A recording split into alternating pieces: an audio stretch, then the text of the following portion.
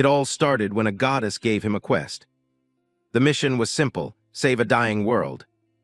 Kang Hanbit gave it everything he had, but it wasn't enough. He's the last one standing on a battlefield full of monsters. His legs finally give out and he hits the dirt. Hanbit is completely covered in blood and arrows. His body won't move an inch. He collapses face first into the ground. He's just so damn tired of the fighting. All he wants to do is close his eyes for a bit. Just a quick rest. Then the system notification hits: status deceased. The list of his past lives scrolls by: 31 regressions, 17 possessions, and 7 reincarnations. That's 55 cycles of absolute hell. Hanbit wakes up floating in the void, already swearing at the sky.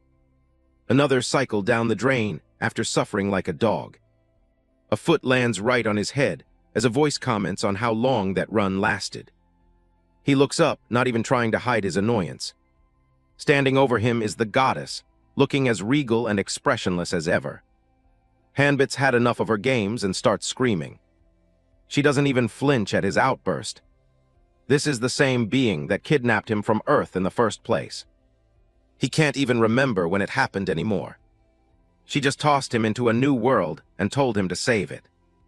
Then the endless loop of death started. Every single life ended in a new, gruesome way. 55 times he's felt his life fade away. He died over and over without ever finding a single clue about the quest. He points a finger at her and tells her to find the stupid world herself.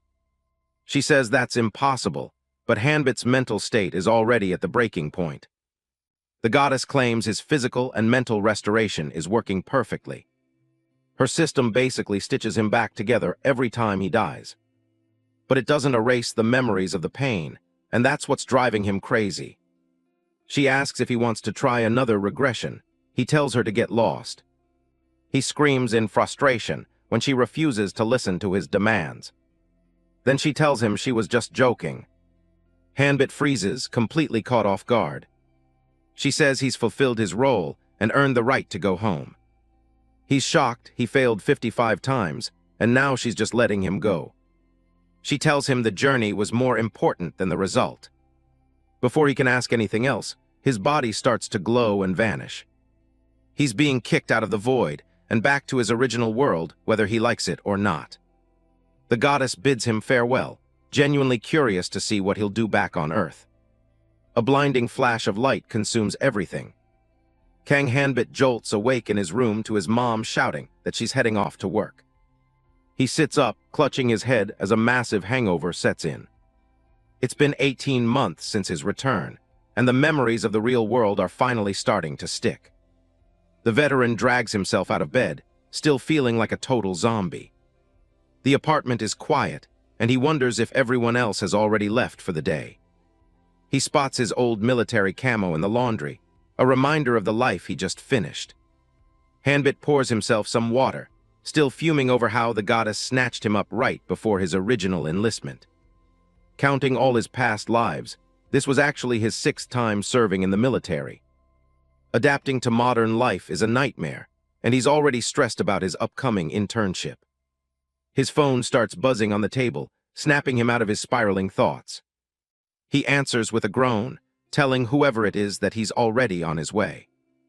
It's a text from his buddy asking if he's down to hit the bars again. He sends back a tired cat sticker, telling the guy he's way too old for another bender. The friend starts poking fun at him, asking if he's chickening out already.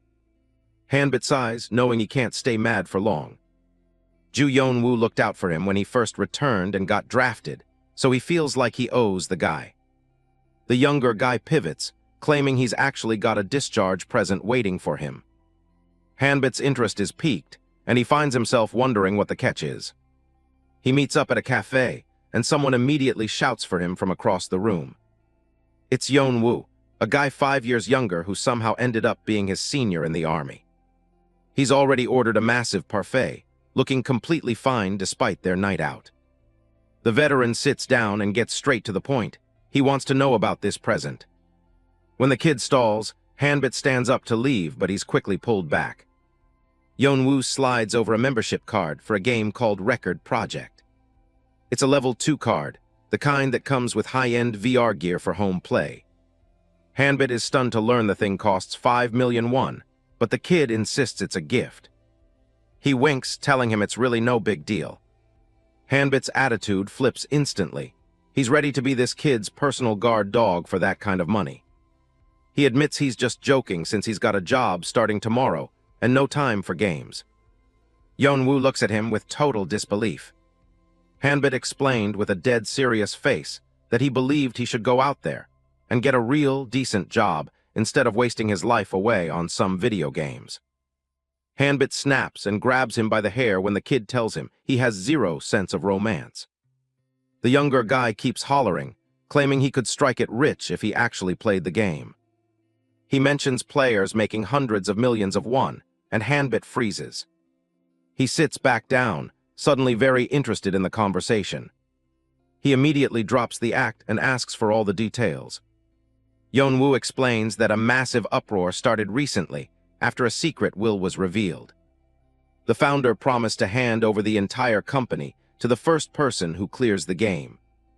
Now massive companies are pouring money into strategy teams, and guidebooks are selling for insane prices. Even so, there's still hope for solo players to make a name for themselves. Those are some absolutely crazy terms coming from a guy like Michael Welton. Ju Yeonwoo is absolutely thrilled that Hanbit is actually willing to give the game a shot. Seeing his friend's enthusiasm, Hanbit figures he can at least try one session. The younger man doesn't want to waste any time and suggests they head out immediately. They arrive at the special event zone, where the sky is clear and the hype is palpable. Hanbit is immediately overwhelmed by the sheer size of the crowd gathered for the event. Yeonwoo had to grab him by the scruff of the neck to make sure they didn't get separated in the sea of people. Yeonwoo stops at a stall, insisting that a beginner's guidebook is an absolute necessity. He explains that the game's difficulty curve is legendary and unforgiving to those who go in blind. The guidebook is apparently written by a top player, and Yeonwoo swears it's the only reason he's survived this long. Hanbit takes the ornate book, skeptical about whether a simple guide could really be that important. The moment he opens the cover, a blinding light pours out from the pages, shocking him to his core. A spectral vision of the goddess appears within the glow, her voice echoing with a chilling sense of anticipation. Hanbit stares at the book in disbelief as a mysterious prompt appears, tasking him with finding something called Airport. For 2 years, Kang Hanbit has been stuck on one question, replaying a specific voice in his head. He wonders why the goddess let him go in the first place. He grips the book. She never actually intended to let him walk away. Yeonwoo's shout snaps him out of his head. Ju Yeonwoo asks if he's worried it'll be too hard, but Hanbit has a serious question. He points to the Record Project guidebook and asks what he knows about the developer, Team Zero. Yeonwoo explains that they're a mystery, with only their CEO ever appearing in public. Hanbit gets suspicious. He wonders why a goddess would be connected to a video game. He closes his eyes, trying to make sense of it all. He can still see the sparks and smell the smoke. That world the goddess sent him to wasn't just some game. He remembers the weight of the sword and the feeling of taking his first life. And then the cold sensation of dying for the first time. The goddess just looked down at him and called him a failure. He wonders if he's walking back into that same hell. But maybe this is how he finally puts an end to the torment. Hanbit holds up his membership card and asks how long it'll take to get the gear. Yeonwoo grabs his phone to set up the companion apps, saying the delivery will take 2 hours. He notices Hanbit already crumpled the book and asks if he's actually buying it. Yeonwoo heads off, telling Hanbit to give him a shout once his account is ready. Hanbit waves him off, knowing that hurrying won't make the delivery any faster. He gets home just as the package arrives. He lugs the box inside, thinking about how this console costs over 5 grand. He unboxes the gear, headset, sensors, and cables. He sits on the bed, inspecting the sensors. He locks his door, making sure he has enough time before his mom gets home. He snaps a sensor onto his wrist, better safe than sorry. Fully geared up, Hanbit lies back as the system starts to hum. The screens light up, scanning his biometrics and brainwaves to link him to the game. He materializes in the digital void, surprised by how real the environment feels. He tries to open the customization menu to tweak his look, but nothing pops up. He wonders if it's a bug and starts looking for an exit button. He taps at the floating system screen. A red warning flashes, character creation failed. The screen glitches as the system detects an existing character. Hanbit yells for it to wait. A massive welcome screen appears. He wonders if this is another one of the goddess's tricks. The system forces the login, dragging him into the game. His new body starts to materialize, clad in adventurer gear. He's greeted by the sound of seagulls over the water. He finds himself standing on a pier in Port City, Edlin. It's been a while. He catches a glimpse of himself in a window reflection. He stops dead when he sees his face. It's him, exactly as he looked during his final regression. Kang Hanbit stares at his reflection, wondering if this is a direct message from the goddess. All he can see is the blood on his hands from those 55 lifetimes of struggle. It's like she's mocking him, forcing him to start over in the very world he tried so hard to leave behind. A loud notification chime breaks the tension. Yeonwoo is spamming him with friend requests. Hanbit sighs, already exhausted by his friend's relentless energy. He pulls up the menu and sees Loper waiting for him to hit accept. Before he can even process the menu, a familiar voice yells out his name. Yeonwoo appears in a flash of sparkles, looking like a stereotypical high-level gamer. Hanbit knows immediately it's him. His friend is apparently going for the most luxurious avatar possible today. Yeonwoo asks why he didn't customize his look, and Hanbit just brushes it off as some kind of glitch. Then Yeonwoo brings up his nickname, and Hanbit realizes he didn't even get to pick one. He opens his profile and freezes. The system gave him the most cringeworthy name possible, Black Dragon. He looks like he's about to cry, while Yeonwoo loses it laughing in the background. Hanbit grabs him, demanding to know how to change it, but Yeonwoo explains that usernames are hard-locked to your biometrics. He's stuck with it forever, and the sheer embarrassment is already starting to rot his brain. He puts Yeonwoo in a headlock to shut him up, but his friend tells him he needs to check his latest notification. Another window pops up, and Hanbit's expression shifts from rage to confusion. It's a request to broadcast his gameplay live on Loper's stream. Yeonwoo explains that he streams regularly on the game's built-in platform, and that the fans would love a duo. He even offers a generous profit split, promising Hanbit a massive cut if they manage to go viral. Hanbit stays quiet for a second, weighing his dignity against his empty bank account. He figures he doesn't have much of a choice if he wants to pay his rent. Yeonwoo doesn't give him a second to change his mind and pulls him toward the virtual camera. "What's up, everyone?" Yeonwoo shouts, introducing the legendary Black Dragon to his live audience. The viewers immediately start flooding the chat, mostly to mock Hanbit's edgy username. One comment calls him an earthworm instead of a dragon, and Hanbit's eye starts to twitch. Yeonwoo tells him to ignore the trolls and focus on the fact that they're finally getting paid.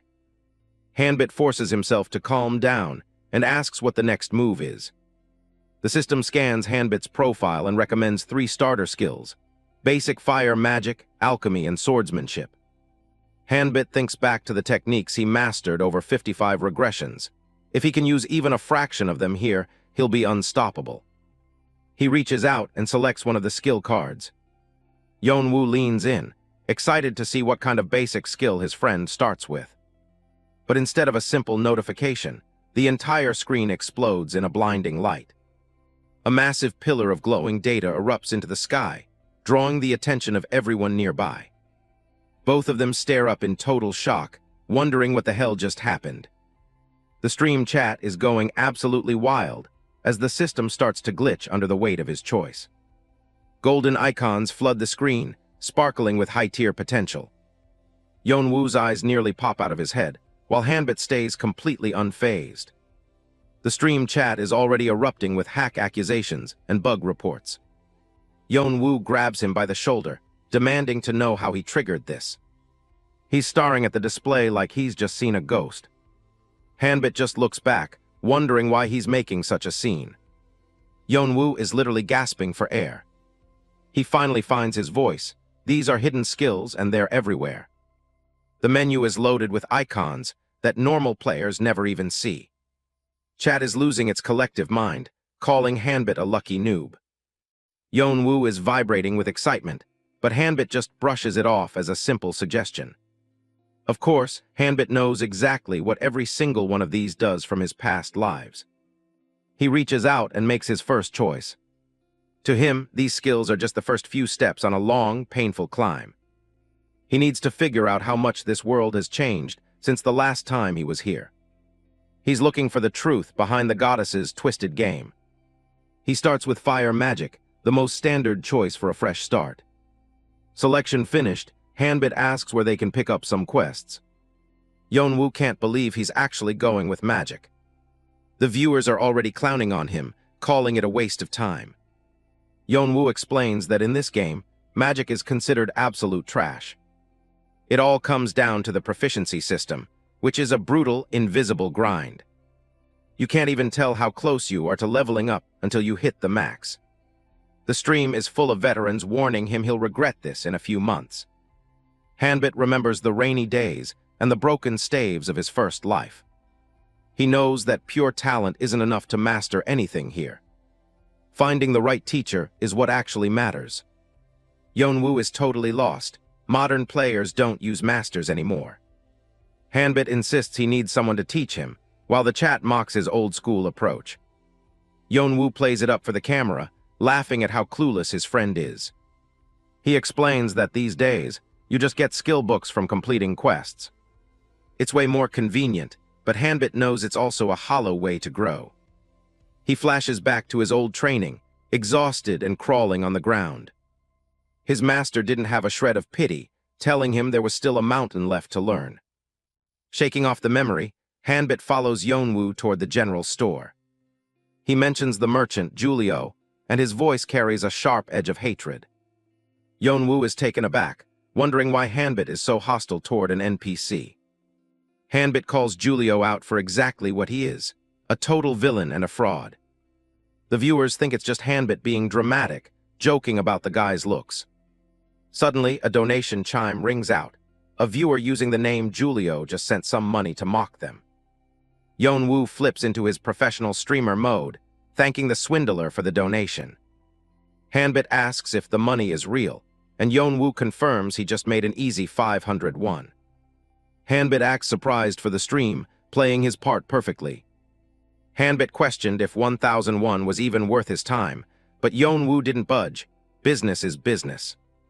Seeing how nonchalant his friend was about the cash, Hanbit took it a step further, joking that if they were both drowning, he'd rescue the pile of money first without a second thought. The chat is already trolling Yeonwoo, valuing his life at less than $1. Yeonwoo gets things back on track, pointing out that Julio is their best bet for fire magic. He urges Hanbit to stop stalling and get moving. But Hanbit has his own plan. He's looking for a specific magic master from his past. The interface displays Atsubal, a character he hasn't seen in a very long time. Just seeing her name brings back a flood of heavy memories. Yeonwoo thinks Hanbit is just deep into his roleplay and warns him not to take the bit too far.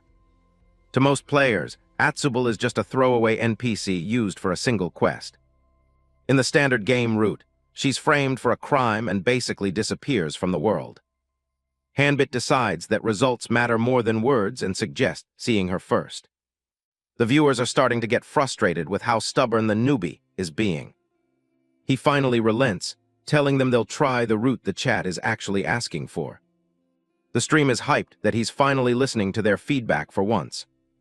Hanbit gives them a simple good as they set off toward Julio's shop. He even offers a sexy dance as a reward, which immediately sends the chat into a collective panic. He takes the lead, telling Yeonwoo to stay close. He knows the city's secrets better than anyone and heads straight for a shortcut.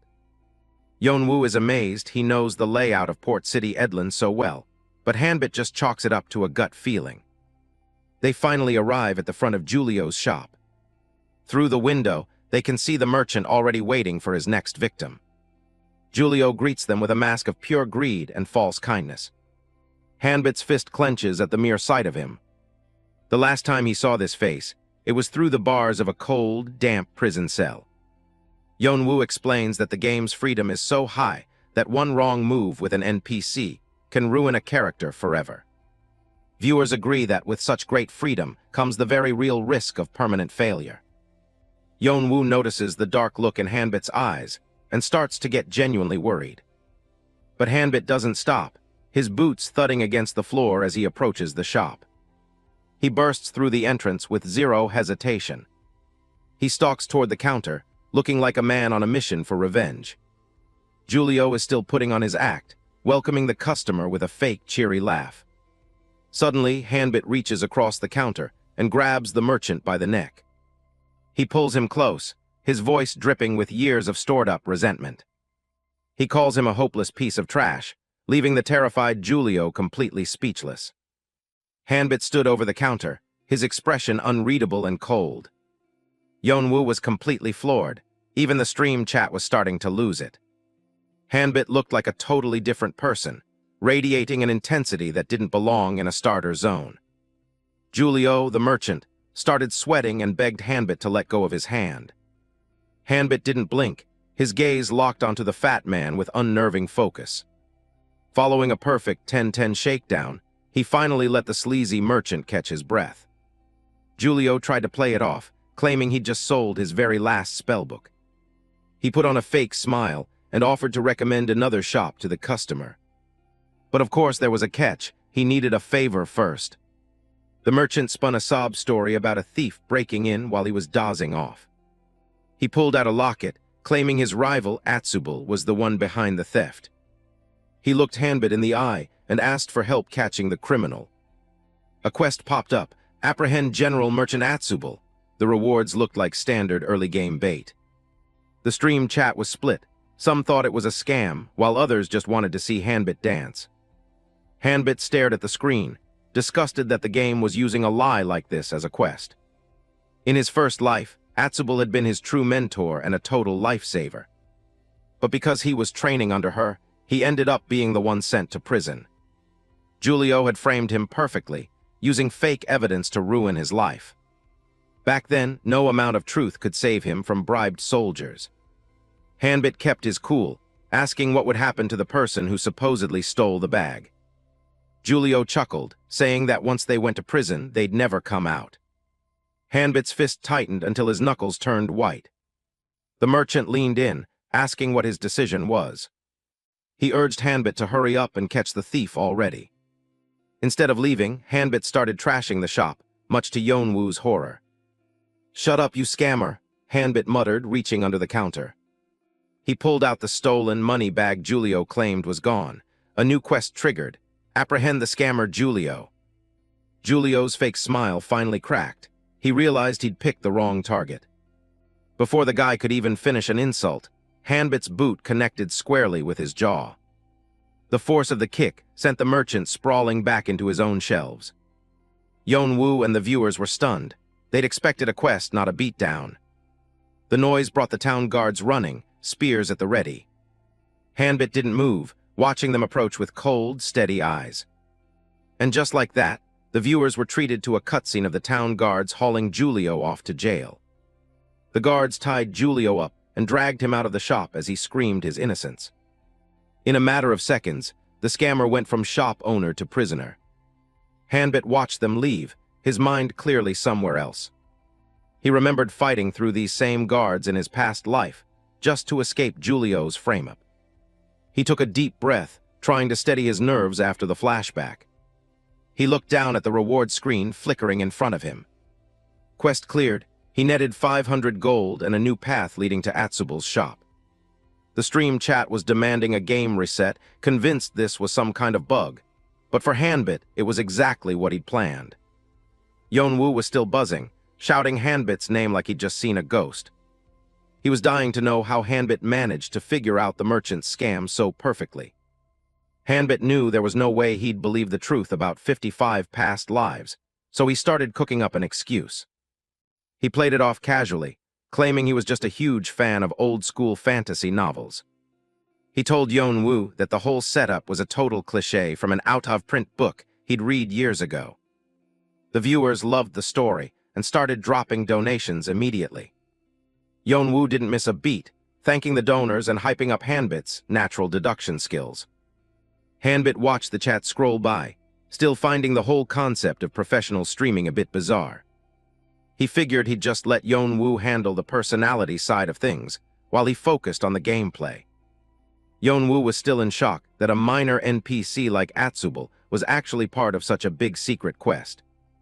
As they walked, Hanbit mentioned that once a crooked NPC gets caught, they're usually gone from the map for good. He knew that in most players' eyes, Atsubal was just a petty criminal because of the lies Julio had spread. They finally reached her shop, a quiet little place tucked away from the main town center. Hanbit thought about how unfair the situation was, knowing how much Atsubal would hate being treated like a thief. They walked in, and she immediately put them to work, telling them to move boxes if they weren't buying anything. She didn't have much patience for loiterers or anyone she thought was a freeloader. Hanbit remembered a time when she'd handed him a magic book, telling him to stop hauling goods and actually learn something. That memory was followed by a much darker one, seeing her trapped behind iron bars because of Julio's frame-up. He remembered looking down at those same bars, unable to help her when it mattered most. In that life, she'd told him it wasn't his fault, and to just wait while she handled the rat responsible. But she never got the chance. She ended up burning to death in her cell. To Hanbit, she wasn't just an NPC. She was a precious, painful part of his history. He stood at the entrance for a moment, lost in the weight of the past. Then he reached out and pushed the door open. He saw her standing there, exactly as she was before everything went wrong. She was leaning against the counter, looking bored out of her mind. She looked up as the bell rang, noticing a face she hadn't seen around town before. She stood up properly, asking what this new face wanted with her shop. She seemed skeptical, asking if he even knew who she was. Hanbit just gave her a friendly smile, saying he was a newbie who wanted to learn magic from her. The request caught her off guard. She wasn't exactly known as a teacher in these parts. She scoffed, asking why on earth she would waste her time teaching a complete stranger. Hanbit knew she'd play hard to get, but he already had a solution thanks to getting Julio arrested. She leaned in close, examining him like she was trying to solve a puzzle. Suddenly it clicked. She realized he was the black dragon everyone was talking about. Atsubal recognizes him immediately. He's the black dragon. Hanbit mentions how Julio was just trying to frame her as a thief. She's just glad she managed to avoid a mess like that. He doesn't mind. He's not a fan of the guy either. They both agree that Julio looks exactly like a cheap scammer. The stream chat is having a field day with Julio catching random LS. Hanbit shifts the topic back to the magic book she's looking for. She's taken aback that he even knows about it. He gets straight to the point. She's looking for a cure, isn't she? Atsubal is baffled. How could he possibly know what's sitting on her desk? He casually offers his help. She bites her lip, clearly torn. She asks if he actually knows anything about medicine, but he's already confident. He starts listing the symptoms: blue pupils, dizziness, and vomiting. He knew it. He's got her full attention now. She tells him how many times she's been fooled by people claiming to be experts. They all just wasted her time and money on bogus diagnoses. She's been through a cycle of hope and despair for too long. He adds that healing magic doesn't work, and the patient has no appetite. Her hands start shaking as she asks if he really knows the disease. He doesn't have a name for it, but he knows the cure. She grabs him, desperate for any shred of hope. She begs him for help, promising to make it worth his while. He gives her a small smile and tells her to trust him. A hidden quest pops up: Atsubal's Secret Struggle. The reward is an epic grade spellbook. The stream chat is losing it over a guaranteed epic reward. Yeon-woo is in shock. A guaranteed epic at rank 1 is basically a myth. Hanbit plays it off, reminding him he's still a newbie who needs an explanation. Yeon-woo explains that rank is the level tier, while grade determines rarity. He shows the difference between common, uncommon, and rare. Then there's the high-tier stuff: epic, legendary, and mythic. He's still reeling. He didn't even know epic grades existed at rank 1. Hanbit realizes this game is different from the world he remembers. He decides he'll have to use the epic book himself to see how strong it actually is. Yeonwoo asks where they need to go to find the medicine. Suddenly, Hanbit freezes up as a digital glitch ripples through him. Yeonwoo panics, thinking his partner is actually sick. Hanbit realizes what's happening. His mom is home. A forced logout kicks in, and he starts to vanish into thin air. Yeonwoo is left standing in the street completely alone. The stream goes wild as the screen fills with mom crit and LMAO. In the real world, Hanbit scrambles out of his room, panting as he greets his mom. She just stands there, looking at him with a face that says she's heard it all before. Mom is screaming at him about the locked door, while Hanbit's apologizing as fast as he can. He points at his VR gear, explaining that his buddy Yeonwoo gave it to him as a gift. He says Yeonwoo begged him to play since he's back from the army. Mom's heard of this record game on the news. She warns him not to get addicted and tells him to put his bag away. Hanbit promises he'll only play in his spare time since he starts his internship tomorrow. Mom is genuinely surprised. He's actually going through with the job. She starts hitting him anyway for doing it all without telling her. He defends himself, saying he needs the experience. She winds up for another hit, still annoyed he kept her in the dark. He actually blocks it this time, which only makes things worse. She can't believe he had the nerve to block her. Hanbit realizes dealing with his mom is harder than fighting a pro. She thinks it's crazy to start work right after the army. He explains that since it's his last semester, he needs to secure a job as soon as possible. Mom goes quiet for a second, letting it sink in. She reminds him that the office is far away, and he'll have to wake up early. Before heading out, she tells him not to skip breakfast like he usually does. He tries to say he ate a parfait Yeonwoo bought him, but she isn't interested in excuses. She slams the door on her way out. Hanbit collapses on the bed, totally drained from that mom aggro encounter. He checks the time and realizes he abandoned the stream, but decides sleep is more important for his first day. Meanwhile, back in the game world, Yeonwoo is absolutely wailing. He's having a full-blown breakdown while the chat goes crazy. A forum post on the RPG community site is blowing up out of nowhere. The title claims an epic quest, and hidden skill have been found by a newbie. The post talks about a buggy newbie who snagged a guaranteed epic fireball book. Someone reading the post thinks it's all a load of crap. It's Yeha Kim, who works for a small game studio. He thinks the hype is totally overblown. He's convinced this is just some cheap viral marketing stunt for Loper's stream. He tries to look up Black Dragon, but only finds results for monster names. He can't stop laughing at the fact that the guy got mom aggroed mid-game. Something about the whole situation still catches his eye. He decides he has to check it out for himself. Back on the stream, Yeonwoo looks like he's lost his soul. He tells everyone to calm down while notifications ping relentlessly. He tries to defend Hanbit, saying he's a good son who already served his country. Then he notices something on his screen. He freezes as he sees the numbers climbing. He's losing it. The viewer count is exploding out of nowhere. He realizes they've gone viral on the RPG community forums. He sees a message from Black Dragon saying he has to stop for today because of work. Yeonwoo is terrified of being left alone with all these viewers. But there's a follow-up message. I'll give you a hint instead. Yeonwoo reads the hint and can't believe what his buddy is telling him.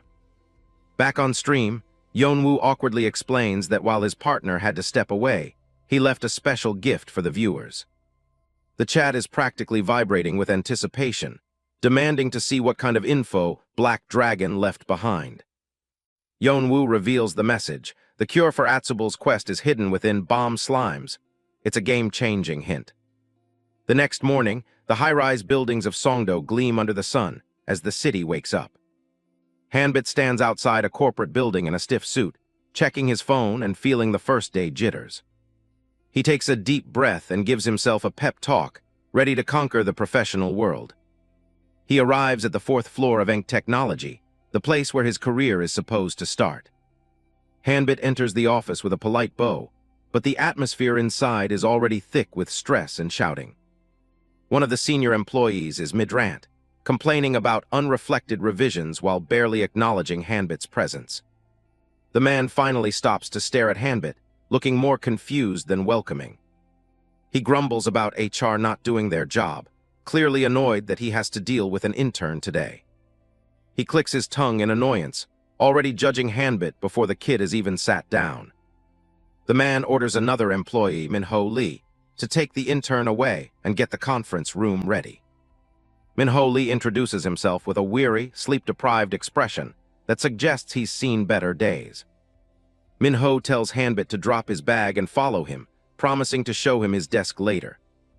The first task for the new intern, cleaning the whiteboard in a cold, empty meeting room. Hanbit diligently erases the notes, realizing his dream internship might just be a lot of manual labor. Suddenly, the team leader walks in with a coffee, looking surprised to see anyone in the room. The team leader takes a sip of his coffee and bluntly asks who Hanbit is, clearly having forgotten about the hearing.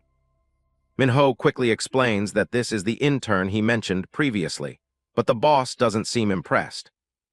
Hanbit gives a 90-degree bow, declaring his commitment to learning everything he can. The team leader dismisses him instantly, telling him not to work too hard and just do what he's told. He waves them off, telling Hanbit to just leave once he's finished tidying up the room. Hanbit walks out, feeling completely deflated. He can already see that this company is a dead end. He realizes he's going to have to learn everything on his own if he wants to survive here. That evening, a boot steps back onto the familiar cobblestones of the game world. Hanbit, as Black Dragon, logs back in and apologizes for the delay, explaining that his first day of work was a nightmare. He finds Yeonwoo staring at him with a strange, glittering intensity that makes him immediately uncomfortable.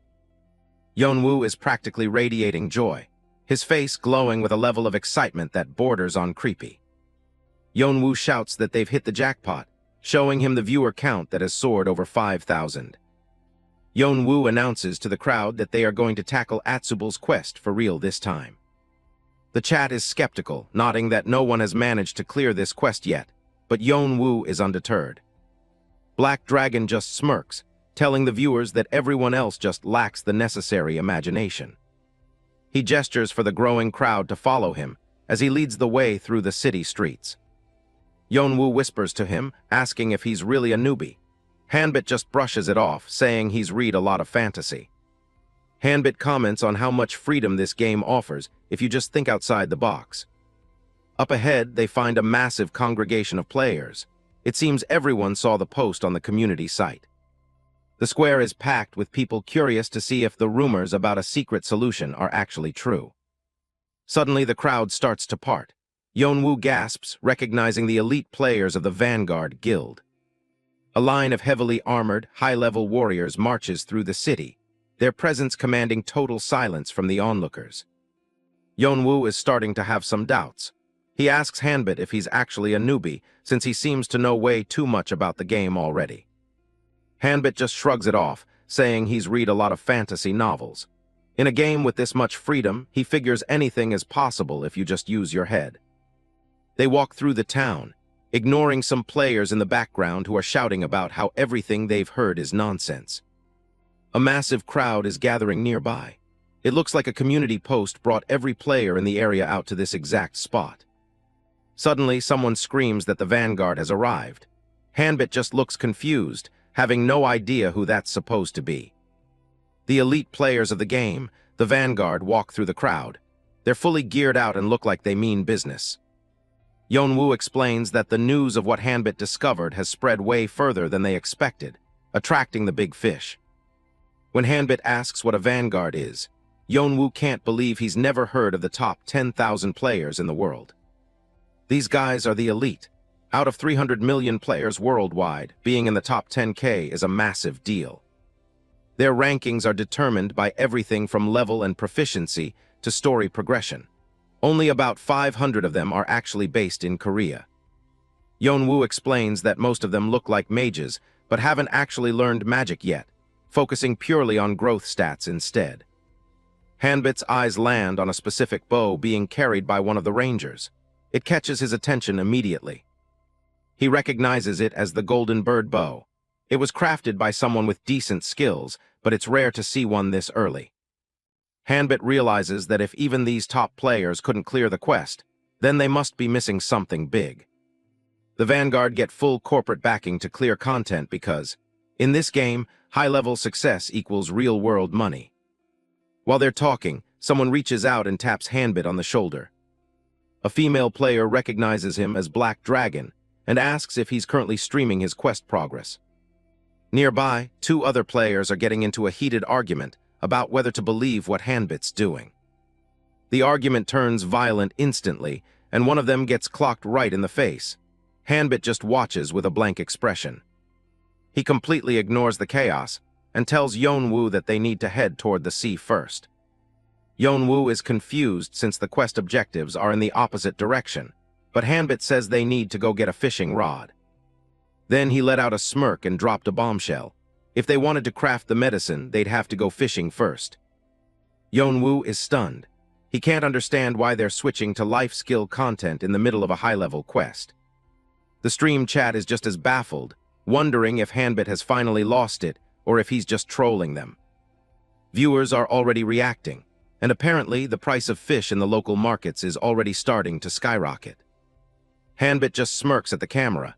He knows these people haven't even begun to grasp the real hint he's following. Yeonwoo asks if the ingredients for the medicine are actually in the sea, but Hanbit just keeps playing it mysterious. He gives a vague answer, letting the suspense build for the viewers watching the stream. Yeonwoo starts panicking, worried that if this turns out to be a prank, his reputation as a streamer is finished. Then Hanbit makes his big move. He asks Yeonwoo to lend him 70,000 gold. That's a massive amount for a newbie. Yeonwoo's brain practically short-circuits. He can't believe this is where all the build-up was leading. The town is getting even more crowded as word spreads about the unusual strategy Hanbit is using. Hanbit looks out over the bridge, noting that the player count in the area is still rising by the minute.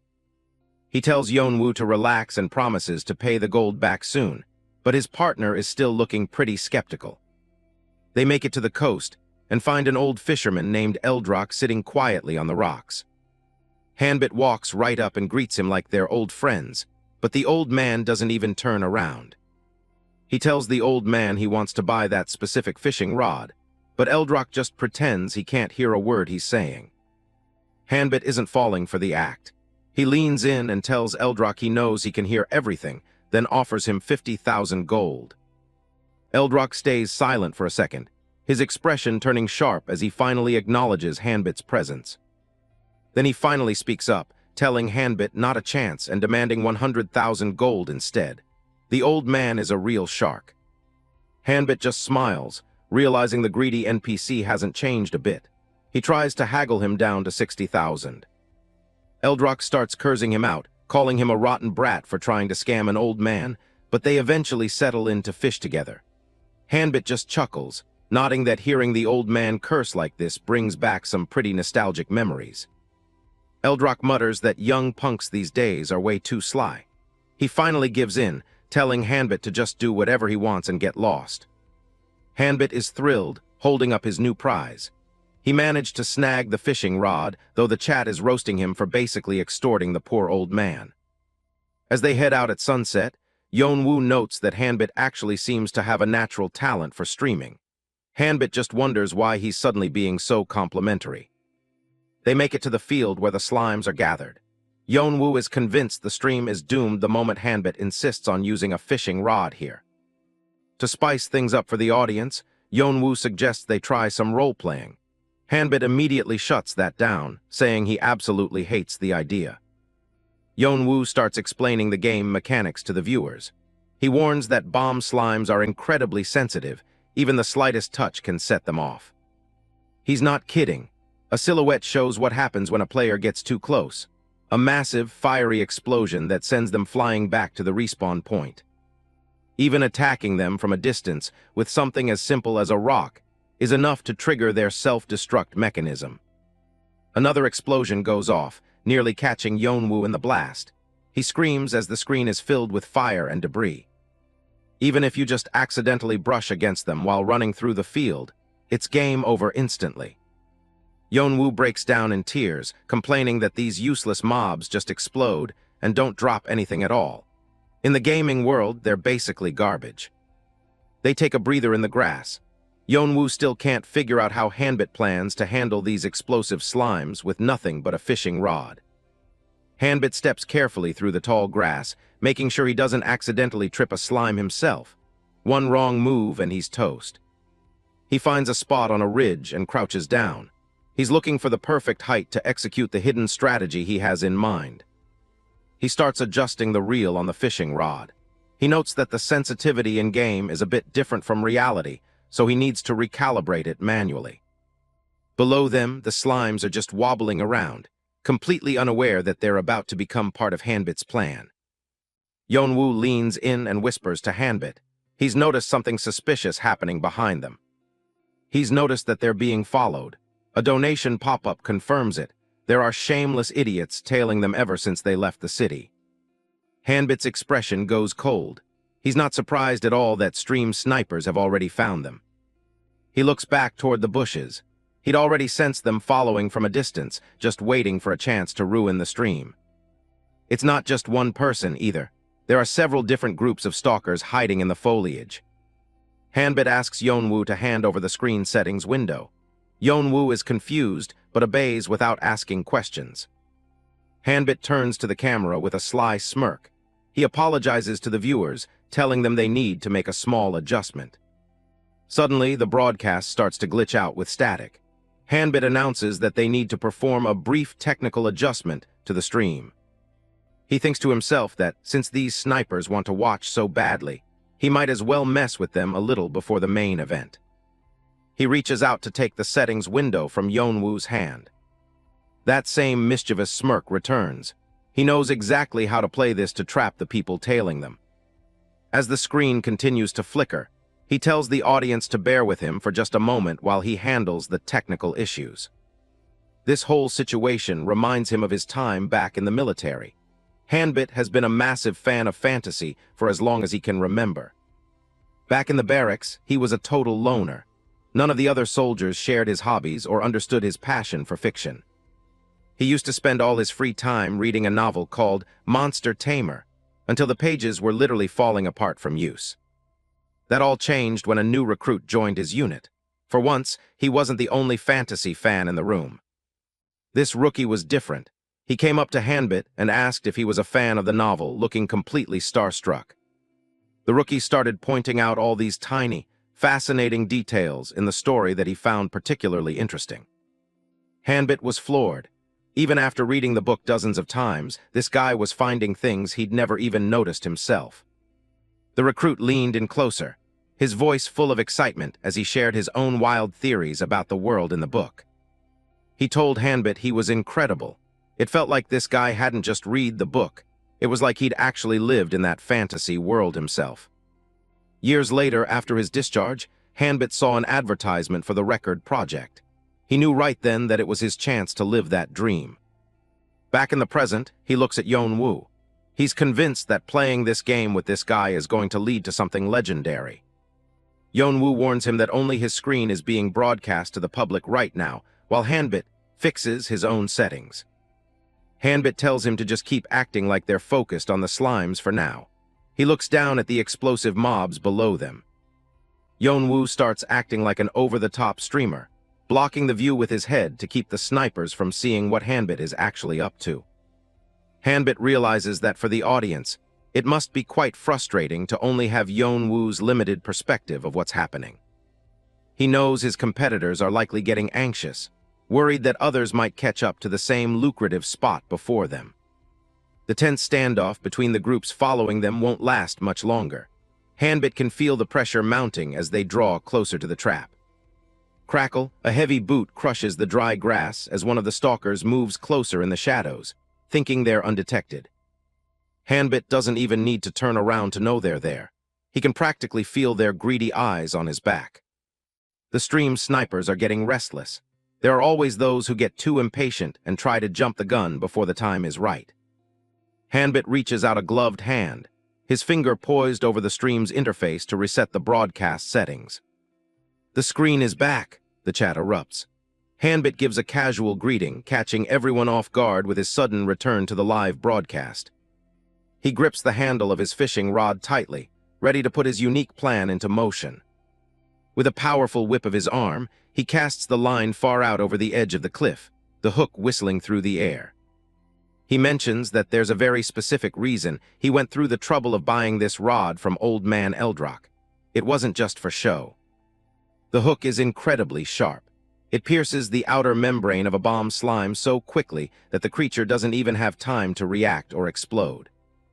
Hanbit presses a small trigger on the side of the fishing reel, activating the hook's secret mechanism. Sharp spikes suddenly deploy from the tip of the hook, burrowing deep into the slime's core to destabilize it. This allows him to manually trigger and control the explosions, turning the slimes into a series of timed charges that clear the field. He glances back at the followers hiding in the brush with a cold, knowing look. Their presence was anticipated from the start. Right at the feet of the stream snipers, one of the slimes begins to glow with an ominous green light. The snipers realize too late that they've walked straight into a trap. Panic instantly replaces their greed. "D-damn it, let's pull back for now," one of them yells, his voice cracking as he realizes how outclassed they are. One of the stalkers looks up, confused by a strange rustling sound coming from the trees directly above them. The slimes are falling. A literal rain of explosive slimes begins to descend on the fleeing group from the cliffs. One sniper can only watch in horror as a blinding flash of green light fills his entire vision, cutting off his escape. Kaboom! A massive explosion rocks the entire area, sending a shockwave through the field that levels everything in its path. Hanbit stands tall, his rod resting on his shoulder. "That takes care of the stream snipers," he says calmly while the chat loses its mind. "Now then, shall we get down to business?" He prepares to cast his line once more, his eyes focused on a much more valuable target.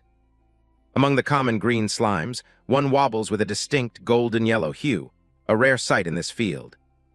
Thwip, Hanbit's hook finds its mark, snagging the rare variant before it even has a chance to trigger its explosion. He skillfully maneuvers the dud slime into a collection pouch, keeping it perfectly intact and safe for transport. "All right, material gathered," Hanbit announces cheerfully.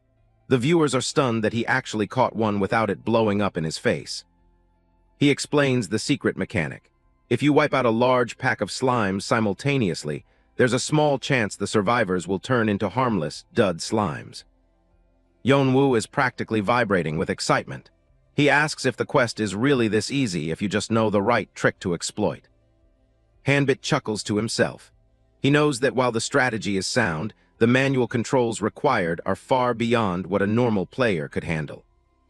They decide to head over to Atspel to turn in the materials.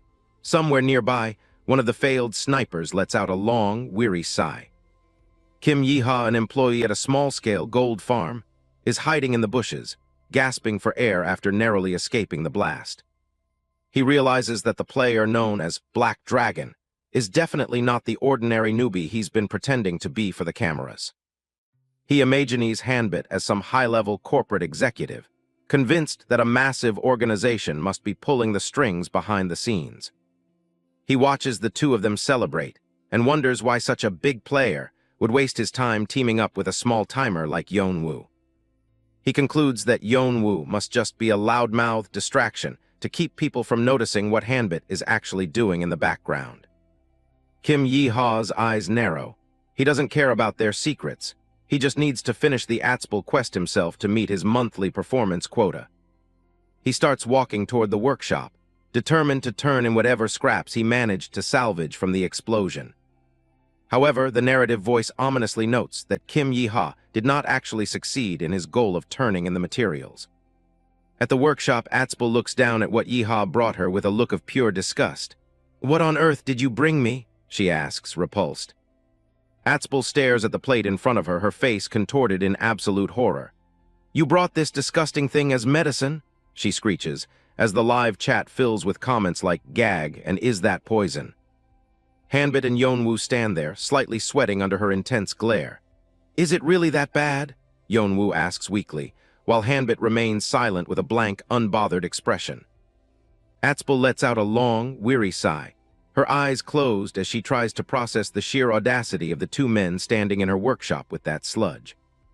She turns her back to them, her posture stiff with indignation. "I'll compensate you for Julio's matter with money. Just leave," she says, clearly wanting nothing more to do with them. "I guess you aren't that desperate?" Hanbit's voice is low and provocative, catching her off guard just as she was about to dismiss them entirely. Atspal whips around, her face flushed with a mix of anger and deep-seated frustration. She grinds her teeth, looking like she's about to explode at his cold remark. "How dare you talk such nonsense when you know nothing?" she begins, her voice trembling with rage as she steps toward Hanbit. "MMPH?" Before she can finish her sentence, Hanbit's hand moves in a blur, shoving a spoonful of the glowing, gelatinous medicine directly into her open mouth. Gulp, caught completely by surprise. Her natural reflex kicks in, and she swallows the foul-looking substance before her brain can even process what's happening. There's a moment of stunned silence in the workshop. Yeonwoo looks on in absolute terror while Hanbit maintains a calm, almost cheerful smile as he finishes the deed. The chat is in an uproar over Hanbit's aggressive tactics. "What a piece of trash," one viewer comments, while others laugh at how Yeonwoo's horrified expression is so honest. Atspal clutches her throat, her eyes wide with shock and a growing sense of nausea. Did you just force-feed me that?" she stammers, her face turning a sickly shade of green. "BLEGH?" Suddenly, she clutches her stomach and doubles over, barely making it a few steps before she starts retching violently on the floor. "The effects are certainly immediate," Hanbit notes casually. From outside the door, Yeonwoo listens to the sounds of her throwing up with a face full of guilt and worry. Atspal storms back, her face tear-streaked and absolutely livid. She grabs Hanbit by the vest, shaking him with all her might. "Yeonwoo, what do you think you're doing?" she screams. Hanbit doesn't flinch, even as she screams inches from his face. "How strange," he muses, his eyes fixed on her. "A seed-like thing came out, didn't it?" He looks her straight in the eye, his expression shifting to one of serious expertise. "That's the cause of the illness. The parasite that was draining your life force is finally out." Loud gagging sounds echo from behind the door. Hanbit just smirks, knowing his plan is working exactly as intended. Atspal isn't so calm. She grabs him by the collar, demanding to know what he just did to her mother. She's about to lose it, but he just calmly asks if she saw a seed-like thing come up. He points out that the seed was the actual root of the sickness. Atspal freezes. He explains that's what was really eating away at her mother all this time. Then he drops a bombshell. He knows she's been suffering from the same thing. Atspal sinks to her knees. She's been hiding the pain, too afraid to worry her mom or give her enemies any leverage. She lived in fear of guys like Julio using her weakness against her. She looks up, bewildered that a total stranger could see right through her. Hanbit explains the nature of the beast, a parasitic seed from the south that latches onto the stomach. He points to the slime mucus. It's the only thing that can force the parasite to let go. A dud bomb slime is the key. It doesn't explode, but its slime is a potent emetic. Without the bang, it's just a nasty toxin that triggers an immediate purge. Yeonwoo watches with a mix of disgust and fascination. Hanbit assures her that once the seed is out, the disease is gone for good. Atspal looks at the glowing yellow slime, hesitating. Hanbit hands the plate over, telling her to get it out of her system so she can stop relying on useless meds. He nudges her toward her mother's room. Watching her go, he can't help but feel a bit nostalgic about this game world. To him, she hasn't changed a bit from the version he knew in his past lives. She was always the type to worry about everyone else, while her own world was falling apart. He remembers how she used to have his back, even when she was screaming at him for being a mess. He genuinely hopes this time around, things end differently for her. Suddenly, the game shifts into a cinematic cutscene. Atspal enters the room, carrying the slime for her mother. It looks gross, but it's the only way. She tells her mom to just take a sip. Her mother swallows the sludge, trusting her daughter completely. Atspal waits, her breath held. The cure works instantly. The massive seeds are out, and the relief in the room is palpable. Yeonwoo can't even hold back his tears. while Hanbit just smiles in the background. Atspel is full of fire now, swearing she's going to make those fake doctors pay for scamming her. Hanbit watches her, satisfied to see that genuine smile again after so long. She thanks him with a smile that has the entire stream chat falling in love. Hanbit checks the results, while Yeonwoo tries to process how a fishing trip turned into a medical miracle. Atspel knows they've done more than just a simple quest. They saved her family. She turns around, holding a heavy-looking tome. It's time for their reward. It's the spellbook Hanbit was after, adorned with a massive red gem. He takes it, and they exchange a sincere moment of gratitude. Yeonwoo is practically drooling over the loot, but Hanbit shuts him down immediately. They go to leave, but Atspel stops them. She's not done giving them their due. She drops a massive, heavy sack of gold on the table. Yeonwoo's eyes nearly pop out of his head. This is way more than the standard payout for a beginner quest. A system notification pops up. He just landed a first clear reward, and even he's surprised. The gold reward gets a massive boost, jumping from 2,000 all the way to 4,000 as the payout hits its maximum limit. His basic stats get a bump as well, granting him 2 extra bonus points right off the bat. A chunk of experience rolls in, adding another 200 points to his progression. Suddenly, he shoots up 5 levels at once, bringing along another 5 stat points to distribute. The spellbook in his hands begins to glow with an intense, blinding light as its grade starts to shift. The heroic spellbook he just earned is forcibly upgraded, transforming into an incredibly rare unique grade item. Hanbit stares at the screen in disbelief, barely able to process the sheer amount of loot he just landed. He was honestly just happy to see Atspel safe, but the game is clearly rewarding him for the perfect clear. Yeonwoo is just as stunned, realizing that first clear bonus is no joke when it comes to quality.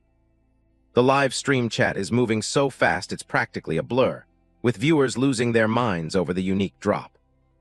The spellbook sits on the floor radiating power, as Yeonwoo can't help but let out a hysterical laugh.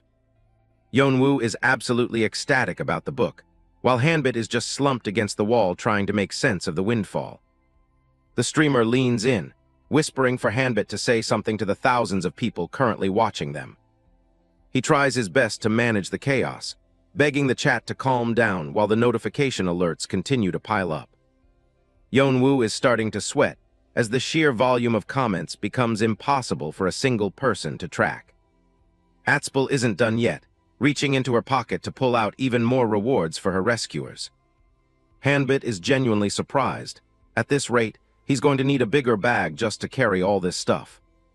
A new achievement pops up on his HUD, awarding him an extra stat point and a special letter of introduction.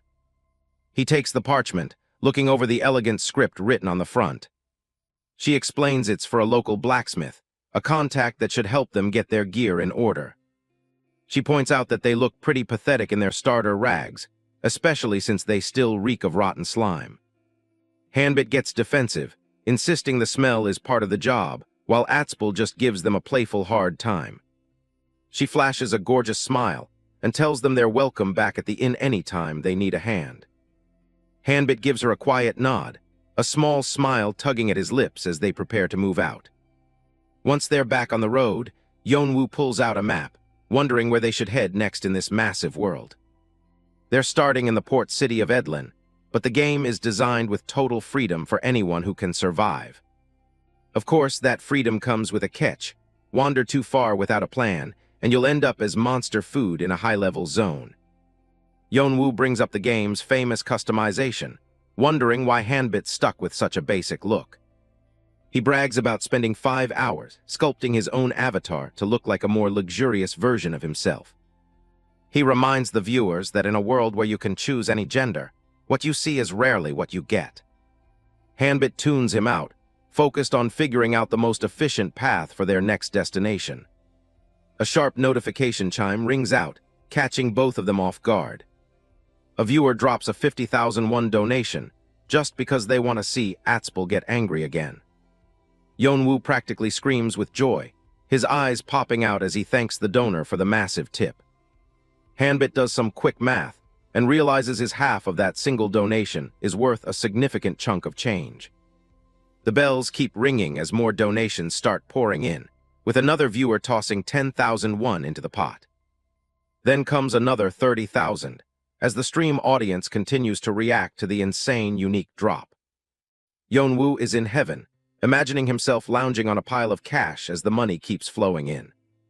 His jaw hits the floor when a single 100,000 won donation lands, confirming that fire magic really is the crowd favorite.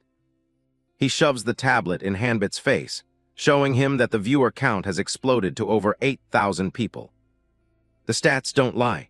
They've officially gone viral, with thousands of eyes glued to their every move. Hanbit is floored that a single quest could draw this much attention and money in such a short amount of time. Yeonwoo can't stop bowing, his face split with a wide grin as he thanks the viewers for the sudden influx of donations. Hanbit does some quick math. With 500,000 won in the pot, his take-home share is a cool $250,000. To celebrate, Yeonwoo starts a ridiculous gratitude dance, shaking his hips while the live chat erupts in a mix of laughter and second-hand embarrassment. Hanbit stares down at his gloved hand, realizing that for the first time, he has a real path to financial stability. He clenches his fist tight, the weight of his goal finally feeling within reach. He's finally going to be able to take care of his mother. He thinks back to the missing person report that once bore his name, a grim reminder of the years he spent away after his military enlistment. He remembers the cruelty of the goddess, who showed him his mother's suffering just to break his spirit, and he vows to make up for every second of her pain. Yeonwoo snaps him out of it, urging him to crack open the new spellbook since the audience is dying for a demonstration. Hanbit reaches out, his fingers brushing against the ornate cover of the Fireball spellbook as it begins to pulse with magical energy.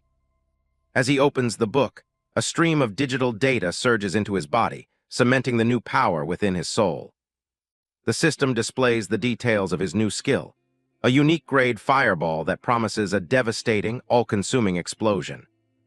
To Hanbit, gaining power this easily feels almost like cheating compared to the grueling training he endured in the past.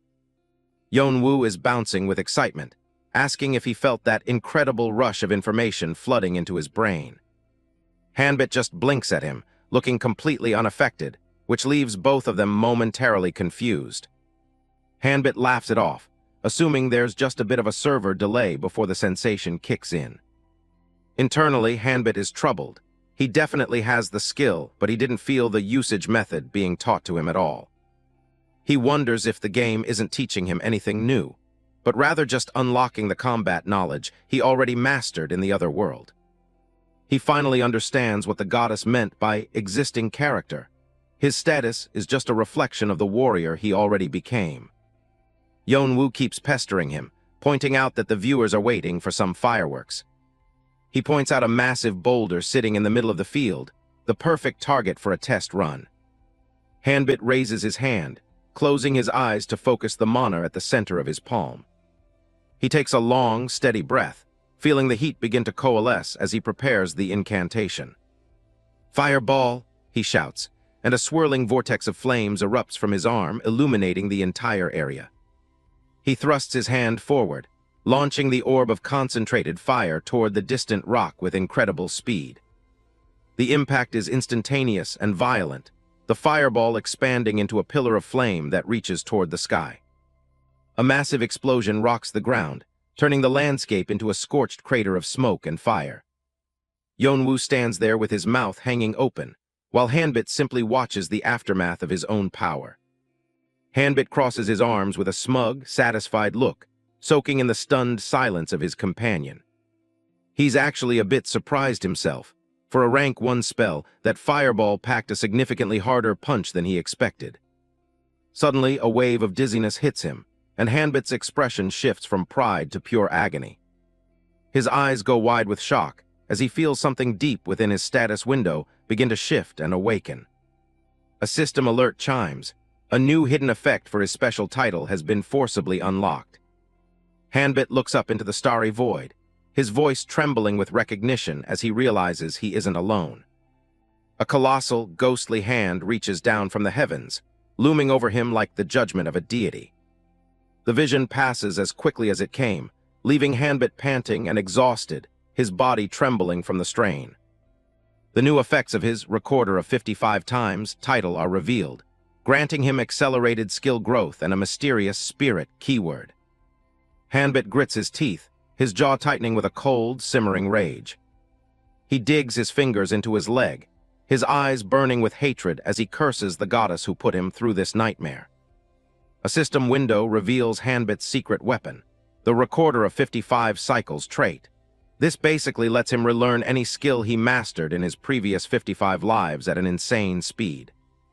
Hanbit is gritting his teeth, clearly feeling the physical toll of pushing his low-level body to its absolute limit. He grips his knee, frustrated. He knows that damned goddess is probably getting a kick out of watching him struggle like this. He lets out a heavy breath, trying to steady his lungs after that intense burst of mana. Wiping away the sweat, he realizes just how closely he's being observed by the higher powers running this game. Yeonwoo checks in to see if he's holding up, but Hanbit just brushes it off. He's not about to show any weakness now. Hanbit glances at him, thinking there's no way a normal player could wrap their head around what he's dealing with. Hanbit made an excuse, saying he was exhausted since it was his first time using magic, then turned to Yeonwoo and suggested he demonstrate a normal grade spell so Hanbit could witness the massive gap in their skill levels. Yeonwoo wasn't exactly thrilled about this circus act, but under Hanbit's pressure, he reluctantly got into position to show what he had.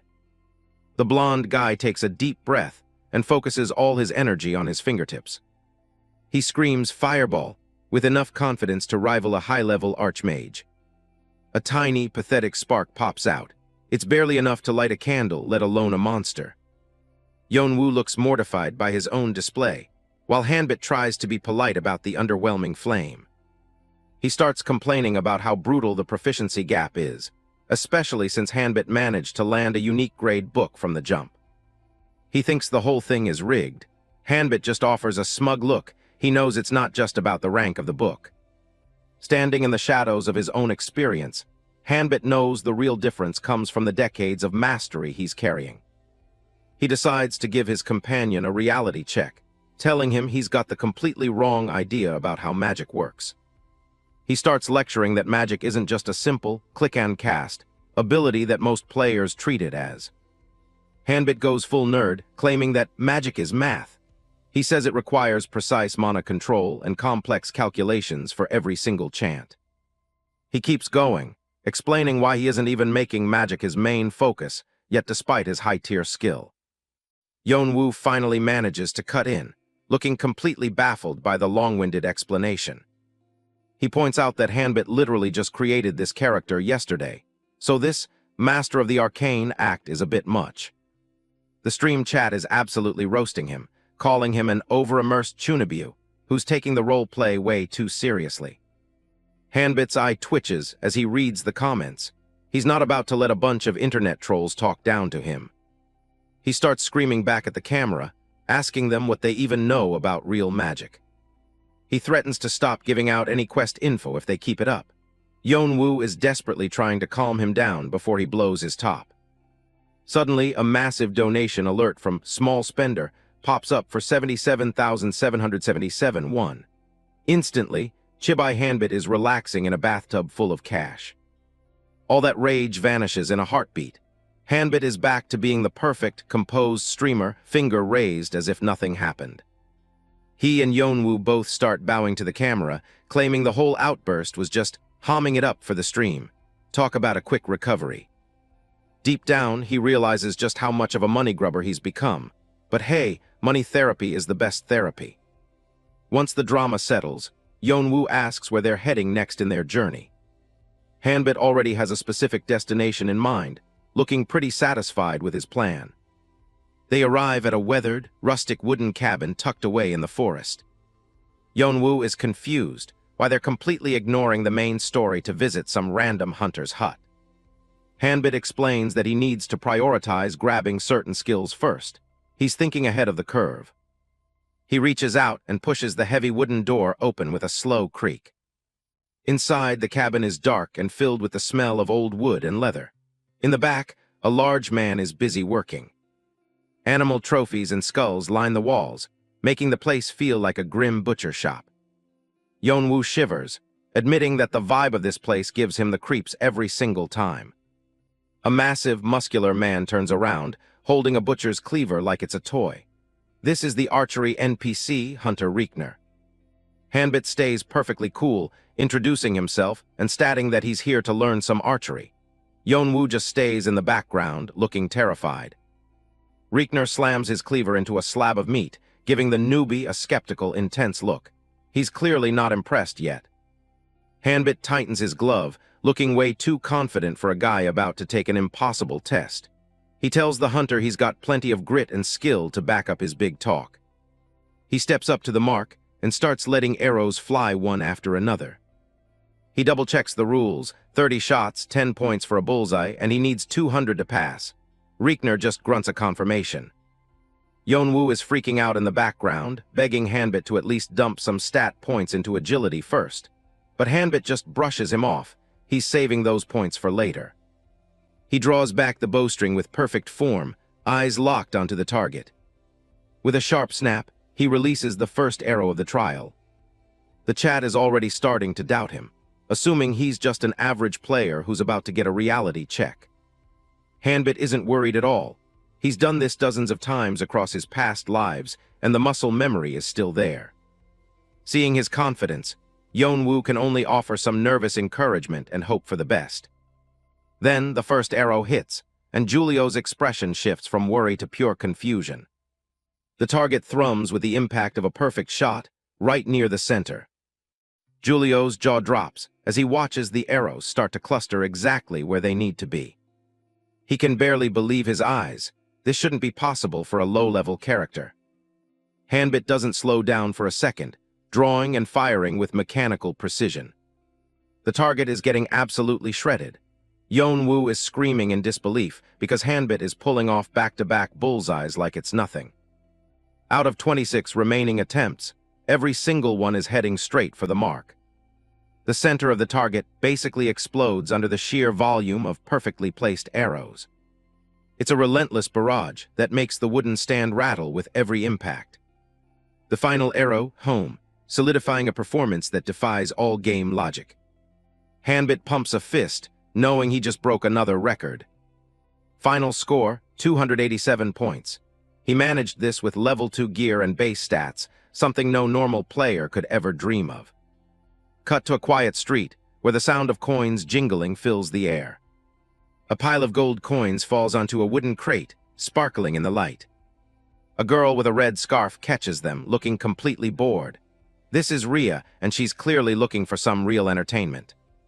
She scoffs at the small fries she usually deals with, whose pockets are apparently easier to pick than a public portal. She looks up, her sharp eyes scanning for someone actually worth her time. She spots two silhouettes approaching the gate and wonders what kind of idiots would walk right into her trap. She sits back with a mischievous grin, ready to play a little game with the newcomers. She wonders if these two are going to be any more interesting than her last victims. A few hours earlier, as the two men stepped out of the archery range, Yeonwoo was skipping along behind Hanbit, clutching his reward book and a bag of gold like a child receiving his first Christmas gift. Hanbit gives him a side-eye, not exactly sharing the same level of enthusiasm. He asks if Yeonwoo is maybe a little too excited, especially since the guy won't stop giggling like a schoolgirl. Yeonwoo is convinced Hanbit was some kind of pro archer in his student days, but Hanbit just shuts that theory down immediately. With literal gold signs in his eyes, Yeonwoo is already dreaming about being a millionaire. Turns out he bet on Hanbit in a community vote when the odds were totally against him, and now he's rolling in cash because of the upset. As they walk, the chat keeps buzzing with people telling Yeonwoo to chill out since his stream is still live. Yeonwoo asks where they're heading next, now that they've got some pocket change. Hanbit reveals his next goal is swordsmanship, but first, he needs to pick up the swiftness skill. Both Yeonwoo and the stream chat are confused. Apparently, nobody even knows what that skill is for. Yeonwoo tries to argue that swiftness is a useless top-tier skill with no practical use, but Hanbit just tells him to zip it and follow. He takes off at a sprint, leaving a frantic Yeonwoo scrambling to keep up. They reach the town gates where Hanbit points out their target, an NPC named Rhea. He notes there's a very specific reason why most players avoid her. Rhea stands there looking pretty proud of herself, but Hanbit isn't fooled. He explains to Yeonwoo that her quest is notorious for being way harder than the skill is actually worth. Yeonwoo is naturally skeptical, asking if Hanbit really has a plan for this.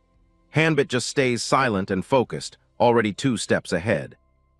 They approach her, the sound of their heavy boots echoing on the stone path of the town. Hanbit comes face to face with the legendary pickpocket NPC. She looks amused, as if she's found a new toy to play with. Straight to the point, Hanbit tells her he's here to learn the thing she's best at, the art of swiftness. Rhea likes the fire in his eyes, but there's a mischievous glint in hers that says she's about to make this very difficult. Suddenly, a smoke bomb goes off right under their feet, catching Yeonwoo completely off guard.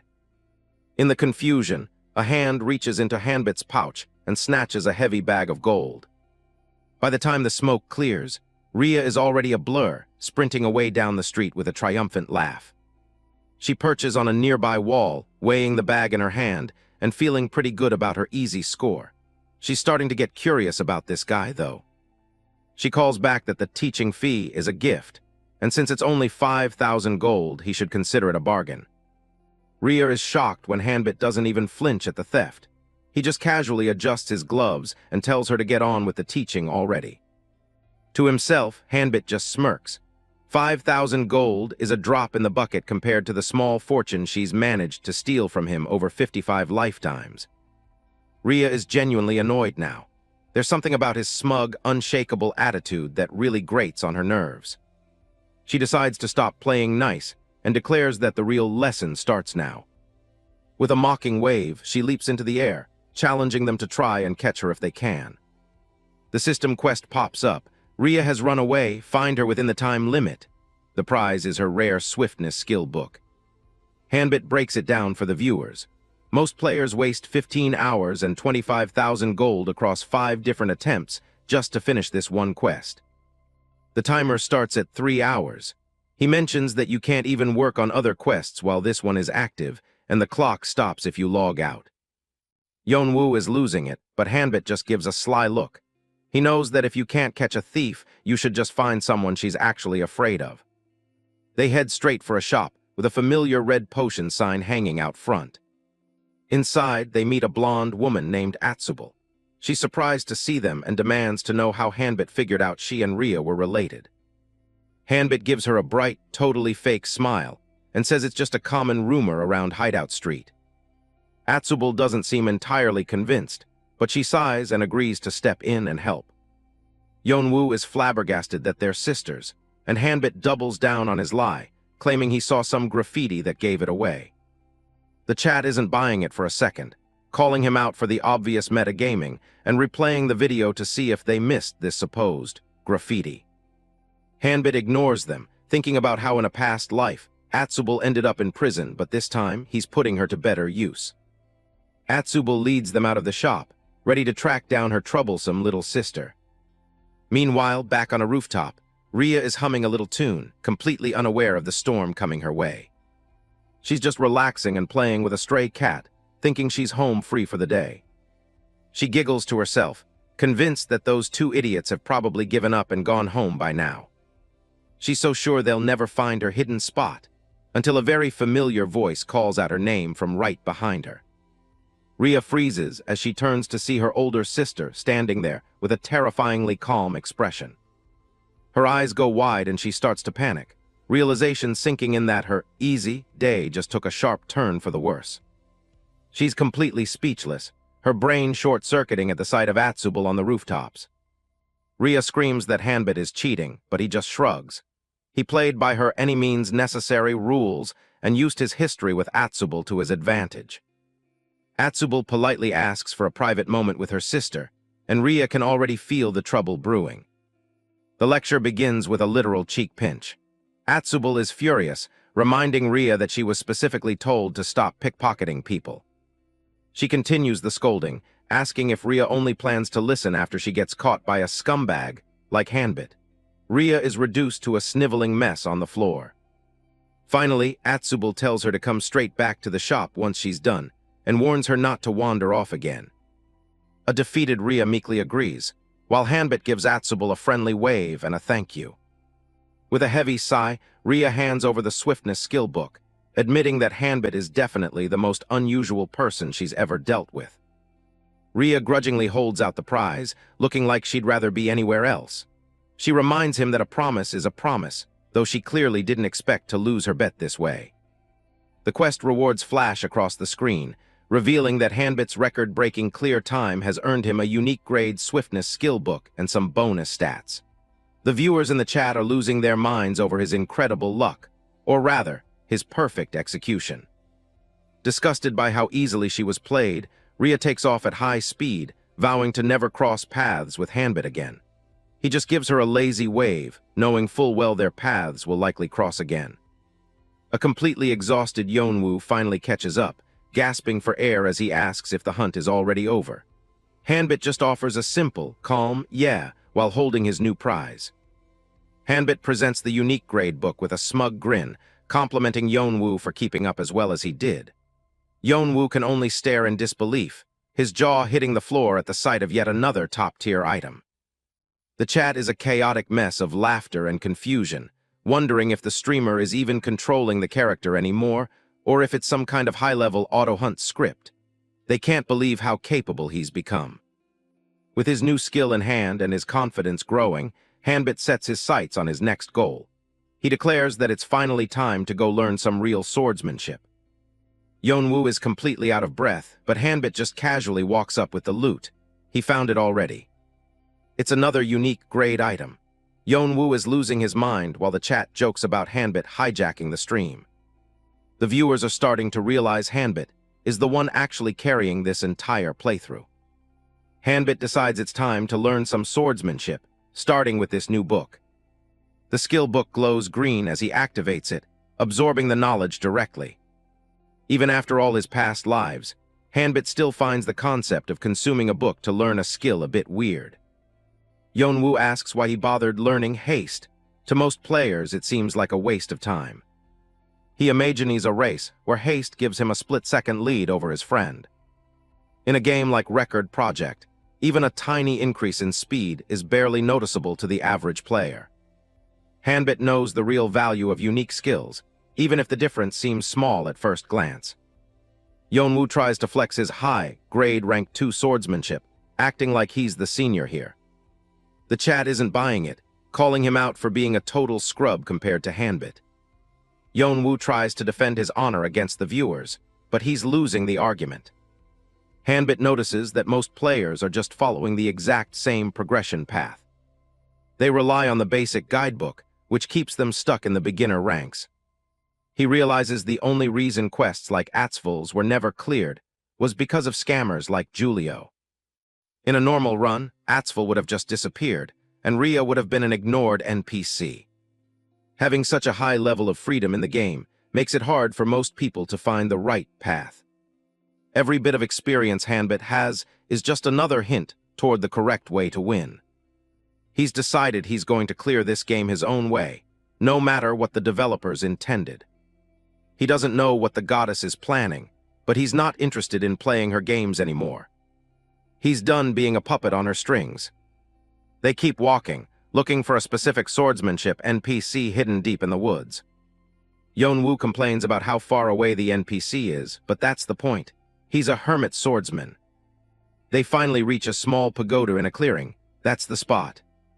Yeonwoo shouts out a cheerful greeting, but the man inside remains perfectly still. The swordsman's gaze is sharp enough to cut, and the atmosphere immediately gets heavy. A single look from him is enough to chill Yeonwoo to the bone.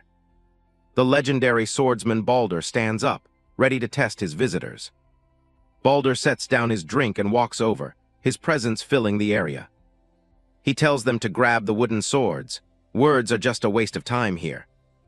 Hanbit picks up the training sword. This is where the real work starts. Balder's eye narrows. He wants to see what Hanbit is actually capable of. Hanbit tosses his real sword aside. He knows the rules of the quest. He takes a stance, his focus shifting entirely to the wooden blade in his hand. Yeonwoo explains the quest has 2 parts. First you swing the sword, then you duel. The chat says this stage takes most people over 2 hours of mindless swinging. Someone mentions a clip of what happens if you actually try to fight Balder too early. In the video, Balder casually asks if the player wants to be split vertically or horizontally before deleting them. Yeonwoo realizes training NPCs in this game are actually terrifyingly strong. The chat starts a poll to see if Hanbit can actually beat the record time for this quest. A big-time viewer registers a mission. 200k won if he clears it in under 25 minutes. If he fails, they have to go cliff diving. The chat is blowing up as another viewer, Sword Master, chips in 70,000 KRW. Yeonwoo is losing his mind over the free money. The prize pool is over 800,000 won now. 25 minutes to clear. Yeonwoo is cheering Hanbit on like his life depends on it. Hanbit isn't paying attention to the money. He's got his eyes on the wooden sword, already planning his next move. He knows that for Balder, this isn't just a simple tutorial. It's a test of spirit. Most players think this quest is just about hitting a target a certain number of times or waiting out a clock. Balder has zero expectations for beginners because they usually treat the sword like a toy. The swordsman has met countless players who think the sword is the easiest weapon to master. To someone like Balder, that kind of arrogance is a personal insult. What he really wants to see is a sincere attitude toward the blade. Hanbit takes a stance, and the air shifts. Hanbit's eyes are cold and focused. He isn't just holding a wooden stick, he's a warrior again. Balder watches him closely, sensing something different about this kid. He's not moving yet. Hanbit barely adjusts his grip, but the intent behind it is unmistakable. Suddenly, Balder stops him. He's seen enough. The first stage is over before it even officially started. The chat is mass confused. They didn't see him swing even once, but the quest just progressed. Hanbit gives a confident smirk. His sincere attitude gamble worked perfectly. The system notification pops up. He skipped the grind and unlocked the duel with Balder.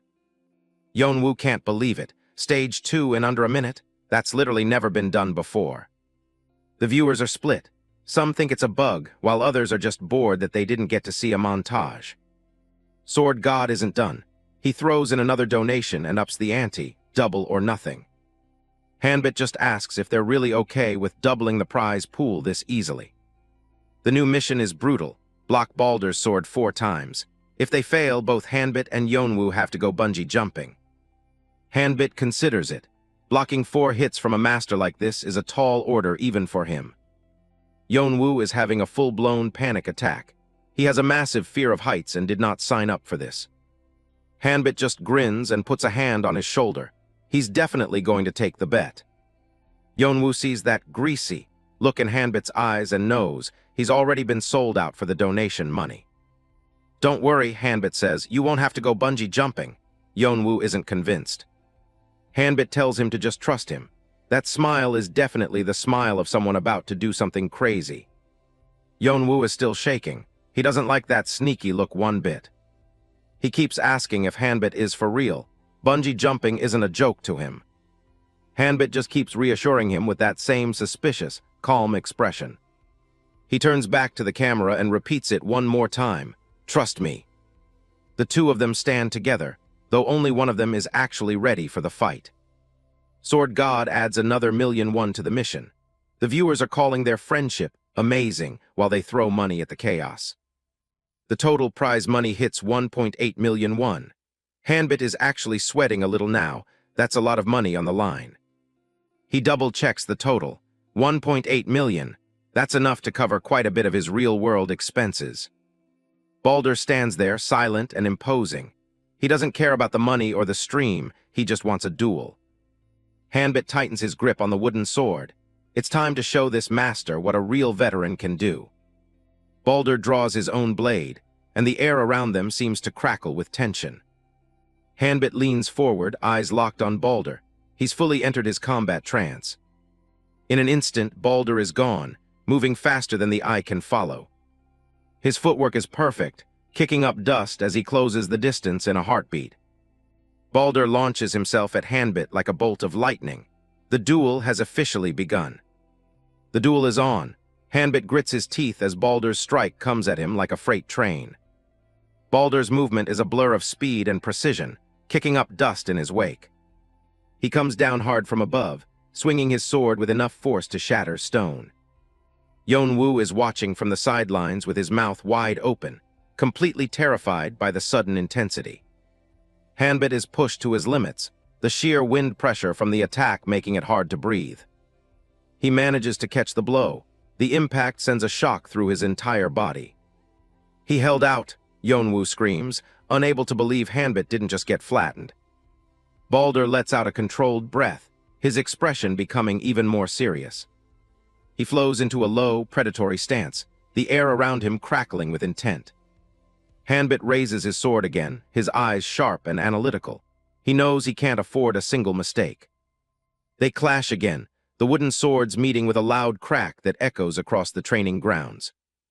Hanbit is forced back by the sheer power of the master's strikes, but he stays on his feet. He notes that his movements feel dull compared to his past life, likely due to the low synchronization rate of his gear. He uses the momentum to slide back, creating some much-needed breathing room. He's thankful he at least picked up the swiftness skill earlier, or he'd be done for already. The tip of Balder's sword grazes the dirt as he prepares his next move. "You seem to have a lot on your mind," Balder observes, nodding Hanbit's cautious approach. The master asks if he's showing off his composure, or if he's just caught off guard by the situation. Hanbit flashes a cocky grin. "Isn't it the same for you?" he retorts, pushing the master's buttons. Balder's eyes narrow. He doesn't appreciate the trash talk from a mere beginner. "I'll end this quickly," Balder declares, lunging forward with even greater speed. Hanbit doesn't back down. "We won't know that until the very end," he shouts back. They trade a series of rapid-fire blows, the air filled with the sounds of clashing wood and heavy breathing. Yeonwoo is practically screaming now, calling out to his brother as the duel reaches a fever pitch. He's stunned by how difficult a simple swordsmanship quest has turned out to be. He lets out a sigh of relief as Hanbit barely dodges another lethal-looking swing. The chat is going wild, praising the insane physics and intensity of the fight. Hanbit notices that Balder is starting to get anxious. The master expected this to be over by now. Because he's holding out better than expected, Balder is starting to force his moves. Balder swings with a powerful horizontal sweep, trying to catch Hanbit off balance. Hanbit catches the strike perfectly, his wooden sword holding firm against the master's might. Balder is genuinely surprised. He didn't think a beginner could read his timing like that. "Your movements have gotten bigger," Hanbit mocks, noticing the opening in Balder's form. They break apart with a sudden burst of speed, dust swirling around their feet. Balder's sword begins to glow with a strange, crackling energy. He's stepping it up. Hanbit's brow furrows. "That one was a bit dangerous," he admits to himself. Balder stomps his foot down, anchoring himself for a final, decisive strike. Hanbit also charged forward without a moment's hesitation. The master looks like a shadow demon as he unleashes his full aura on the young warrior. Hanbit focuses every ounce of his concentration on the incoming blade. It all comes down to this. The two wooden swords meet in a titanic clash that sounds like a thunderclap. The wood groans and begins to splinter under the immense pressure of the two fighters. With a deafening crack, Hanbit's wooden sword finally gives way, splintering into dozens of shards that arc through the bright afternoon sky. His body trembled under the sheer, overwhelming force of that final strike. But even then, a sly, cunning smirk began to spread across Hanbit's lips. Balder's eyes widen in genuine astonishment. He never truly expected a mere rookie to withstand the weight of his final strike. As the dust begins to settle, the master stands tall and silent, looking down at the young man who defied all odds.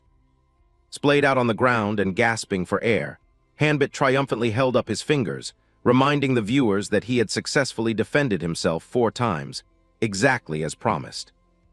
Mission accomplished. Hanbit's got that look of pure satisfaction on his face. He's flat on his back now, completely drained. The chat is losing it because they've never seen Balder lose his cool like that. The duel officially ends since the wooden sword snapped, but Hanbit's just lying there enjoying the win. Yeonwoo's already asking about the loot, but Hanbit tells him they'll settle up once the stream is over. He grabs Yeonwoo's arm just to make sure he's actually getting his cut. Yeonwoo promises him he's got it covered.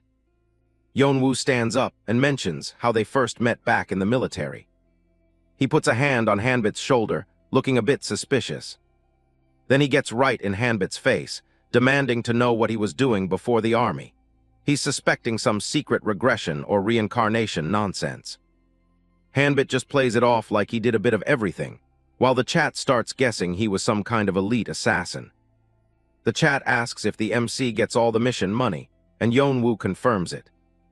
Hanbit thinks they should be splitting it, but Yeonwoo insists it's his reward for pulling that off with pure physical skill. He checks his status screen, just glad he didn't end up doing anything too crazy.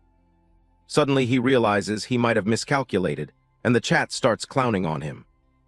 A sword god drops a massive donation just to see more swordplay, so Yeonwoo goes into full-blown streamer thank you mode. Hanbit just looks away, probably already tired of the spotlight. Over by the trees, Balder is standing in a cloud of dust.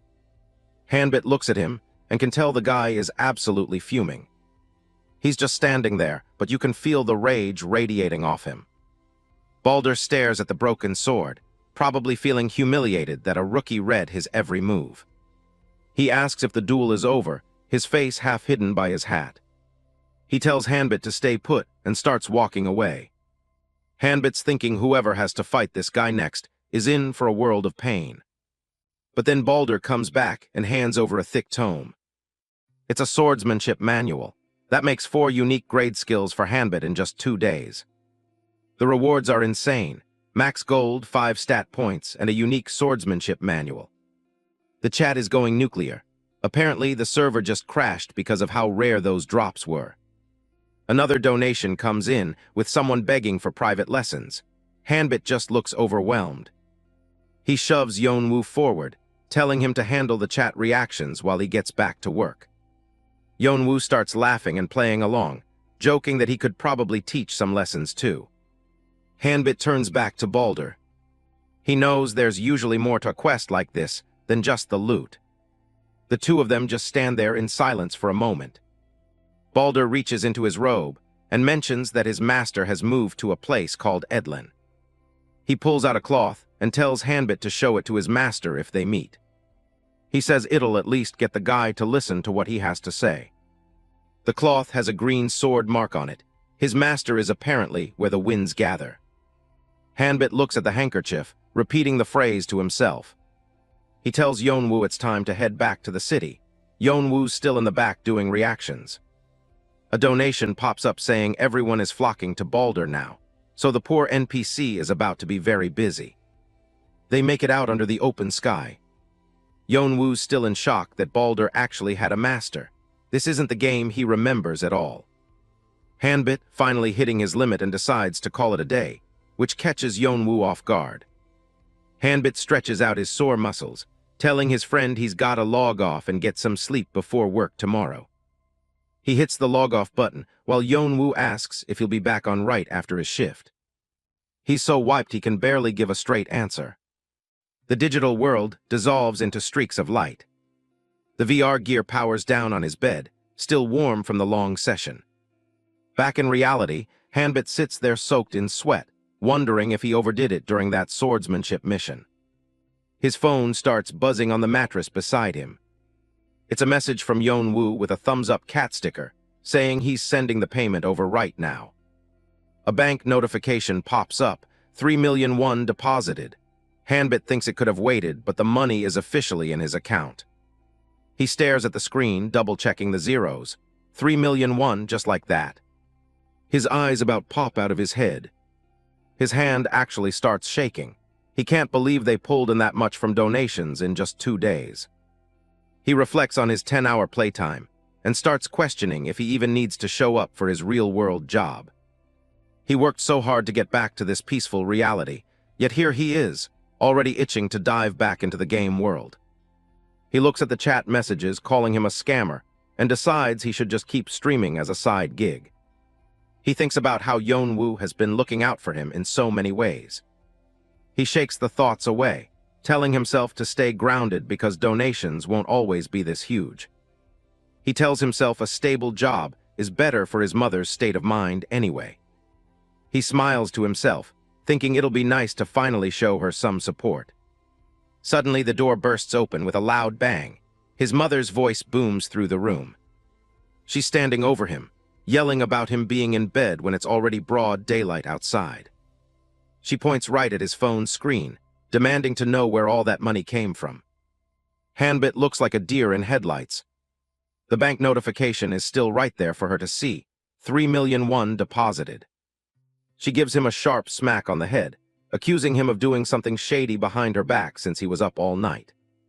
He tries to shield himself, insisting he earned every bit of it legitimately.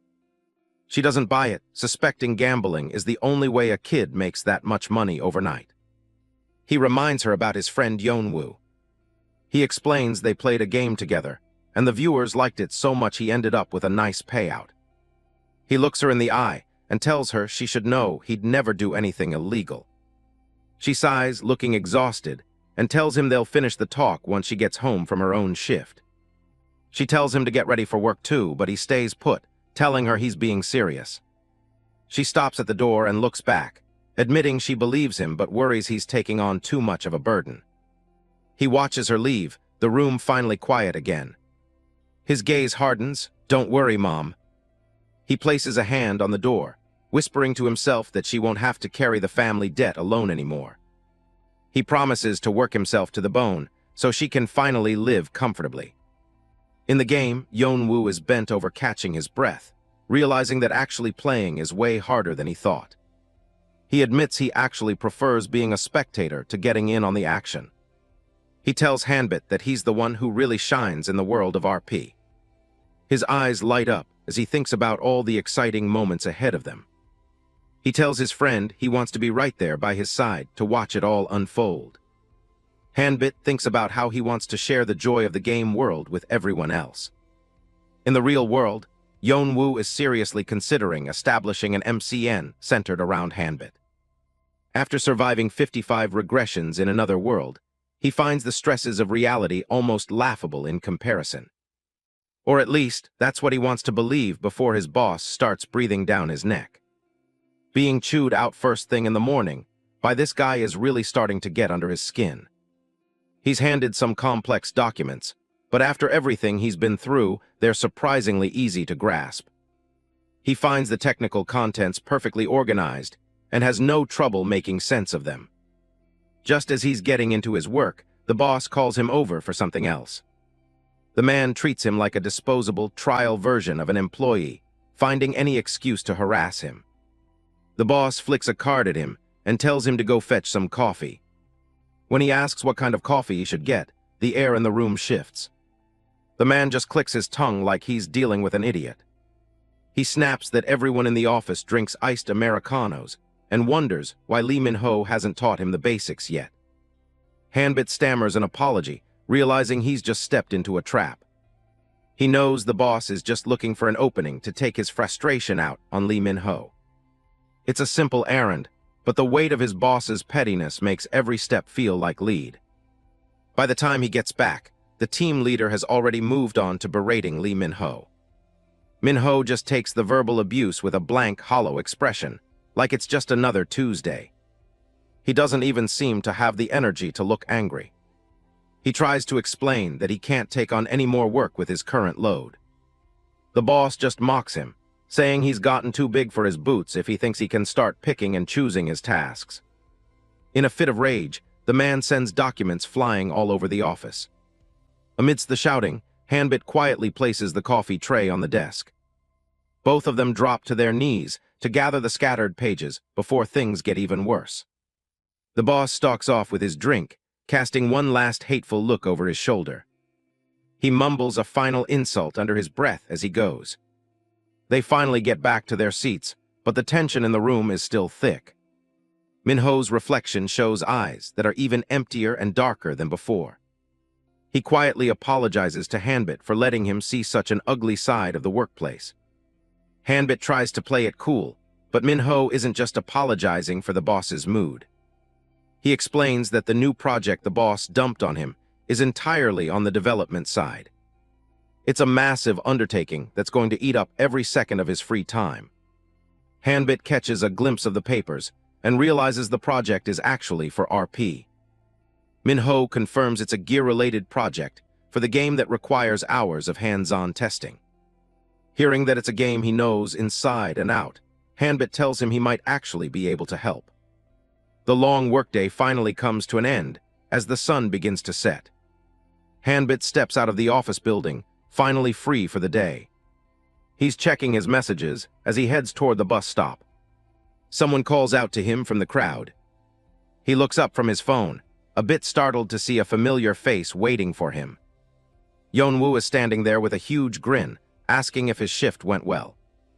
Hanbit can barely keep his eyes open after the rough day he's had. Hanbit leans back in his seat, groaning about how society and work are just a massive pain. He slumps onto the table, his energy completely depleted, and asks Yeonwoo what was so important that they had to meet.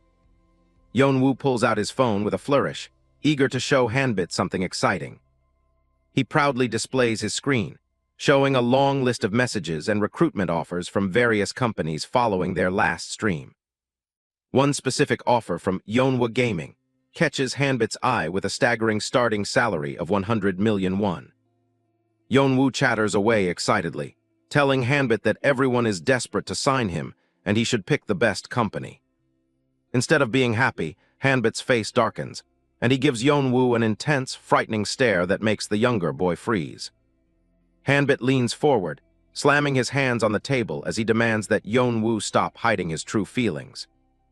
Yeonwoo recoils in shock, stammering that he isn't hiding anything, but Hanbit isn't buying the lie for a second. Hanbit stands up and looms over Yeonwoo with a twisted, menacing grin, asking if he truly wants his friend to go off and join a giant corporation. Terrified by the sudden shift in Hanbit's demeanor, Yeonwoo waves his hands frantically, trying to explain himself. Without mercy, Hanbit reaches out and starts roughly massaging Yeonwoo's head, ignoring his cries of pain. A loud scream of agony echoes out from the coffee shop and into the evening sky. Yeonwoo hunches over the table, sobbing and clutching his sore head as he complains about Hanbit being too mean. He admits through tears that he only suggested the job because he knew Hanbit was struggling financially and wouldn't accept charity. Hanbit softens his expression, telling Yeonwoo that he truly appreciates the gesture and the amazing salary offer. He looks Yeonwoo in the eye and reminds him that it was his idea for the two of them to play the game together in the first place. He tells Yeonwoo that what his friend wants to do is more important than any job offer, leaving Yeonwoo speechless. Yeonwoo looks down, confessing that while RP is a massive hit, the high-stakes adventure doesn't really feel like a good fit for him. Back in the real world, Yeonwoo has a big idea. He wants to start an agency centered entirely around Hanbit. Instead of some stiff corporate office, he pictures it more like a guild that connects the game with reality. Hanbit just smiles. It's the same stuff Yeonwoo used to ramble about when they were in the military. Hanbit asks the real question: how exactly are they supposed to make money with this? Yeonwoo pulls out his phone with a grin. Turns out, the ad revenue from their recent stream is way higher than they expected. Their videos are trending at the very top of the platform, and Hanbit is officially the most talked-about player on the server. Yeonwoo imagines a future where a whole army of fans follows their every move in the game.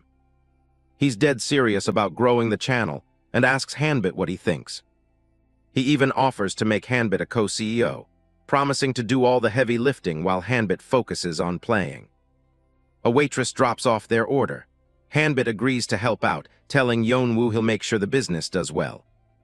He's not just doing this for his friend, though. Hanbit has his own agenda. He sees this as his final chance to reach airport and uncover the secrets of the world. Looking at his reflection in the coffee, he wonders if clearing the game will finally give him the answers he needs. He needs to know why he was forced to die over and over again in his previous lives.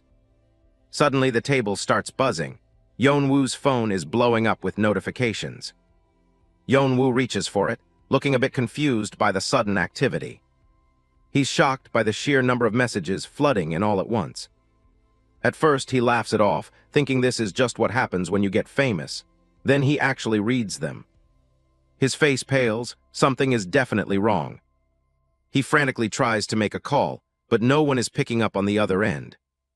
He's panicking now. Hanbit leans in, asking him what's going on. Yeonwoo brings up that elite advance party they saw earlier, the one with the golden bow.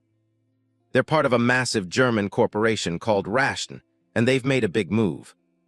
Rashton has declared a monopoly on the local quests, and now all the monsters in the area have mysteriously vanished. Worse yet, rumors are spreading that Hanbit and Yeonwoo are secretly working for Rashton to help them take over. In the game, players are losing their minds, calling Hanbit a scammer for selling them out. The community is turning on them fast. People feel betrayed by the Black Dragon. Nearby, a female player looks at her quest reward book. She managed to get a rare tier, but she's not happy. Her partner is fuming. He can't believe the quest rewards are now on a first-come, first-served basis. The two of them start bickering, realizing that Rashton is behind the sudden drop in reward quality. Yeonwoo insists they need to go live immediately to explain themselves and clear their names.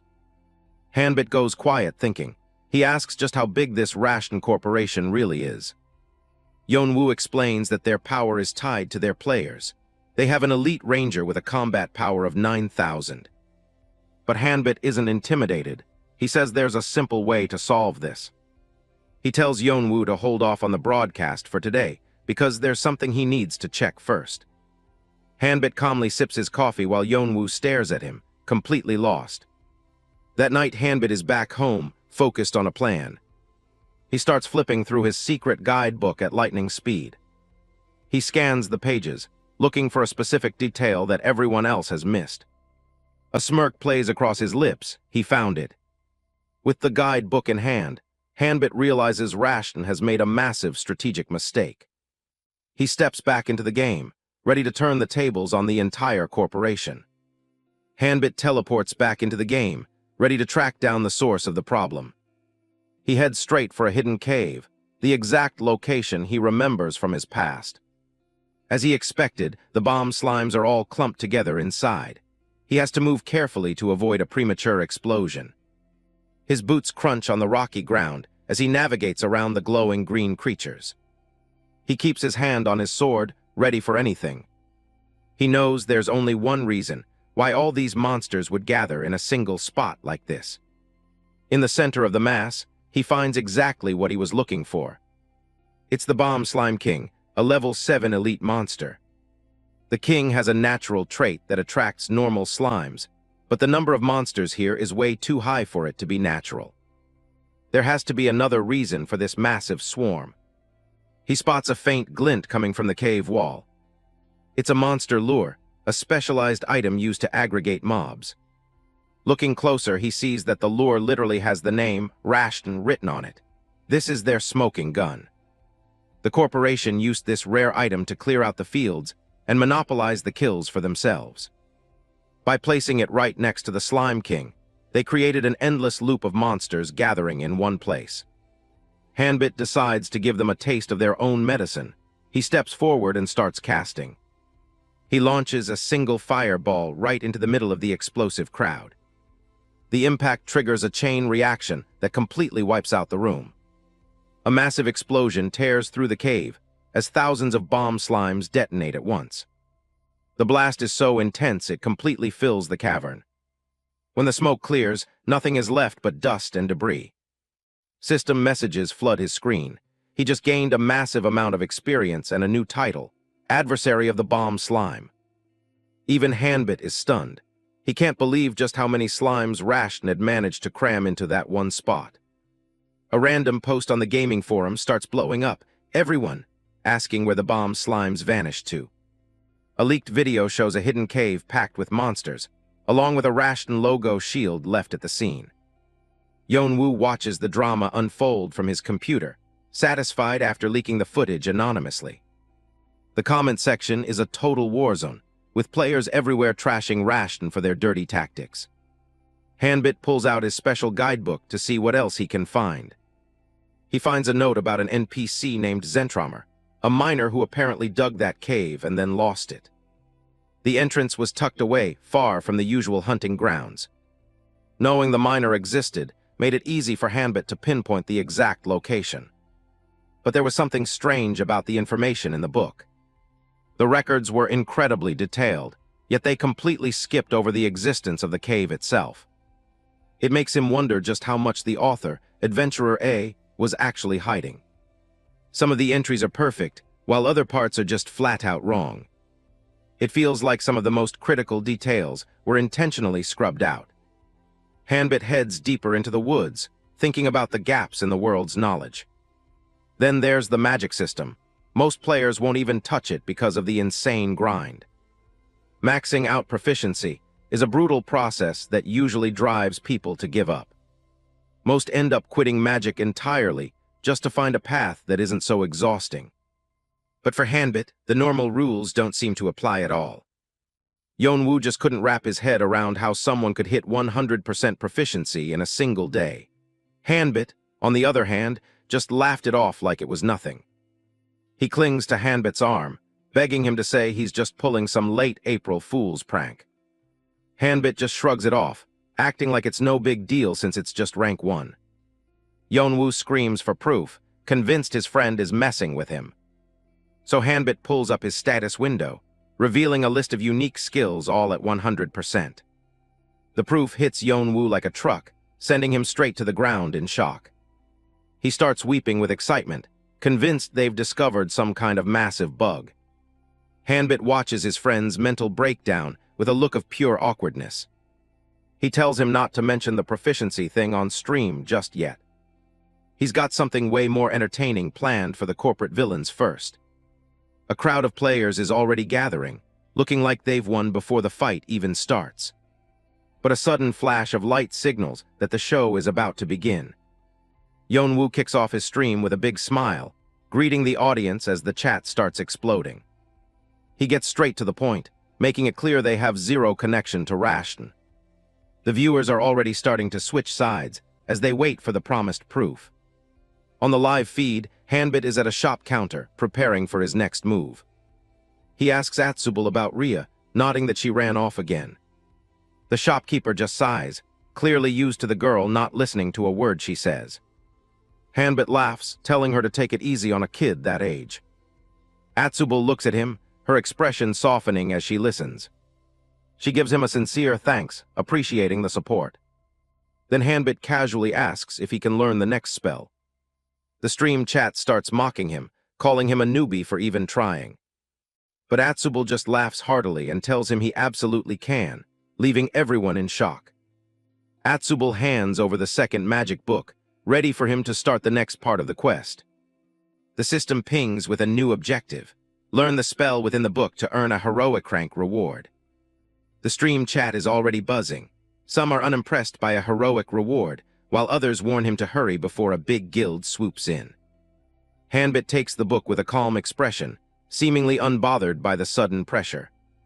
Outside, a crowd of players from the Rashton Corporation is already hovering around the shop like vultures. Without wasting a second, he flips the cover open to begin the learning process. Light erupts from the pages as the knowledge begins to transfer directly to his mind. Since he's the first person to ever clear it, the system upgrades his reward from heroic all the way to unique. Yeonwoo practically screams the news to the stream, celebrating Hanbit's massive level jump and his new top-tier spell. The viewers are green with envy, watching him complete a set of unique rank skills that most players can only dream of. Atsubal points him toward his next destination, a research lab in the city of Ifrit, before he prepares to leave.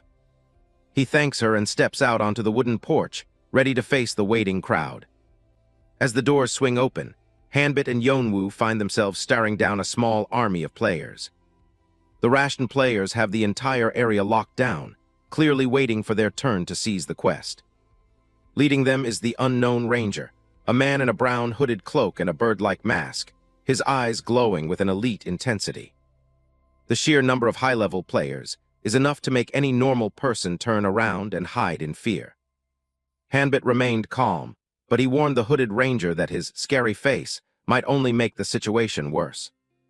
Hanbit just smirks, secretly hoping that the corporate group falls right into the trap he's laid. Inside the shop, The Rashton group is aggressively demanding their own copies of the magic book. The crowd outside is massive, with everyone talking about how ruthless these corporate players can be to get what they want. Hanbit and Yeonwoo take a seat nearby, watching the greed of the advance party reach a fever pitch. Yeonwoo asks what kind of show he has planned, but Hanbit just asks him if he sees the real difference between him and them. The hooded ranger gathers his team, telling everyone to open their books on the count of 3. Hanbit starts the countdown, his voice steady and full of confidence. He whispers for Yeonwoo to watch closely as the countdown begins for the corporate bullies. The tension in the air is thick as he hits the next number in the count. The Rashton players flip their books open at the exact same time, expecting a power boost. Hanbit smiles, it's showtime. Suddenly, the books burst into massive pillars of flame, engulfing the players in fire. They scream in agony as their items burn up, while the chat wonders why this is only happening to the Rashton group. One of the players is completely covered in flames that just won't go out no matter how much she panics. Atsubul stands behind her counter with a chilling smile, watching the chaos unfold inside her shop. She doesn't hesitate to yell for all the burning players to get out of her establishment. The Rashton members collapse to their knees, screaming that their entire investment had vanished into thin air in a heartbeat.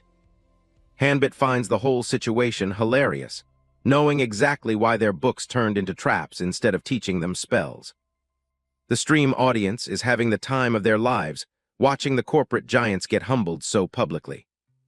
One of them pointed at the quest window, realizing in horror that the rewards had been drastically slashed. Because Hanbit took the first clear, everyone else is now stuck with a measly rare rank reward instead of heroic.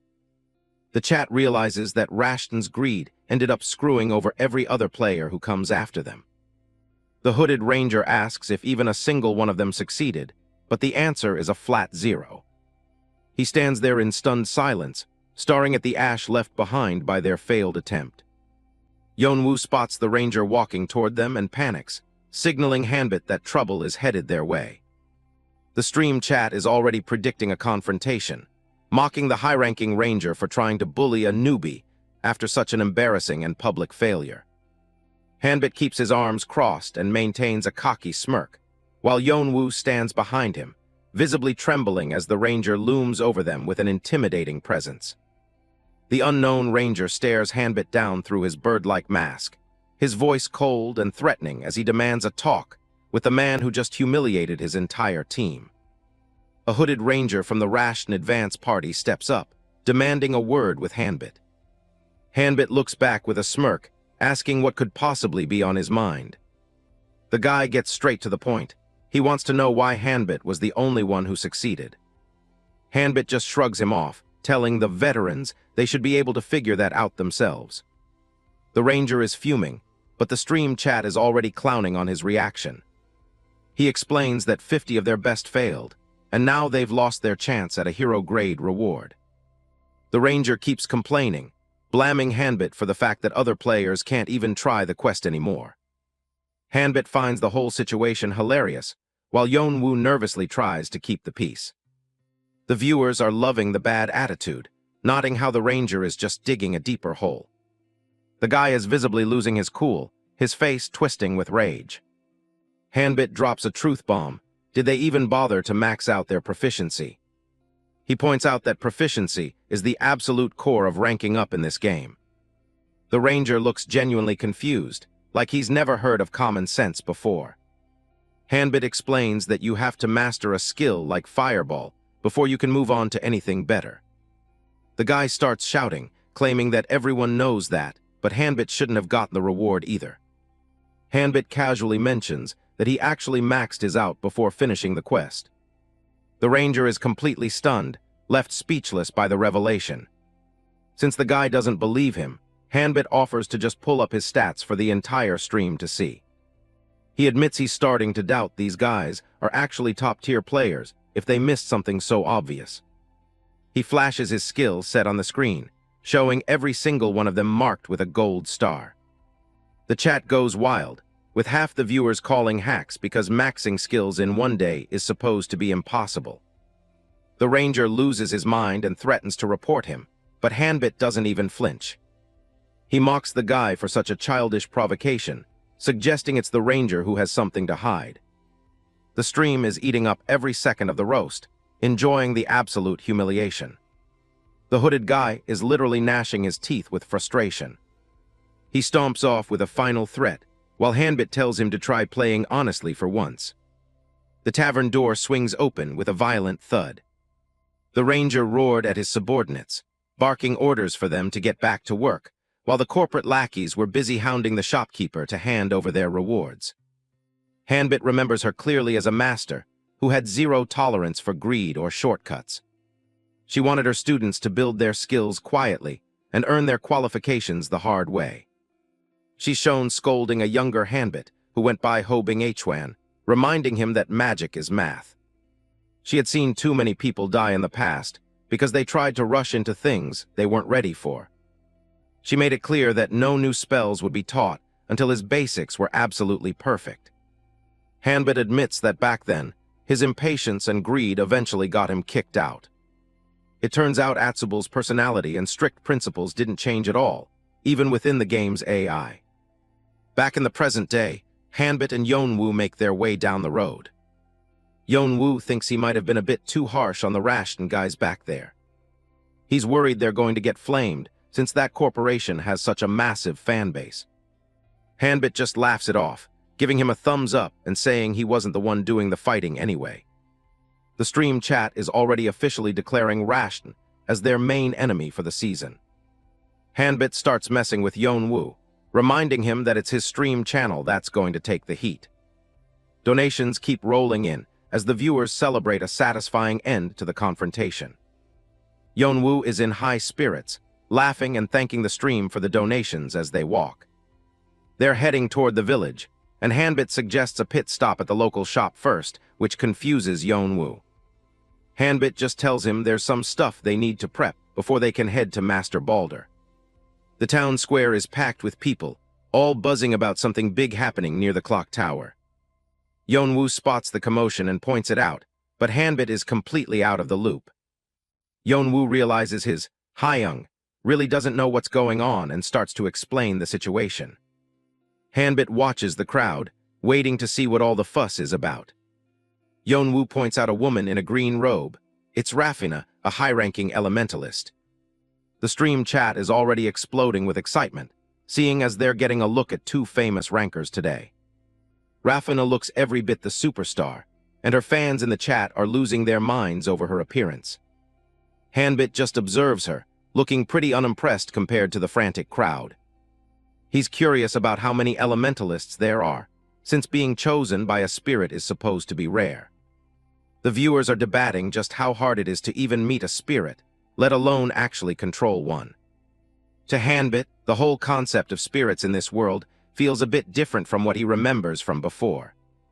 He flashes back to the moment he first communed with a spirit, a memory that's still burned into his mind. He stares at his hand for a second, lost in his own thoughts. Coming back to reality, he asks Yeonwoo just how strong this Rafina girl actually is. Yeonwoo says she's a vanguard in the top 4,000, specialized in water magic, which confuses Hanbit since he thought she was an elementalist. Yeonwoo explains that her title is mostly honorary, since her spirit skills have been stuck at rank 3 for a long time. The chat chimes in, nodding that spirit skills are rare but generally too weak to use as a primary combat style. Despite the limitations, Rafina is still a monster with rank 6 magic, and she's about to give the crowd a show. Yeonwoo asks if Hanbit is interested in spirits too, but Hanbit's just focused on how they work. As Rafina begins to pray, Hanbit knows that spirits operate on a completely different level than regular magic. Blue light begins to swirl around her as she focuses her energy for the manifestation. Tiny spirits appear in the square, floating around and delighting the crowd with their ethereal glow. Hanbit asks if her success was really just down to innate talent, as everyone says. Yeonwoo confirms it. She supposedly mastered both water and wind spirits in just 6 months, which is unheard of. A water spirit swirls gracefully through the air as part of the performance. Beside it, a green wind spirit takes form, dancing through the breeze with incredible speed. It's a rare dual-attribute manifestation, with the two spirits holding hands as they circle around Rafina. The display is blindingly bright, and the chat is absolutely worshipping her for the blessed view. People in the stream are practically making wishes, desperate for a chance to have a spirit of their own. Even Yeonwoo is completely starstruck, while Hanbit admits it's a flashy show that clearly sells well to the public. The spirits begin to fade back into the ether as the performance comes to a close. Hanbit asks how long she's been stuck at rank 3, and Yeonwoo says it's been about 10 months because she can't fill the proficiency. As Rafina waves goodbye to her fans, Hanbit realizes that proficiency isn't her real problem here. The chat is begging her not to go, completely captivated by the show she just put on. Yeonwoo wonders if she's the #1 elementalist, though he notes that real top vanguards are very secretive with their info. In a game like this, having the right information is a powerful weapon for anyone trying to claim ownership of it. Rafina disappears through the village gate, leaving the crowd wanting more. Hanbit watches her go, feeling a strange sense of kinship with someone who has also communed with spirits. But there's no time to dwell. Hanbit is ready to head to the shop and prepare for their next big quest. Hanbit gives a mysterious smile, holding a finger to his lips as he tells Yeonwoo that he'll just have to wait and see what he's got planned once they arrive. Yeonwoo's already having second thoughts. He just spent a fortune on gear he doesn't understand, and now they're standing in the middle of nowhere. Hanbit stops and looks back with a knowing smirk. This is the place. Yeonwoo looks ahead and his jaw drops. He definitely didn't sign up for this. They're standing on the edge of a sheer drop known as where the wind gathers. To Hanbit, it's an entrance, but to Yeonwoo, it looks like a one-way trip to the afterlife. A new quest window flashes on screen. Find the wind swordsman hidden within the forest. Success could mean learning a legendary technique. The stream chat is already blowing up, sensing the chaos that's about to unfold. Hanbit casually suggests they just jump. The viewers are calling it romance and adventure, but they aren't the ones standing over a bottomless pit. Yeonwoo stares into the abyss, convinced Hanbit has finally lost his mind. Jumping without a cord isn't adventure, it's suicide. He tries to back away, pleading with his partner to find literally any other way down. Hanbit doesn't say a word. He just gives Yeonwoo that shifty-eyed look that screams trouble. A heavy hand lands on Yeonwoo's shoulder. There's no running away now. Yeonwoo starts panicking. He reminds Hanbit that even in a game, the sensation of pain is very real, and this is going to hurt a lot. Hanbit doesn't wait for him to finish. He takes the leap, dragging a screaming Yeonwoo right over the edge. They plummet through the air. Yeonwoo is busy losing his mind, while Hanbit looks like he's just out for a casual stroll. The chat is losing it. They've never seen a streamer use his partner as a human bungee cord before. The fall seems to go on forever. Even the viewers are starting to wonder if there's actually a bottom to this cliff. Hanbit spots the target area. Yeonwoo has already passed out from the sheer terror of it all. A massive blue magic circle glows at the base of the canyon. They've reached the hidden entrance. The admission gate pulses with energy as they hit the trigger point. Hanbit sticks the landing like it's nothing. Yeonwoo faceplants into the ground, taking a point of damage for his trouble. Hanbit checks to see if his partner is still in one piece. Yeonwoo just groans, barely able to process that he's alive. Yeonwoo admits he really thought he was a goner. Hanbit just brushes it off, mission accomplished. Word reaches the stream that over 300 players who tried to follow them just plummeted to their deaths. They didn't realize there was a catch. Hanbit reveals the secret, an admission ticket. You can't just jump blindly without the right quest item. Yeonwoo points toward the top of the canyon. Hanbit smiles at the camera, promising a bigger reveal once more people fall for his bait. The viewers are calling him a devil, but they can't stop watching. Hanbit's strategy is as cold as it is effective. Deep inside the Crystal Canyon, a lone figure sits atop a distant peak. That's their target. Yeonwoo realizes that's the Wind Swordsman. He thinks the worst is over and they can just walk right up. He's suddenly full of energy, eager to get this mission finished. Hanbit stops him and suggests Yeonwoo go first. He claims it's for the broadcast angle, so Yeonwoo can get the glory. Yeonwoo is genuinely touched. He thinks Hanbit is finally treating him like a real partner. Hanbit gives him a gentle push toward the path. He's being very helpful all of a sudden. Yeonwoo charges ahead, waving to the viewers and feeling like the star of the show. Suddenly, a spear shoots out from the wall and grazes right past him. The viewers start spamming question marks in the chat, completely lost as to what's happening. Yeonwoo freezes, his face going pale. He almost just lost his head to a hidden blade. The chat is in stitches. They realize Hanbit didn't care about the angle, he just used Yeonwoo to find where the traps were hidden.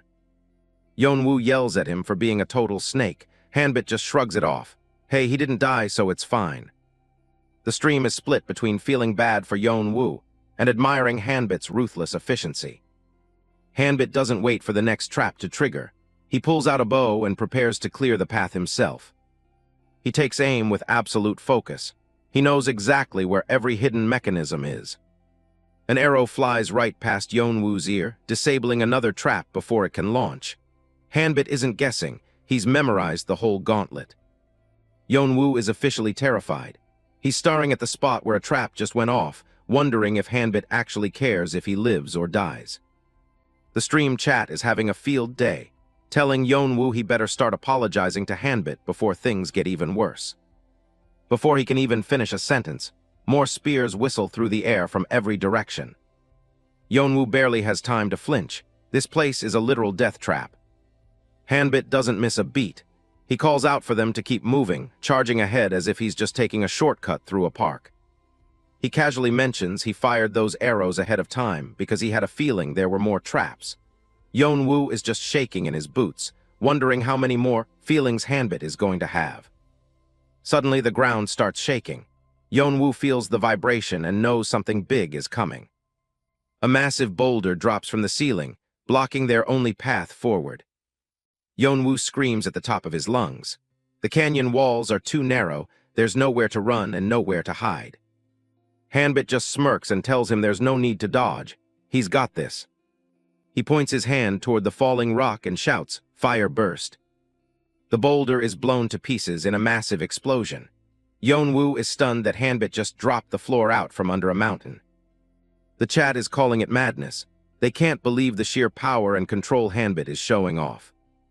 Hanbit gives the camera a sinister little smile. He knows exactly how impressive he looks right now.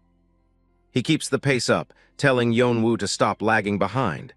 Yeonwoo just tries to keep up, begging his partner to wait for him. They're sprinting through a hail of projectiles now. It's like the forest itself is trying to spear them. Hanbit doesn't even slow down. He's moving with a precision that's almost inhuman, blocking and weaving through the chaos. Every arrow that gets close is deflected effortlessly. The viewers are starting to wonder if Hanbit has some kind of legendary ancestry with how good his physical stats are. Yeonwoo checks their supplies and panics. They're completely out of arrows.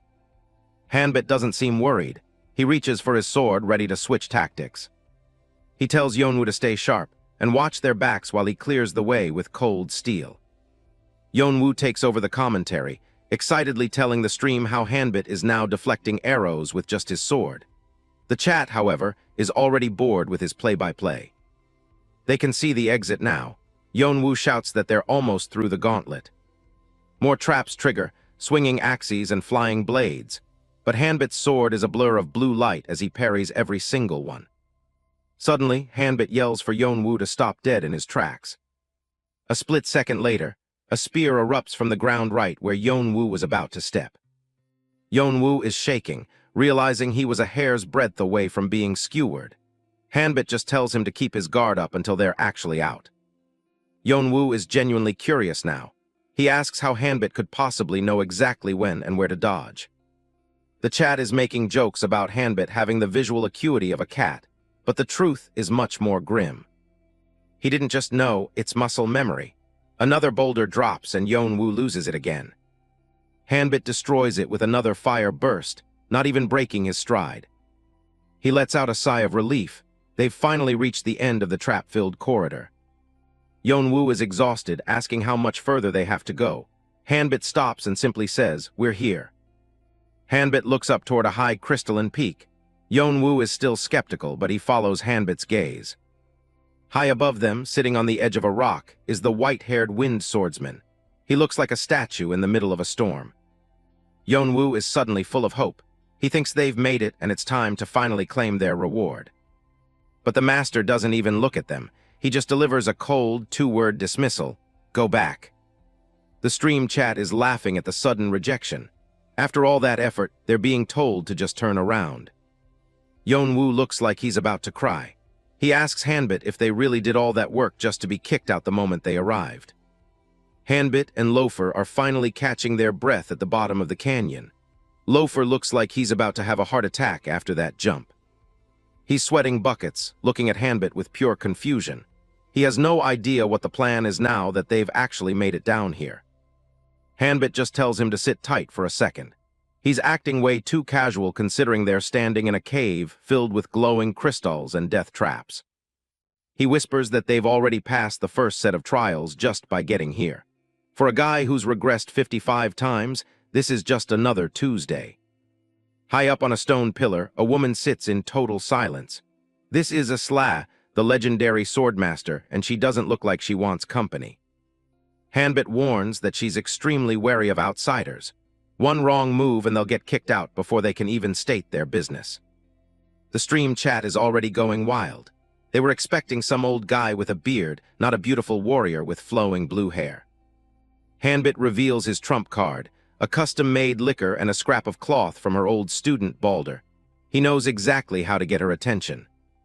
He flashes back to his 10th regression, where he actually possessed her body to learn the layout of this place. He's playing the long game. He rolls a bottle across the stone floor toward her pillar. It's the ultimate bait for someone with a very specific, very hidden weakness. Asla doesn't even turn around, but she's definitely noticed the offering. Hanbit knows she's already smelling that high-grade alcohol. She finally speaks up, her voice sharp and cold. She asks about the liquor, trying to maintain her dignified aura. She tells them to take it away, claiming she doesn't drink anymore. Hanbit just smirks and tells her to roll it back himself if she doesn't want it. The air gets heavy as they wait for her response. The viewers are holding their breath, wondering if he just blew their only shot. She insists she's made herself perfectly clear and has no interest in drinking. Hanbit isn't buying the act for a single second.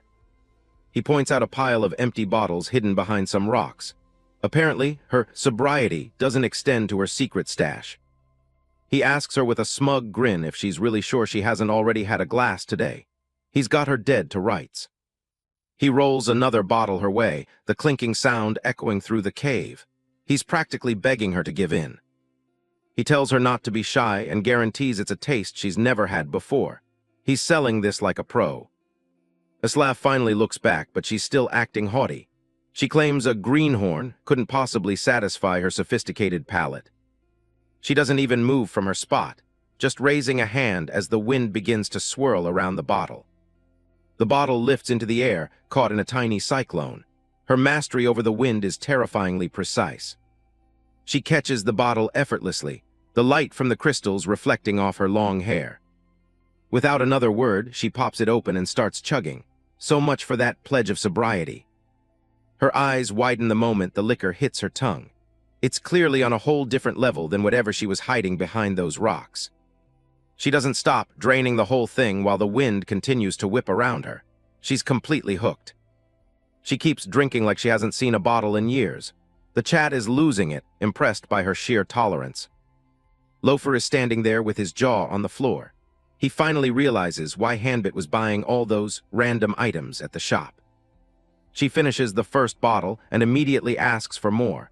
Step 1 of the manipulation is officially a success.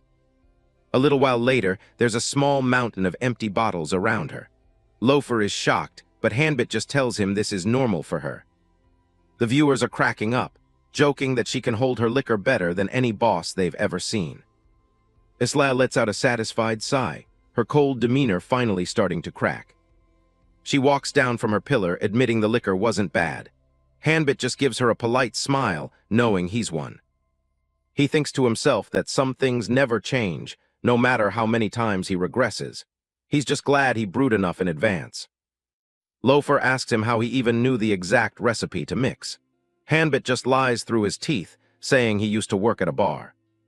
The chat isn't buying his story for a second. but they're too entertained to care about the details. In reality, it was a secret recipe he found during his 7th life. You don't just forget a taste like that after 55 tries. He tells her that now they can finally talk for real. He makes sure she notices the piece of Balder's cloth on one of the bottles. Her expression goes stone cold the moment she sees the memento. She asks what her former student had to say. Hanbit keeps it vague, saying he didn't say much of anything. Asla scoffs and turns away, claiming she has nothing for them. Hanbit doesn't budge. He suggests that there is something she could offer, but she just thinks no player is capable of handling it. Asla pauses, looking at him with a mix of suspicion and genuine interest. She can't believe how easily this guy is reading her.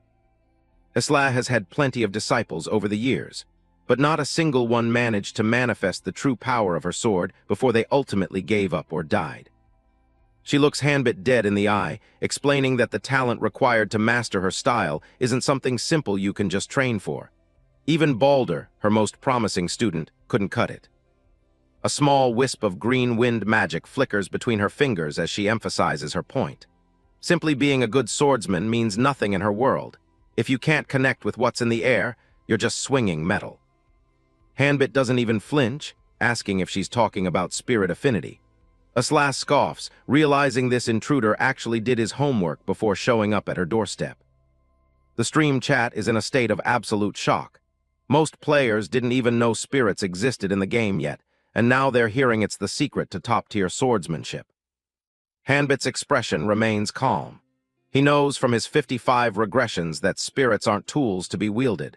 They're picky beings that require decades of communion and intimacy to even look at a human. To get ahead in this world, Hanbit knew that meeting Asla as early as possible was non-negotiable. She continues to summon more wind energy, the air in the cave beginning to howl. A massive cyclone of blue energy erupts around Asla, nearly knocking Loafer off his feet. The sheer pressure of her presence is enough to make any normal player want to log off immediately.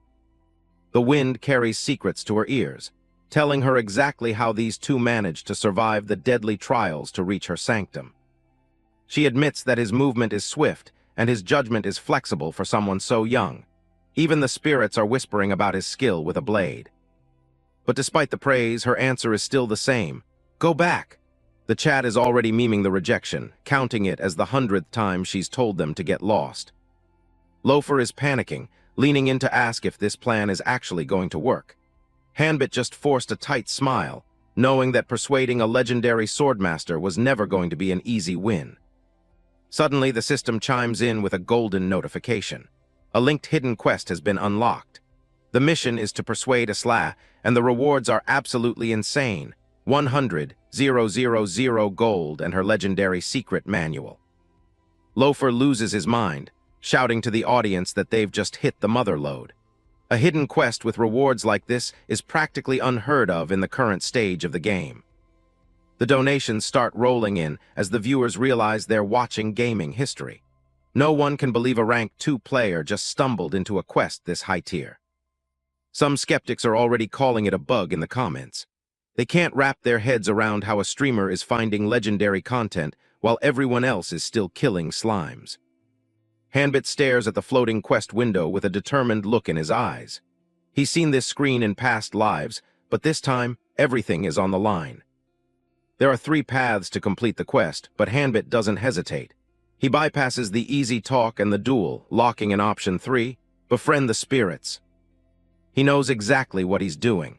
Asla's physical skills are great, but the true prize is opening the gateway to spirit communion, a path most players won't discover for years. Loafer is staring at him like he's grown a second head, terrified that Hanbit just picked the most impossible option on the list. Loafer officially gives up on trying to understand his partner's logic. Hanbit just shoots back a deadpan joke, reminding him that he never really tried to think ahead anyway. The poor guy is a nervous wreck, but the chat is loving every second of the drama. They're all waiting to see if Hanbit is a genius or just crazy. Hanbit takes a deep breath and mutters a quiet summons, his eyes glowing with a faint light. He's calling out to the very air around them. Blue petals and swirling gusts of wind begin to circle around him, responding to a call that shouldn't even be possible for a human of his level. He whispers the command, his face illuminated by the magical discharge. This is the moment where his trauma finally pays off. A glitchy system message flashes across his vision. The hidden effect of his unique title, Recorder of 55 Regressions, has finally been unsealed. The true power of a regressor is revealed. His experience is being converted into raw potential. His spirit affinity is cranked up to the absolute maximum, far beyond the game's normal limits. Hanbit clenches his fist as the surge of power hits him. He's not just a player anymore, he's a focal point for the world's natural energy. He knows that spirits are prideful beings that don't just hang around humans for fun. Even with decades of familiarity, there's no guarantee they'll ever fully trust you. He wonders if the mechanics in this life are the same as before. Glowing particles of light start to gather between his fingers as he reaches out into the void. There's only one way to find out. He releases the pressure of his accumulated experience, sending a wave of energy through the cave. A notification pops up in a flowery border. The wind spirit Sylph has felt a powerful curiosity toward him. He's done the impossible. The viewers are in a frenzy, wondering how a simple mutter could trigger a spirit message. They're watching a player break the game's fundamental laws in real time. A small, translucent hand made of wind reaches out from the void, tentatively moving to touch Hanbit's armored fingers. The communion has begun. Hanbit watches the swirling wind above him, his eyes tracking the ethereal green glow that fills the cavern. It's the kind of high-level phenomenon you usually only see in endgame cutscenes. He reaches out with a steady hand, his metal-plated fingers brushing against an invisible current. Even if he can't see the spirits yet, he can feel their presence buzzing right at his fingertips. A confident smirk plays on his lips as he prepares to move to the next phase of the quest. He's already anticipated exactly how this is going to play out. He looks back at his audience, casually claiming that all he needs to do is prove his spirit affinity to move forward. The stream chat is already starting to buzz with anticipation. Aslao watches him with her arms crossed, warning him that connecting with spirits isn't as simple as he's making it sound. At the same time, a system notification pops up to begin detecting spirits in the area. She narrows her eyes, her sharp gaze fixed on him as she waits to see if this newcomer is actually capable of what he claims. She isn't the type to be easily impressed by words alone. Hanbit raises his hand, and a massive green magic circle erupts into existence, casting a brilliant light across the ruins. The ancient scripts hum with power as they swirl around his arm. The reflection of the glowing script shines in his eyes as he locks onto the exact frequency needed for the communion. He's found the feeling he was looking for. In the center of the wind, translucent hands begin to manifest from the swirling energy. They reach out toward him as if responding to a long-lost call. Hanbit looks up in awe as the wind itself begins to take a tangible form right in front of him. This is a tier of spirit magic most players will never even get to witness. Sparkling green particles spiral around his waist, reacting to the sudden surge of spirit energy. He remains perfectly calm while the power builds up around him. Sylph finally appears as a tiny spark of brilliant light, leaving Loafer completely speechless in the background. A system message confirms that the wind spirit has answered his call. The tiny spirit fairy floats in the air, her butterfly wings shimmering as she looks at Hanbit with an amused smile. The system notes that she finds his presence particularly interesting. Even Aslao can't hide her shock, her eyes widening as she witnesses a level of communion she hadn't thought possible for a human. The skepticism she had moments ago has vanished. Hanbit greets the little fairy casually, his voice steady despite the massive event taking place. The system points out that Sylph is genuinely surprised by the strength of his affinity. She lets out a cheerful sound, her expression softening as she closes her eyes in contentment. She's already decided that she wants to stay by his side from now on. A concentrated orb of wind energy begins to swirl in Hanbit's palm, humming with high-frequency power. The entire cavern seems to vibrate in response to the sphere. He holds the glowing sphere steady, feeling the raw spirit energy pulsing against his gloves. The light is so intense it washes out the blue crystals in the background. With a soft puff of smoke, Sylph shifts her form into a round, mint-green bird and drops right into his waiting hands. It's a much more convenient form for a traveling companion. A new title notification pops up, officially naming him a Friend of Spirits. It comes with a massive 20% boost to the effectiveness of all his spirit-based skills. Loafer is practically melting over how cute the spirit looks in its bird form, while the stream chat goes into a complete frenzy. Everyone is losing it over how easily he just broke a top-tier game mechanic. Hanbit looks over at a Slough with the round bird perched on his shoulder, asking if she's finally ready to teach him her swordsmanship. He knows he's given her exactly the proof she needed. Asla lets out a soft laugh, her cold demeanor finally breaking. She admits she has no choice but to accept him as a disciple if that is the spirit's will. The stream chat is absolutely exploding with heart emojis and donations, with viewers gushing over the legendary swordsmaster's rare, gentle smile. It's a total viewer attention goldmine. She pulls out a heavy, ornate tome and hands it over to him. She officially declares that from this moment on, he is her disciple. Hanbit takes the heavy manual, while a large system window confirms he's cleared the hidden quest to persuade the ancient master. The round spirit bird seems just as interested in the book as he is. The rewards flood in all at once. 100,000 gold, stat points, a massive experience boost, and the legendary secret manual itself. He even managed to snag an extra stat point for his level up. He flips open the manual, his expression turning serious as he reads through the requirements. He's realized the sheer weight of the knowledge contained in these pages. A high-risk prompt appears, asking if he wants to use the manual. It warns him that his existing basic swordsmanship and quick-step skills will be permanently deleted to make room for the epic-tier wind techniques. Without a second of hesitation, he taps the Yes button. He's more than ready to trade his old foundation for a path to true power. A small blast of energy knocks him back slightly as the system begins reconfiguring his entire skill set. The round spirit bird on his shoulder lets out a startled chirp. The final confirmation screen appears, showing the successful swap. His basic skills are gone, replaced by high-tier epic wind abilities like Movement of the Wind and Swordsmanship of the Wind. Hanbit stares at the notification for a moment, processing the fact that he just threw away his entire build for this gamble. It's a permanent change that can't be undone. Loafer grabs him by the shoulders, shouting that he's actually insane for sacrificing guaranteed skills like that. He can't believe Hanbit took such a massive risk live on stream. Suddenly, a massive donation alert pings across the screen. A viewer named SwordGod has just dropped 2,000,000 won with a simple request. They want to see a demonstration of the new skills immediately.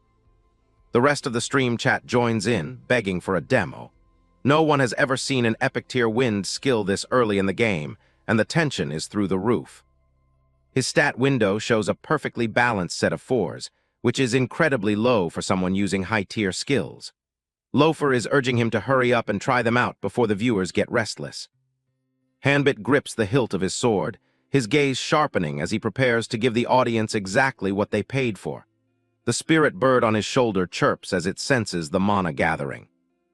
As he activates Movement of the Wind, the system hums in confirmation. He's trusting his spirit companion to help guide the flow of the mana. He feels the change instantly. The heavy, clunky feedback he usually gets from his low-level gear has completely vanished. He realizes that this new power is on a completely different level from anything he's used before.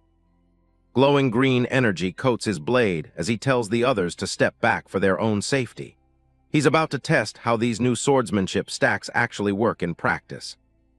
He sinks into a low, powerful stance, the wind howling violently around him as he gathers spirit energy into his sword. The entire cavern seems to hold its breath for the coming strike. Hanbit exhales a sharp breath, his gaze focused and cold as he centers himself after the intense buildup of power. He's completely tuned out everything but the target in front of him. He unleashes a devastating downward slash, a pillar of brilliant green wind energy tearing through the air and crashing into the cavern floor with explosive force. The shockwave rattles the surrounding crystals. He looks down at his blade, the lingering wind current still dancing around the steel, and notes that the technique is on a completely different plane than any ordinary sword skill. The power output exceeded even his own expectations. Ju Yonwoo, Loafer, is practically jumping out of his skin, shouting in disbelief that a rank 4 power level just came out of a single active skill. He's never seen a player pull off something this high-tier so early.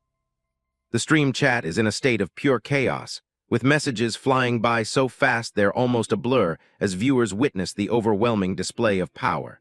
Everyone is trying to process what they just saw.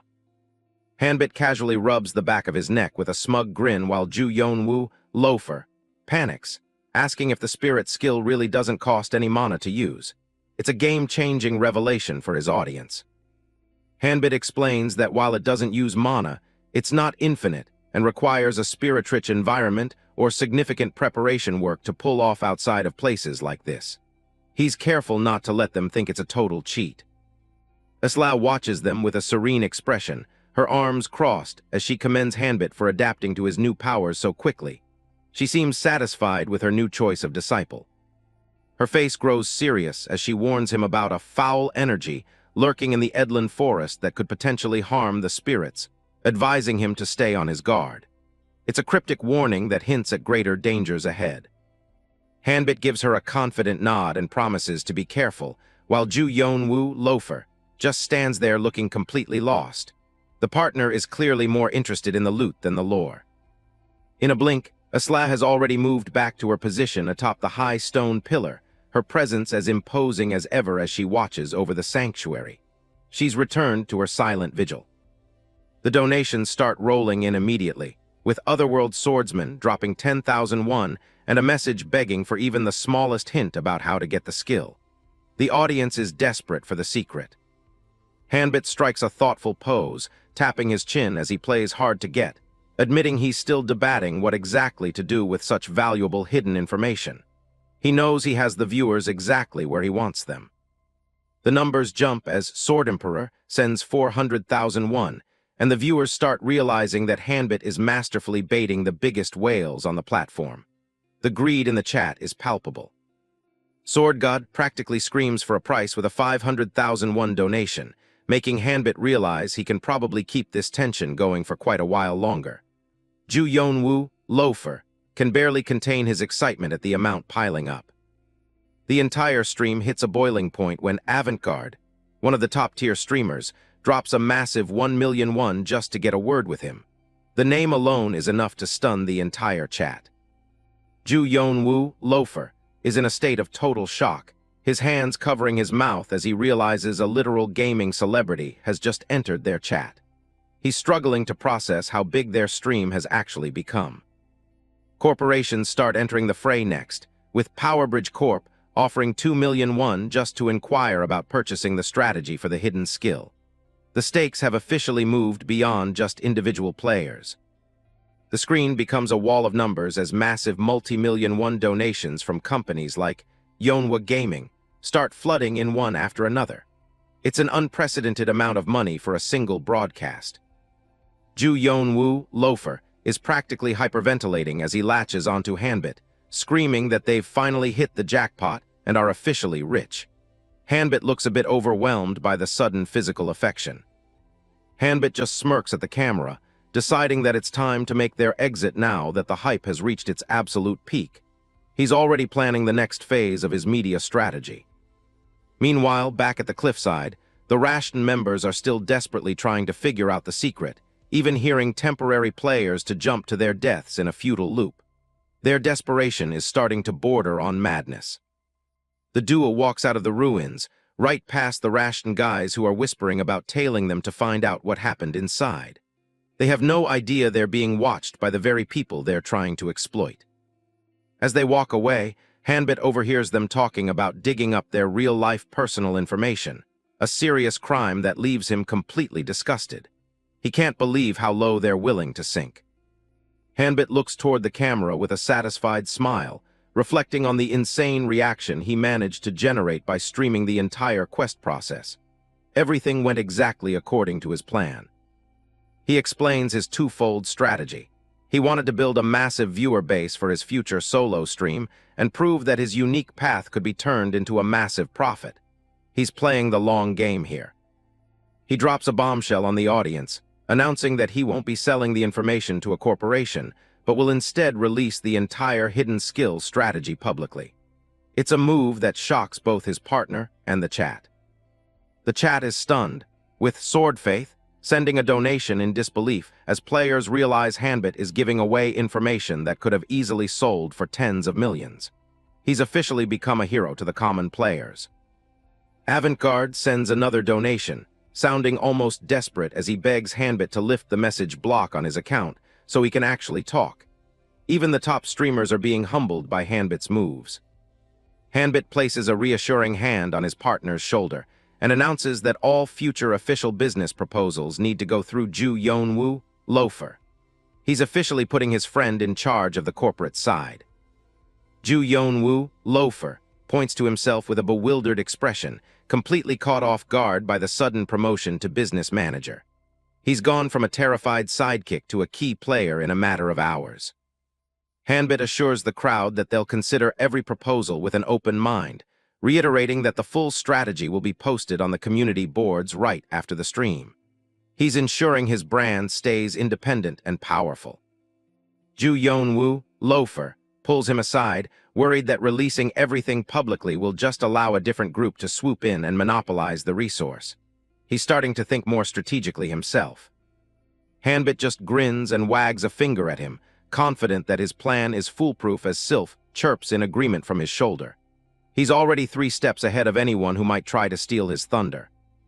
Hanbit signals to the screen, telling his viewers that any official business or proposals should be sent directly to his channel manager. Ju Yeonwoo, or Loafer as he's known in-game, points a finger at himself with a look of pure confusion, clearly not expecting the sudden promotion. Ignoring the shock, Hanbit promises his audience that he'll be posting all of his hidden skill knowledge on the forums once the stream wraps up. Loafer looks at him with genuine concern, warning that if he reveals everything, big groups will just step in and monopolize the information like they always do. Hanbit just chuckles and looks at the tiny green bird spirit on his shoulder, asking Sylph if it thinks that's even possible. As they walk through the woods, Loafer insists this isn't something to take lightly, bringing up the infamous slime control incident as a cautionary tale. Hanbit remains calm, confident that their mentor Asla isn't the type to just stand by and let people abuse her teachings. He explains that spirits are far more perceptive than players realize. They can sense intent and absolutely loathe anyone who tries to use shortcuts or tricks. A narrator's note emphasizes the weight of his words, stating that before a spirit, there is no room for lies or fraud. Hanbit stares ahead with a sharp, serious gaze, knowing full well that acting carelessly in front of a spirit always leads to a steep price. With the lecture over, he suggests they make their way back to Edlin Town now that their business in the forest is done. The scene cuts from the lush forest to a cold, dark office building in the real world, where a shouting match is already underway. Inside, an arrogant manager with sharp glasses dismisses an employee's apology, mocking him for supposedly throwing a tantrum over a few all-nighters. He looms over Kim Yi-ha, barking that there's no point in paying for overtime if he can't even justify his basic salary. Yi-ha can only hang his head and apologize again, as the manager screams about how much money he's costing the company. Memory shifts back 4 years to when a younger, hopeful Yi-ha first joined the firm as an eager new hire. 2 years into his career, Record Project finally launched, and he found himself assigned to the dedicated project team. Back then, he was hungry for success, promising his boss he'd give the project everything he had to make it work. The team initially saw great results, turning a solid profit as they explored the game's more dangerous environments. While searching through a remote snowy mountain range, Yi-ha hit the ultimate jackpot, a hidden quest for the unique skill, Dwarven Metallurgy. In the game world, he was ecstatic, realizing the sheer value of the information they had stumbled upon. He immediately brought the report to his department head in the real world, brimming with excitement over the find. The department head leaned back in his chair, his interest immediately piqued by the word hidden quest. His eyes narrowed with greed behind his glasses as he read about the unique tier reward. Yi-ha tried to be the voice of reason, suggesting that selling the information might be more profitable than trying to complete the quest themselves. But his boss wasn't interested in playing it safe, seeing this as their one big chance to join the ranks of the elite vanguard teams. He shut down any further debate with a sharp command. The boss clapped the manager on the back, laughing as he ordered the entire company to focus solely on this quest so they could finally go public. Yeehaw stood by with a worried expression, his mind already weighing the risks of such an all-or-nothing gamble. Back in the game, progress slowed to a crawl. The team struggled through the blinding snow, unable to find the next clue. The narrator notes that their luck had completely run out, leaving them chasing dead ends in the freezing cold.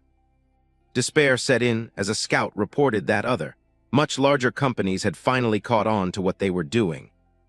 It wasn't long before the mountain was swarming with players from massive corporations, who brought in far more manpower and capital than Yeehaw's firm could ever hope to match.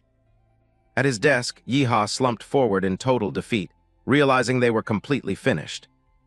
The narrative box reflects on the harsh reality of being a small player in a world dominated by giants. The tension finally snaps with a single, furious roar, echoing through the office after 3 months of failure. The boss orders everyone to drop the project immediately, comparing their efforts to digging a dry well for months on end. Yeehaw and his manager share a moment of grim realization, knowing that their careers have just hit a dead end. The scene shifts to the CEO's office, where the top executive is screaming at them for wasting a massive amount of company funds.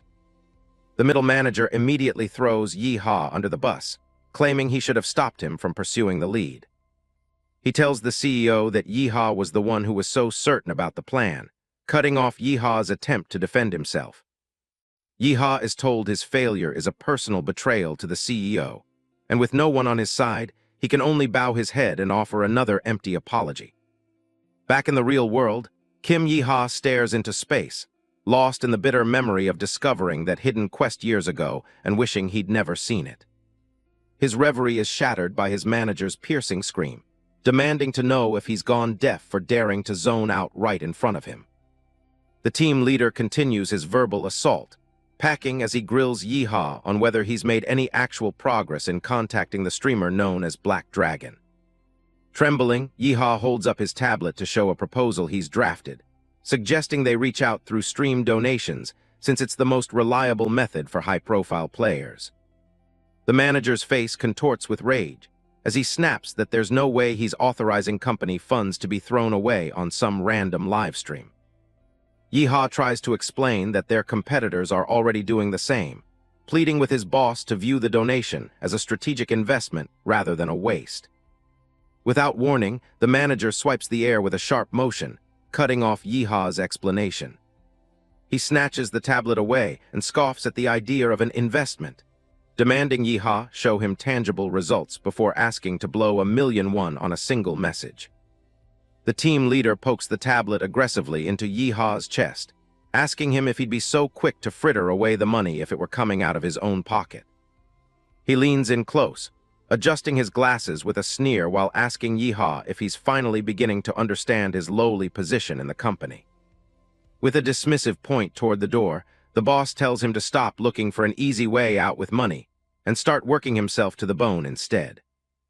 As the manager walks away with a parting insult about how obedient he is, Yeehaw can only bow his head and whisper his understanding.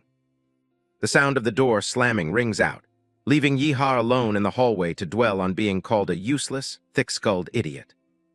His hand trembles violently as he grips his tablet, but he forces himself to endure the humiliation for the sake of the family he has to support. Shifting back to the game, a massive crowd has gathered in the square of Edlin Town, and Loafer notes that even more people have shown up to catch a glimpse of the famous streamer. Loafer is buzzing with energy, urging Hanbit to take advantage of the hype and jump straight into the main quest, while the viewers are watching. Hanbit looks up at the night sky, realizing it's already 2 a.m., and he has to be at his real-world job in just a few short hours. Loafer looks like he's about to cry at the news of an early log-off, while the chat window explodes with fans begging Hanbit not to abandon them yet. Sensing the disappointment, Hanbit offers a compromise, suggesting he allocate his unused stat points for everyone to see before he calls it a night. He pulls up his status window for the public to see, revealing that at level 16, he still hasn't spent a single one of his 51 available stat points. Loafer's eyes nearly pop out of his head, as he realizes Hanbit has been playing through hidden quests with baseline stats this entire time. The live chat goes into a frenzy, with viewers questioning if it's even possible to hoard that many points while reaching such a high level. Hanbit just gives a relaxed smile, admitting that he simply wanted to take his time and think his build through carefully. Without further hesitation, he reaches out and starts tapping the plus icon next to his strength stat. Loafer starts panicking, asking if he's really just going to dump points in like that without a more calculated plan. The audience is just as skeptical, nodding that agility is the current meta and claiming that Hanbit is making a huge mistake by spreading his points out. Hanbit draws his sword to test the weight, noticing a subtle but clear difference in how the weapon feels in his hand as his stats climb. He holds the blade up as it begins to glow with an intense, golden light, reflecting on how it took him decades to reach his prime in his past life. Looking at his reflection in the steel, he realizes that the game system will allow him to reclaim his former peak strength in a fraction of the time. A determined smirk plays on his lips as he considers the possibility that, with these stat points, he might even surpass the legendary warrior he used to be. They move to the town's training grounds, where Hanbit finds a quiet spot among the practice dummies to continue his experiment. Loafer follows him, still confused by the sudden change in location and the strange way Hanbit is distributing his points across every category. He shouts that everyone knows you're supposed to dump everything into agility for a wind spirit build, calling Hanbit's balanced approach a complete waste. Loafer continues to lecture him, explaining that most players focus on the one specific stat that powers their primary skills rather than spreading them thin. Hanbit turns back with a knowing smile, simply stating that he's putting his points exactly where they need to be. He delivers a swift strike to the training dummy, feeling the shift in his physical capabilities with every single point he invests. His status window updates again, showing that he's raising strength, agility, and intelligence in perfect unison while ignoring the vitality stat entirely. A glowing trail of wind energy follows his blade as he explains that once certain stat thresholds are met, the body begins to change in visible ways. He unleashes a flurry of strikes, each one faster and more powerful than the last as his spirit energy begins to resonate with his physical form. Finally, he spends the last of his remaining points, bringing his strength, agility, and intelligence all to a perfectly balanced level of 20. Hanbit glances over his shoulder, feeling the spirit's energy gathering around him at its absolute maximum capacity. A series of system notifications flood the screen, confirming that his wind attribute damage and strike rain have significantly increased due to his unique build. Kang Hanbit unleashes a devastating circular strike at the training grounds, his sword trailing vibrant green energy that creates a massive shockwave across the stone floor.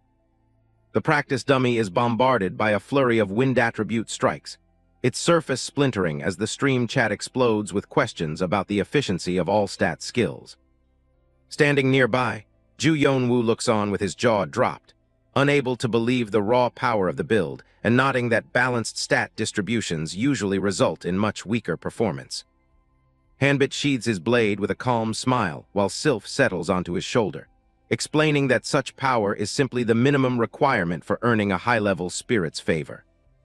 The live chat continues to buzz with activity, with some viewers joking about how picky the 5,000-year-old baby spirit is. Still feeling the sting of the comparison, Yonwoo pulls up his own level 25 status window, which shows a heavily lopsided focus on strength and very little elsewhere. Hanbit glances over at the screen and remarks on Yonwoo's total stat count, jokingly asking if he's been hoarding his points just like Hanbit was. Yonwoo lets out a dramatic, comical cry as he insists that his messy stat spread is what a normal player actually looks like, while the chat labels him the real human of the group. While Yonwoo flails on the ground in an exaggerated show of frustration, Hanbit looms over him with a smirk and suggests that maybe he just hasn't been working hard enough. A side-by-side comparison of their stats reveals the staggering gap. Despite being 9 levels lower, Hanbit's attributes are almost perfectly balanced at 20 points each. Yonwoo points to the screen with a concerned expression warning Hanbit that having a vitality stat of only 7 is incredibly dangerous in a game where you can't see monster health. He leans in to explain that one-shots from high-level mobs are a common occurrence for players with low health pools, making Hanbit's build feel like a suicide mission. Hanbit just lets out a bright, carefree laugh and tells Yeonwoo that the simple solution is to just avoid getting hit altogether. Yeonwoo stands frozen in silence, his face a mask of disbelief as he concludes that only someone as skilled as Hanbit could make such a ridiculous statement with a straight face. Shifting his focus back to the camera, Hanbit announces to his viewers that his build is finally set and it's time for him to log off for the night. He gives a friendly wave to the audience, promising to start the main story quests tomorrow and wishing everyone a good night's sleep. The final stream comments roll by, with fans expressing their excitement for the upcoming content and wishing both streamers a restful night. The virtual world dissolves into cascading lines of blue code as Hanbit returns to reality, sitting on the edge of his bed and deciding that a shower is long overdue. Outside, the city is quiet, the apartment building silhouetted against a deep blue night sky as the late hour settles in.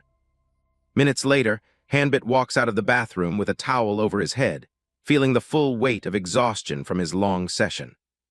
He barely manages to flop onto his bed before his phone begins to vibrate aggressively on the mattress next to his VR headgear. Reaching out with a tired hand, he fumbles for the device to see who could be messaging him so late. He sees a notification from Yeonwoo and wonders if the younger man is still awake and buzzing with adrenaline from the stream. His eyes widen in shock as he reads a message informing him that today's total donations and mission payouts have reached over 31 million won. Stunned by the astronomical figure, Hanbit sits upright on the bed, staring at the phone screen and calling Yeonwoo a crazy punk under his breath. He quickly types back using a stern cat emoji, telling Yeonwoo not to be ridiculous and insisting that they split the earnings exactly down the middle. Yeonwoo counters with a stubborn dog emoji, arguing that the success belongs entirely to Hanbit, but Hanbit shuts down the debate by saying he's going to sleep. He tosses the phone aside onto the rumpled blankets, the screen still glowing faintly in the dim room. Hanbit lies back down and closes his eyes, reminding himself that he needs to get some rest if he hopes to survive his real-world job tomorrow. Just as he's about to drift off, an idea strikes him, and he stares blankly at the ceiling for a moment as the realization sinks in. He sits up with a start, realizing there's one more important thing he nearly forgot to take care of before calling it a night. Hanbit opens his laptop and navigates to the homepage of Record Project Gamers, the largest online community for players of the game. He rests his chin on his hand as he stares at the bright monitor, deciding that it's best to post his findings after verifying his identity as a high-level player. He checks the side of his VR gear, carefully noting down the unique account identification code required for the forum's verification process. With a renewed sense of purpose, he begins typing rapidly, the clacking of the keys filling the quiet apartment. 10 minutes pass, and Hanbit finds himself rubbing his temples in frustration, struggling to organize the complex mountain of information in his head into an understandable format. He leans closer to the screen with a look of intense concentration, determined to make the post as detailed and factual as he possibly can. The sun begins to rise over the city, casting a warm light onto the apartment buildings just as Hanbit's phone begins to buzz with an incoming call. Sprawled across his bed in his clothes, Hanbit groans and reaches for the phone, feeling the lack of sleep in every fiber of his being. He squints at the bright screen, wondering who on earth would be calling him at such an ungodly hour. He answers the call from Yeonwoo and immediately tries to steer the conversation back to the donation split, mentioning he saw the deposit notification. On the other end of the line, Yeonwoo shouts that the money doesn't matter right now. He tells Hanbit to check the comments on his community post immediately.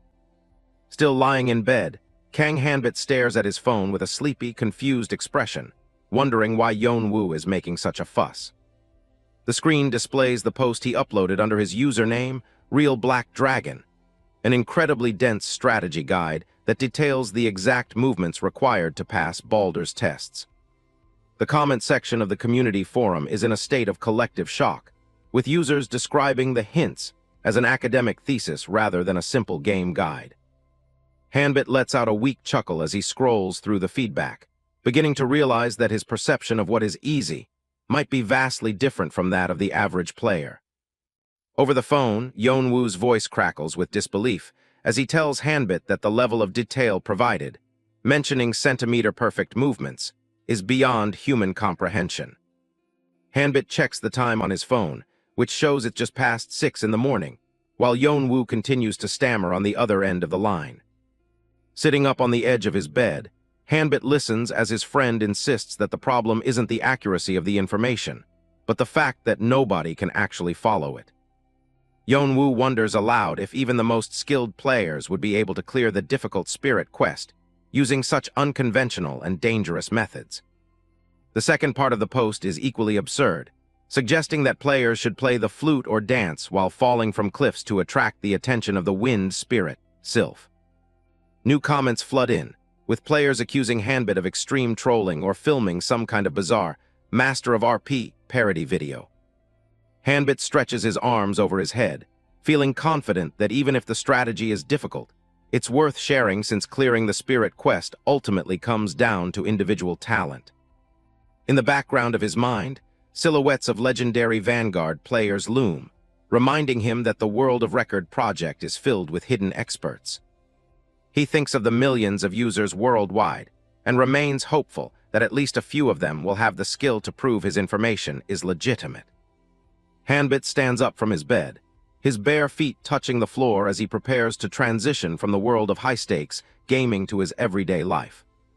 He heads to his closet and begins pulling out his work clothes, explaining to Yeonwoo that the value of information is only proven when other people can successfully use it. Suddenly, the tone of the conversation shifts, and Hanbit pauses as he hears something through the phone that makes him go silent.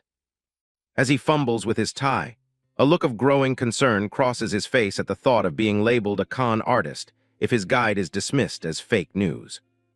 He calls out into the phone with a hint of desperation, asking if Yeonwoo is still there as the silence on the other end grows heavy. The chapter ends on a note of shock, with a single, stunned thought echoing through the room. On the phone screen, Ju Yeonwoo's name pops up with a reassuring message. He tells Kang Hanbit not to stress since it hasn't even been a full day yet. Hanbit shrugs into his suit jacket while Loafer continues talking through the speaker. He suggests checking which parts of the guide people actually liked before writing the next one. Hanbit offers a confident smile as he adjusts his collar. Loafer keeps the pep talk going, claiming he's a pro at handling viewer reviews. As Hanbit buttons his blazer, he drops a bombshell on his partner. He wants Loafer to start streaming solo starting today. Hanbit looks back with a sharp gaze when Loafer sounds hesitant. He reminds his manager that they need to strike while the iron is hot. A moment of silence follows before Loafer finally caves. He agrees to give it a shot since viewers are already going wild for their content. Hanbit checks his phone, pointing out that this move will save Loafer from having to handle every single payout. Loafer admits he doesn't even know the first thing about starting a stream. Hanbit heads out, typing away on his screen. He's already sent over a set of instructions and plans to post an official announcement on his channel. Standing in the hallway, Hanbit gives a final encouraging word before hanging up. He's counting on Loafer to hold down the fort while he's at work. Outside his apartment building, Hanbit's mother is waiting and looks startled to see him. She worries he's going to be late if he doesn't hurry up. Hanbit just laughs and holds out his phone with a wide grin. He asks her if she sees the notification on the screen. A bank notification shows a massive deposit of 20 million won from Loafer. The total balance is now well over 20 million. Hanbit's mother stares at the phone, her jaw dropping in disbelief. She starts counting the zeros, wondering if her eyes are playing tricks on her. Hanbit shows her the video from the stream, titled Exploring RP with Loafer. He's proving exactly where the money came from. The mother is still reeling, unable to process why anyone would give him that much money. She looks at him with a mix of confusion and concern. Hanbit casually takes the phone back and tucks it away. He explains that he's just selling information like any other product. She can't help but notice how relaxed he is, spending 100,000 won like it's just pocket change. It's a level of wealth they aren't used to. Hanbit admits he showed her the larger amount this time, so she wouldn't be shocked later. He jokes that he didn't want her hitting him out of surprise again. Hanbit flashes a nervous smile while his mother eyes him suspiciously. She's convinced he's acting suspicious and has something else to say. Hanbit keeps his expression neutral, knowing his secret won't stay hidden forever. He knows she'll eventually figure out the full story. While grabbing his bag, Hanbit tells her he's thinking about taking the streaming career seriously. His mother looks skeptical, questioning if he can really do it on his own. She points out the flood of insults in the live chat, but Hanbit just brushes them off as exclamations. He starts heading for the door, saying he has to leave. His mother goes to hand the phone back, but suddenly freezes. Something on the screen catches her eye, making her stop in her tracks. She holds the phone up and asks if the character on the screen is supposed to be his game face. The resemblance is too close for comfort. She calls it a total spitting image, but Hanbit insists he only made it look a bit similar. She's not buying it, saying she recognized him immediately. A comedic struggle breaks out as Hanbit tries to snatch the phone back while his mother holds it out of reach. He's panicking now, shouting that he's going to be late for work.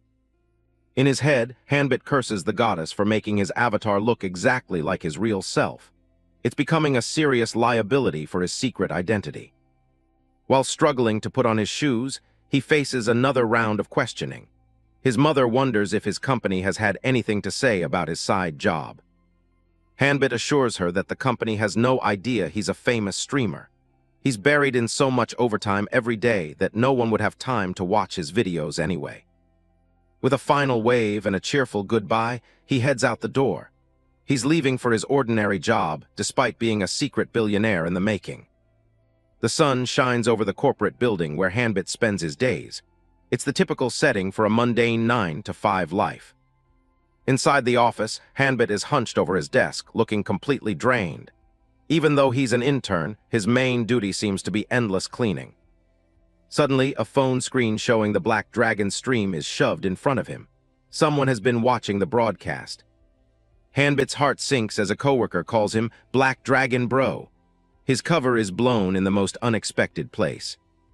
Lee Minyu reveals he had a hunch and decided to check for himself. Hanbit nearly jumps out of his skin, calling out to his senior in a panic.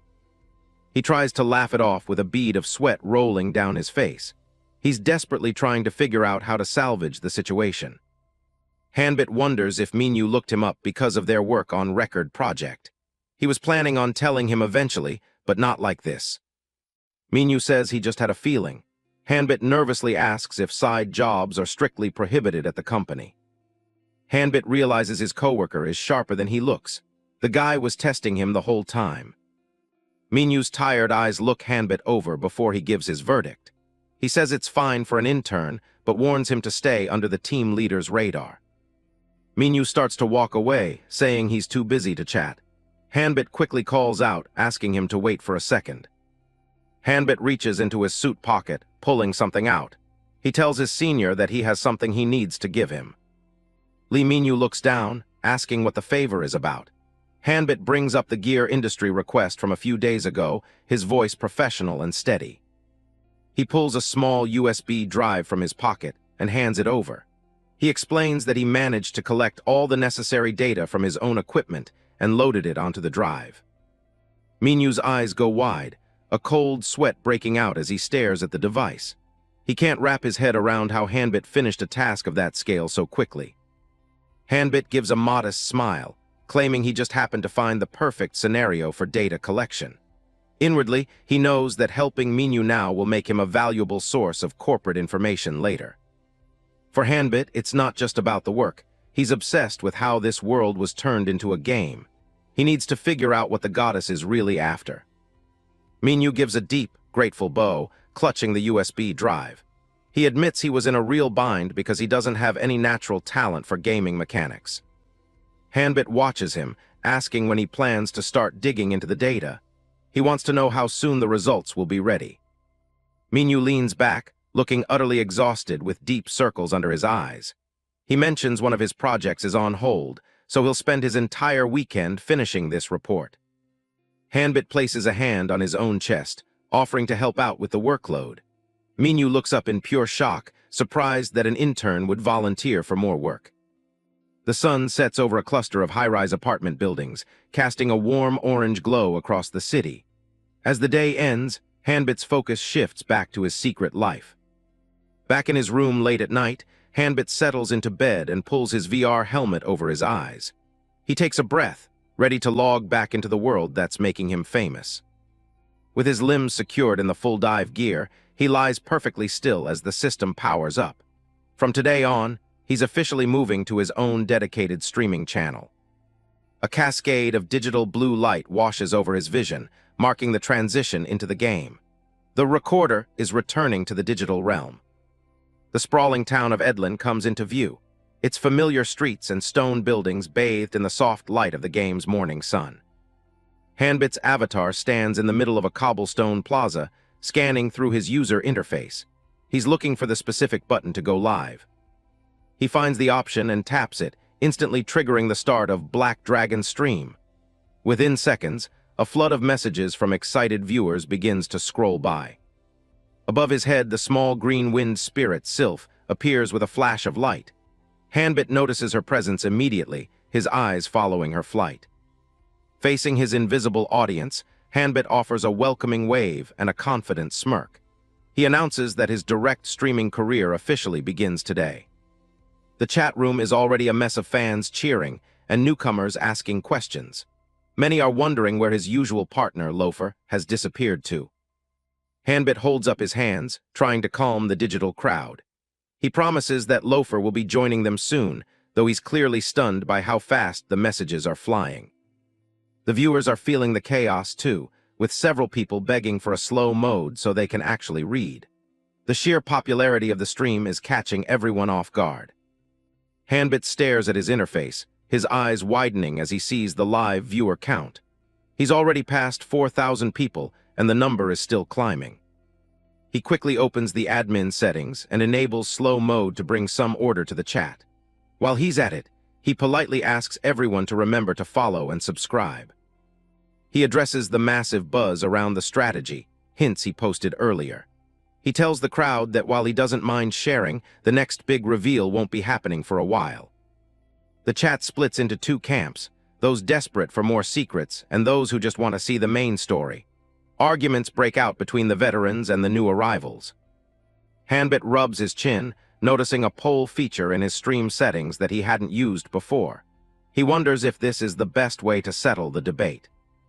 He decides to let the audience choose their own path.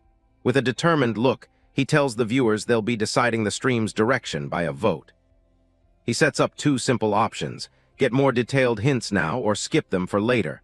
He gives the chat a 5-minute window to cast their votes. Suddenly, Ju Yonwoo bursts onto the scene with a high-energy wave. Hanbit gives him a deadpan look, mentioning that the fans were asking for him like crazy. Loafer leans into the attention, striking a cute pose with a wink and a playful pout. He teases the audience, claiming they secretly liked him all along. Loafer's chibai face pops up in a bubble, his eyes sparkling as he sees the viewer count. He can't believe how many people have tuned in just for them. Hanbit's own chibai avatar looks overwhelmed, admitting he couldn't keep up with the chat speed at all. Loafer just laughs it off, telling him the secret is reading the vibe instead of every word. Loafer takes a more professional tone, reminding Hanbit that interacting with the crowd is the foundation of a good stream. He seems to be taking his role as manager seriously. His attention is quickly drawn to the interface floating in front of Hanbit. He notices that a live poll is already in progress.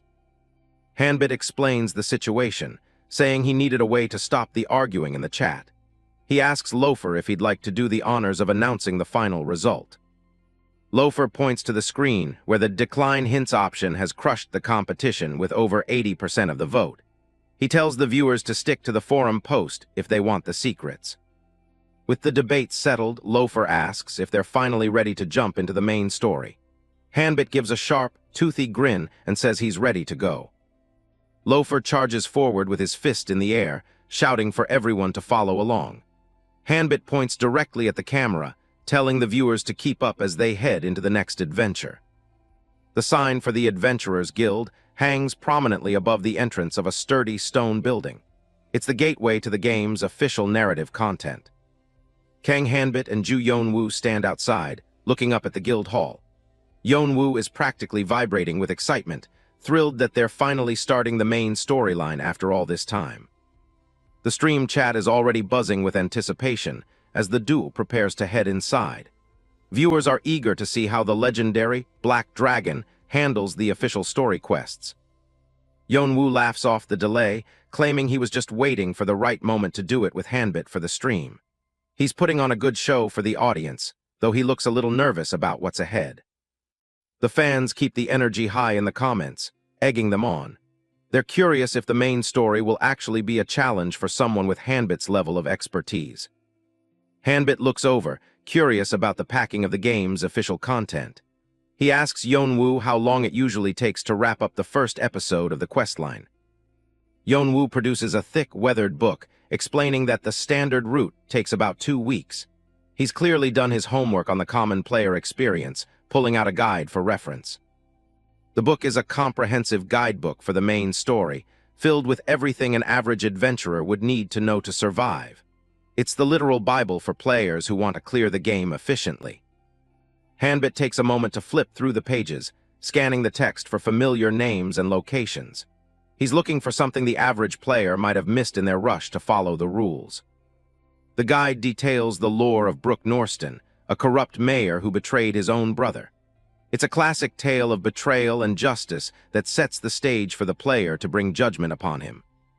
But Hanbit isn't interested in the beaten path everyone else takes. He thinks about Atsubal and how his choices have already sent his journey spiraling in a completely different direction from the norm. He envisions the scenes described in the book, the arrest of the corrupt mayor and the triumph of the law. To most players, this is the main event, but Hanbit sees it as just the surface-level story. Hanbit looks lost in thought, his mind racing through strategies. He's convinced that you can't achieve greatness by just mimicking the same methods as everyone else. A confident smirk plays on his lips as he makes a decision. He's going to trust his own instincts and move forward in his own way, guidebook be damned. Turning to his partner, Hanbit tells Yeonwoo to lead the way as the official party leader. He's happy to let the blonde take the spotlight for now while he manages the bigger picture. Yeonwoo is more than happy to take the lead. He figures Hanbit's contribution is already massive, so he'll handle the social interaction and keep the stream viewers entertained. As they reach the heavy wooden guild doors, Yeonwoo warns that a cutscene is about to trigger. He's all smiles, ready for the cinematic transition that usually kicks off the story. They push the doors open, and a brilliant, blinding light floods out from within. The game world begins to shift as the intro sequence takes over the screen. The interface fades away, replaced by a notification that they are now moving into a cutscene. The atmosphere shifts from casual play to epic world building. The camera pans over a breathtaking vista, the colossal world tree standing at the center of a vast ocean. Legend says this ancient tree holds up the very sky with a cryptic message carved into its roots. The runes on the tree bark glow with a faint light, revealing a prophecy. The text speaks of Erfort, a mysterious entity that those seeking the truth must first uncover. A bright star shines in the deep blue of the night sky, illuminating the scene. The ancestors of this world believed these words were the divine will of the Creator themselves. The image returns to the majestic world tree, pulsing with magical energy. Driven by duty and destiny, many have set out to find the secrets of Erfort over the centuries.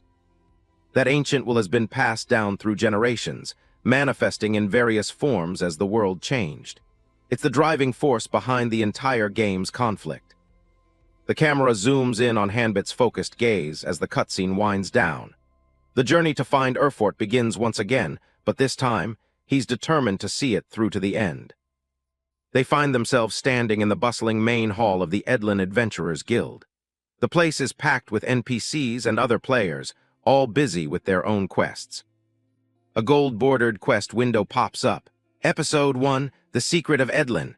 The first objective is simple, just head over and talk to a girl named Meal at the counter. Yeonwoo is ecstatic when he sees the reward. 500 gold just for starting a conversation seems like an absolute steal to him, and he can't hide his grin. The chat is laughing at how easily Yeon-woo gets excited over the basics. They're more interested in seeing what kind of character this meal is going to be. Yeon-woo turns to Hanbit, checking if they should head over to the counter right away. Hanbit gives a casual nod, ready to get the ball rolling on the main story. As they walk across the stone floor, Yeon-woo mentions that he's heard Meal can be pretty unfriendly to new adventurers. He's a little worried about how she'll react to their intrusion. They spot a purple-haired girl with cat ears standing behind the counter. Yeon-woo calls out her name, trying to be as friendly as possible to avoid a cold reception. Meal doesn't even look up. She's too busy meticulously applying makeup in a small hand mirror. She tells them to hold on because she's busy, sounding completely uninterested in their quest. The stream is getting a kick out of the immediate rejection, flooding the chat with jokes. They're laughing about how Meal is already a bigger challenge than most monsters. Hanbit stands there with a polite but slightly strained smile as they wait. He's seen this kind of NPC attitude before, and he's already thinking of a way around it. Meal continues her routine, dabbing a finger against her lip while ignoring the two men. She's taking her sweet time, treating the adventurers like a minor inconvenience to her day.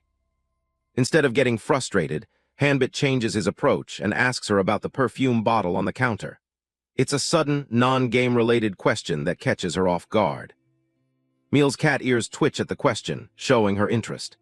Hanbit casually comments that the scent seems a bit ordinary compared to her striking style, a subtle jab aimed right at her vanity. The bait works perfectly as Meal stops what she's doing and looks back at him. Yeon-woo is stunned, thinking Hanbit is actually trying to make a move on the guild worker. Hanbit leans in with a knowing smirk, fully aware he has her attention now. He claims to have a specific scent that would suit her perfectly, dangling a carrot of curiosity in front of her. Meal stares him down, her blue eyes narrowing in suspicion. She lets out a small HMPH, asking if he really thinks she'd fall for such a predictable and cheap trick. The stream chat is going wild, debating whether Hanbit's move was a total failure or a stroke of genius. Either way, he's managed to break through her cold exterior and get her talking. Ju Yeon-woo looks on with a sweat drop as the stream chat starts roasting Kang Hanbit's attempt at a pickup line. Meal isn't impressed either, letting out a sharp HMPH while continuing her makeup routine. But Hanbit isn't just flirting, he's got a bribe ready. He pulls up an item window for a rare grade firefly flower, a top-tier perfume ingredient with an enchanting scent that can only be found with the help of spirits. He holds out the glowing blue blossoms, suggesting that Meal could use them to create a truly one-of-a-kind perfume. He's betting that her love for cosmetics will outweigh her annoyance. The flowers pulse with a soft, ethereal light, filling the air with a fragrance that seems to physically shimmer in the guild hall. It's a visual treat that captures everyone's attention. Meal catches the scent, and her entire demeanor shifts in an instant. Her eyes widen and her cat ears twitch as she leans in, completely captivated by the rare floral aroma. She leaps up from her chair, her professional aloofness replaced by pure excitement. She screams in delight, recognizing the legendary firefly flower immediately and practically drooling over it. Meal practically lunges over the counter, demanding that Hanbit hand the flower over right this second. Hanbit just smirks, knowing he successfully hooked his target with the perfect bait. Yeon-woo is left staring in shock, wondering where on earth Hanbit found such a rare item. He's been studying the official guidebook religiously, and he doesn't remember seeing this flower mentioned even once. Hanbit keeps a cool exterior, but internally he's thinking back to how lucky he actually was. He tells Yeon-woo he just happened to find it in a cave, though the truth is a bit more complicated. The memory shifts back to the previous night, deep within Usura's trial ground. The two of them were just finishing up their session and preparing to teleport out. A system message flashes, announcing that their return has been cancelled due to interference from Sylph. Hanbit looks down at the small green bird spirit, wondering what could possibly be wrong. Sylph chirps excitedly, wings flapping as it circles around Hanbit. The spirit clearly has something important to show him before they leave the dungeon area. Hanbit watches the little spirit fly toward a dark corner of the trial ground. He realizes it wants him to follow, leading him away from the exit toward something hidden. Hidden away in the shadows, he finds a small patch of glowing firefly flowers. He thanks Sylph, realizing that this hidden find is going to make his upcoming guild interaction much easier. Back in the present, Hanbit playfully shakes the flower, teasing Meal as she reaches for it. She's in a total panic now, warning him that he'll be dead meat if he drops even a single petal from the delicate plant. He leans in with a mischievous grin, making it clear that they need to finish their business talk before she gets the goods. He's in complete control of the negotiation now, and he's enjoying it. Meal doesn't waste any more time, slamming a thick stack of guild documents onto the counter with a heavy thud. She's ready to cooperate if it means getting her hands on that rare flower. She starts explaining the lore of the region, noting that Edlin is a major port city of the Raven Kingdom. She reminds them that finding the mysterious entity Erfort is the goal of every soul in this world. She pulls out a map detailing the three main factions competing for Erfort: the Hardliners, the Moderates, and the Holy Nation. Each group has a completely different vision for what Erfort truly represents. Hanbit listens carefully, crossing his arms. He's already aware that the Raven Kingdom falls squarely into the Hardliner camp, seeing Erfort as a potential threat to be neutralized. Meal explains that the kingdom is currently recruiting a special investigation team through the guild hall. This isn't just any group, it's an elite force dedicated to uncovering the world's greatest secrets. The team is made up of powerful individuals gathered from across the land. Candidates have to undergo a rigorous evaluation process to prove they are worthy of the prestigious title. Success in the investigation team brings immense prestige to an adventurer's home country. It's a matter of national pride and significant political leverage on a global scale. Hanbit realizes that in game terms, producing investigation team members is like being a nuclear power in the real world. He asks if proving his skills is the only way to join their ranks. Meal gives him a wink, explaining that completing guild requests is the best way to catch the eye of the higher-ups. She's finally warming up to them, though her eyes are still mostly fixed on the blue flower. Her pupils literally sparkle with desire as she tells him to hurry up and hand over his bribe. She's ready to wrap up the formalities and claim her prize so she can get back to her makeup. A system chime rings out as the first step of the episode. One main quest is officially completed. They receive a decent chunk of gold and experience for their successful interaction with the staff. Yeonwoo is overjoyed, pumping his fist at the quick progress and the easy gold. Hanbit just smiles, holding the firefly flower one last time before finally parting with it. The quest window updates immediately, presenting them with their next challenge: proof of skill. The path to the investigation team is officially open for them to pursue. Meal gestures toward the massive request board nearby, suggesting they pick a beginner mission. She recommends starting with simple monster subjugation to build up their results and reputation. Hanbit looks at the board, considering his options carefully. He knows that an ordinary player would take the safe, standard route, but he's not looking for an ordinary playthrough. He scans the numerous papers pinned to the wooden board, looking for a quest that stands out from the rest. He needs something that will make a bigger impact than just killing a few low-level mobs. He pulls down a difficult-looking request form, deciding to investigate a mysterious dungeon that recently appeared near the city. Yeonwoo's jaw drops as he sees the level of danger they're about to face. The stream chat erupts in a mix of excitement and total skepticism. Some fans are cheering for the Black Dragon, while others are convinced he's about to get himself absolutely wrecked. Yeonwoo starts yelling in panic, trying to talk some sense into his partner before they do something reckless. Meal just lets out a mocking laugh, clearly amused by what she thinks is suicidal bravado. She leans forward, a smug look on her face as she tells Hanbit he's only picking it because he thinks he can do it. She's convinced he's completely out of his league. Kang Hanbit tries to look innocent while negotiating with the guild clerk, but he's clearly pushing for something she isn't ready to give. Meal just stares back with a flat look that says she's heard it all before. An adventurer nearby mentions a rookie just died, and Meal admits that hearing those reports always leaves a bad taste in her mouth.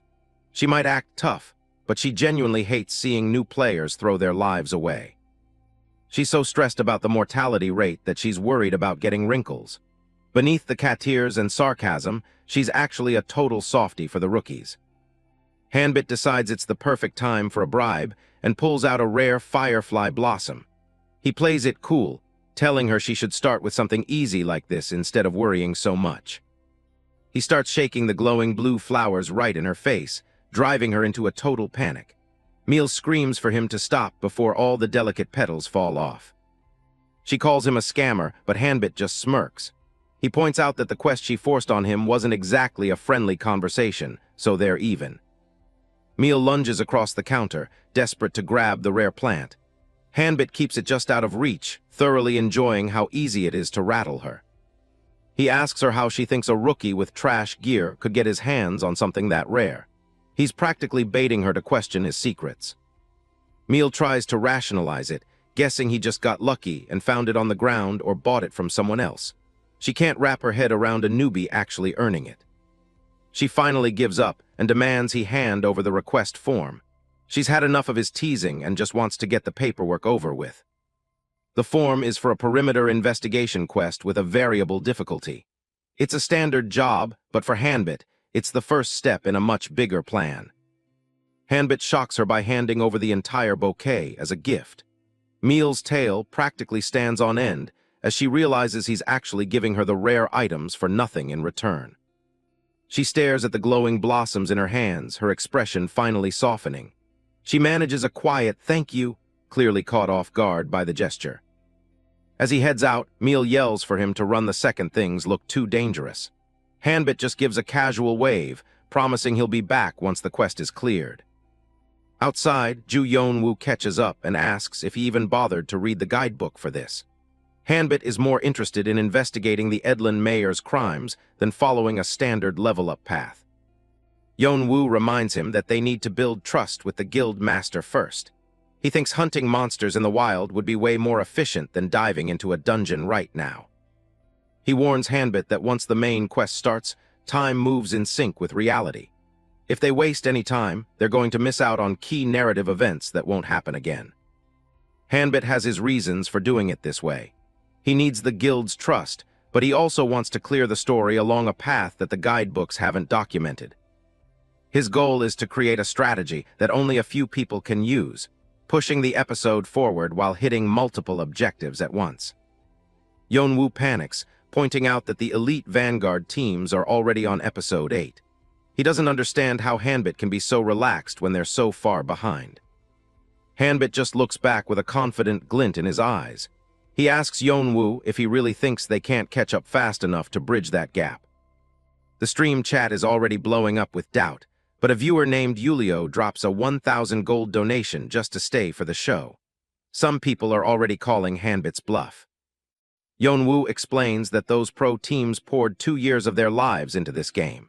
He's struggling to see how Hanbit's meta strategy can overcome that kind of head start. Plus, Hanbit still has a real-life day job to worry about. The viewers are cheering him on, but they know the odds of a part-timer beating the pros are near zero. Hanbit pulls up his interface, completely unbothered by the pressure. He's already looking ahead to the next stage of his plan. He checks the map for Furia Island, where the Vanguard is currently competing. Since it's the cutting edge of the game, there's almost zero public info on what's actually happening there. A smug grin creeps onto Hanbit's face. Based on his past experience, he can already guess exactly where the top teams are getting stuck. He decides they need to rush episode 1 and clear this dungeon as fast as possible.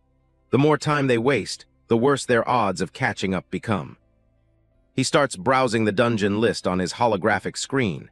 He's looking for the perfect entry point, but a notification sound interrupts him. Yeonwoo looks at his screen with a panicked expression. His dad is calling him in the real world, and he has to drop everything to take it. Hanbit gives him a casual wave as Yeonwoo vanishes into thin air. The chat is cracking up at the dad aggro pulling his partner out of the game so suddenly. With his teammate gone, Hanbit decides to push ahead alone for now. He'll just send Yeonwoo an invite once he's closer to the goal. Another donation rolls in as the audience debates his chances. They're starting to wonder if newbie is even the right word for someone with his level of confidence. Hanbit zeroes in on a challenge dungeon, his eyes narrowing as he thinks about the potential rewards. The chat thinks he's lost it, saying that trying to hit the top 10 on a leaderboard full of pros is pure arrogance. The dungeon is restricted to level 30 and under, and the current record is a brutal 20 minutes. It's a race against time that most players wouldn't even attempt. He pulls up the map and spots the location at the 12 o'clock position. It's a bit of a trek, but it's the only way to make his plan work. Hanbit smirks, realizing that everything is lining up perfectly. He's not just aiming for a clear, he's aiming for the top 10 to prove a point. A viewer named Musifer throws in a donation and suggests a penalty if he fails the run. The crowd loves the idea of seeing him suffer for his overconfidence. Hanbit is more than willing to take the bet, but he wants to know exactly what the stakes are first. He tells the chat to post the mission details before he commits. Suddenly, a massive 1,000,001 mission is posted by a user named Toothpick. The stakes just went through the roof. Hanbit thanks them for the mission, his eyes fixed on the path ahead. For that much money, he's willing to take on whatever punishment they throw at him. Kang Hanbit is barely containing his amusement at the chat's skepticism. He's already planning his next move to keep the momentum going. He suggests using a sponsor recommendation feature to give the audience a break, his walk confident as he heads toward his destination. The chat is already buzzing about what he's actually up to. The donations start pouring in almost immediately. Sword Faith and Avantgarde are dropping millions like it's pocket change, all to see him tackle this insane mission. It's a total whale war in the donation box now. Hanasigi and Goldian Shark both drop 5,000,001 each, clearly betting on Hanbit having a secret ace up his sleeve. Hanbit can hardly believe the numbers flashing on his screen, giving a wide-eyed thank you to his supporters. Even the veteran viewers are stunned by the gigawhale status he's reached in a single stream. Walking through the busy street, he jokes that with a reaction this big, he's basically legally obligated to hold a raffle. He's leaning into the streamer persona, keeping the hype at a fever pitch. The chat is a mess of excitement and disbelief, with people already talking about him retiring if he actually manages to cash out this mission. The hype is reaching a breaking point as he approaches the goal. Hanbit raises a fist as he nears the gate, announcing to his viewers that they're heading into the dungeon. He casually asks some bystanders to let him squeeze past, looking like any other rookie adventurer. The sky is clear as he moves into the more forested area near the city walls. He's keeping the commentary going, making sure the audience feels every step of the journey. With a smug grin, he points ahead and tells the stream they're just a few moments away from the dungeon entrance. He looks like a guy who's already won, despite the impossible odds. He stops in his tracks as he sees the absolute massive crowd gathered around the cave entrance. It looks more like an offline fan meet than a dangerous dungeon site. The chat bubbles around him are a mix of cheers and people rooting for him to fail fast so they can get to the raffle. The local players are clearly just as curious as the stream viewers. Hanbit looks a bit overwhelmed by the sheer number of people, his energy already draining just from the social interaction. He wonders why everyone and their mother decided to show up here today. Out of the crowd, Ju Yeonwoo comes flying toward him, looking like he's been through a blender. He's desperate to get Hanbit's attention, screaming for his Haeyoung at the top of his lungs. Yeonwoo is doubled over and gasping for air by the time he reaches Hanbit. Hanbit just gives him a relaxed smile, impressed that he even managed to find the place in this mess. Yeonwoo doesn't care about the praise. He's losing his mind over why Hanbit chose this specific dungeon and took on that nightmare of a mission. He's sweating buckets just thinking about the risk. Hanbit just tilts his head, making it sound like a walk in the park. He thinks it's just a matter of clearing the place as fast as possible, completely ignoring the technical difficulty. Yeonwoo's face says it all. He's dealing with a madman. He tries to explain that ranking times are about routing, pathing, and intricate strategies, not just running fast. He grabs Hanbit and starts shaking him, panicking over the massive penalty if they fail. Hanbit is just unfazed, casually asking if he just needs to hit the rankings to win. Yeonwoo continues his frantic shaking, reminding Hanbit that their current power level isn't even enough to get a nod from the local mayor, let alone break a world record. The stream chat is having a field day with Yeonwoo's reaction, making jokes about how stressed out the poor guy is. They're enjoying the contrast between the panicked partner and the calm protagonist. Hanbit just gives a smug, relaxed look, leaning back as if he doesn't have a care in the world. He tells Yeonwoo to stop worrying since they haven't even given it a shot yet.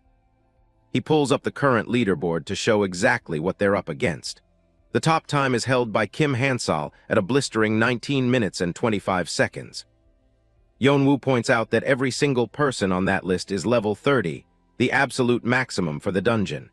He calls these top runners perverts for how much time they spend obsessively practicing speedruns. Hanbit doesn't seem to care about the competition. He just wants to know what the prize is. Yeonwoo looks like he's about to have a mental breakdown from Hanbit's lack of focus. The chat is egging them on, enjoying the strategist vibe of Hanbit's playstyle. They're more than happy to watch him walk into a potential disaster for their entertainment. Yeonwoo explains the prize through a mental image of himself living like a king on a pile of money. If you hit rank 1, you get a weekly payout of 100% of the total dungeon entry fees. Hanbit's eyes light up at the mention of the money. He admits that having more cash for their faction is definitely not a bad thing. His interest finally peaked. Seeing the greed in Hanbit's eyes, Yeonwoo starts pleading with him to lower the goal to just a clear time instead of rank 1. He's practically begging, but Hanbit shuts him down instantly. The chat is already locking in the terms, screaming that there are no take-backs once the mission is set. They're eager to see Hanbit get punished for his overconfidence. Hanbit ignores his partner's pleas and points right at the camera with a villainous grin. He announces to the entire stream that the mission is officially changing to rank 1 only. The chat absolutely explodes with question marks and laughter. Half the viewers think he's officially lost his mind, while the other half are ready to watch the train wreck. Yeonwoo lets out a soul-crushing scream, holding his head in his hands as he realizes there's no turning back now. He's completely defeated by Hanbit's sheer audacity. Bystanders in the crowd start whispering about how delusional Hanbit must be to aim for the top spot. They think he's just another rookie who got lucky and let it go to his head. Even the stream comments are calling him out for not reacting like a normal human being. Most players would be terrified, but Hanbit is just treating it like another day at the office. Hanbit gives Yeonwoo a reassuring pat on the head, telling him not to sweat the small stuff. Yeonwoo just groans, reminding him that the current record hasn't been touched in a literal year. Hanbit's boots crunch on the gravel as he starts walking toward the dark cave entrance. He tells Yeonwoo they'll find out the truth soon enough, while his partner decides to stay safely outside. Standing right at the threshold, Hanbit checks his system's screen one last time. Behind him, the crowd watches with bated breath, wondering if he's actually going through with it. The dungeon info panel pops up, confirming the 500 gold entry fee and the weekly prize pool. The current first-place holder is Kim Hwasun, sitting at that legendary 19-minute mark. Hanbit stares into the darkness of the dungeon, his gold eyes reflecting the challenge ahead. He notes that the top spot has been held for an entire year, making the target even more tempting. As they walk, Hanbit asks how many of the pro Vanguard players are still on the leaderboard. Yeonwoo explains that they were there early on, but they've all moved on to higher-level content. Yeonwoo mentions a player named Odin who managed to hit 3rd place on his very first try.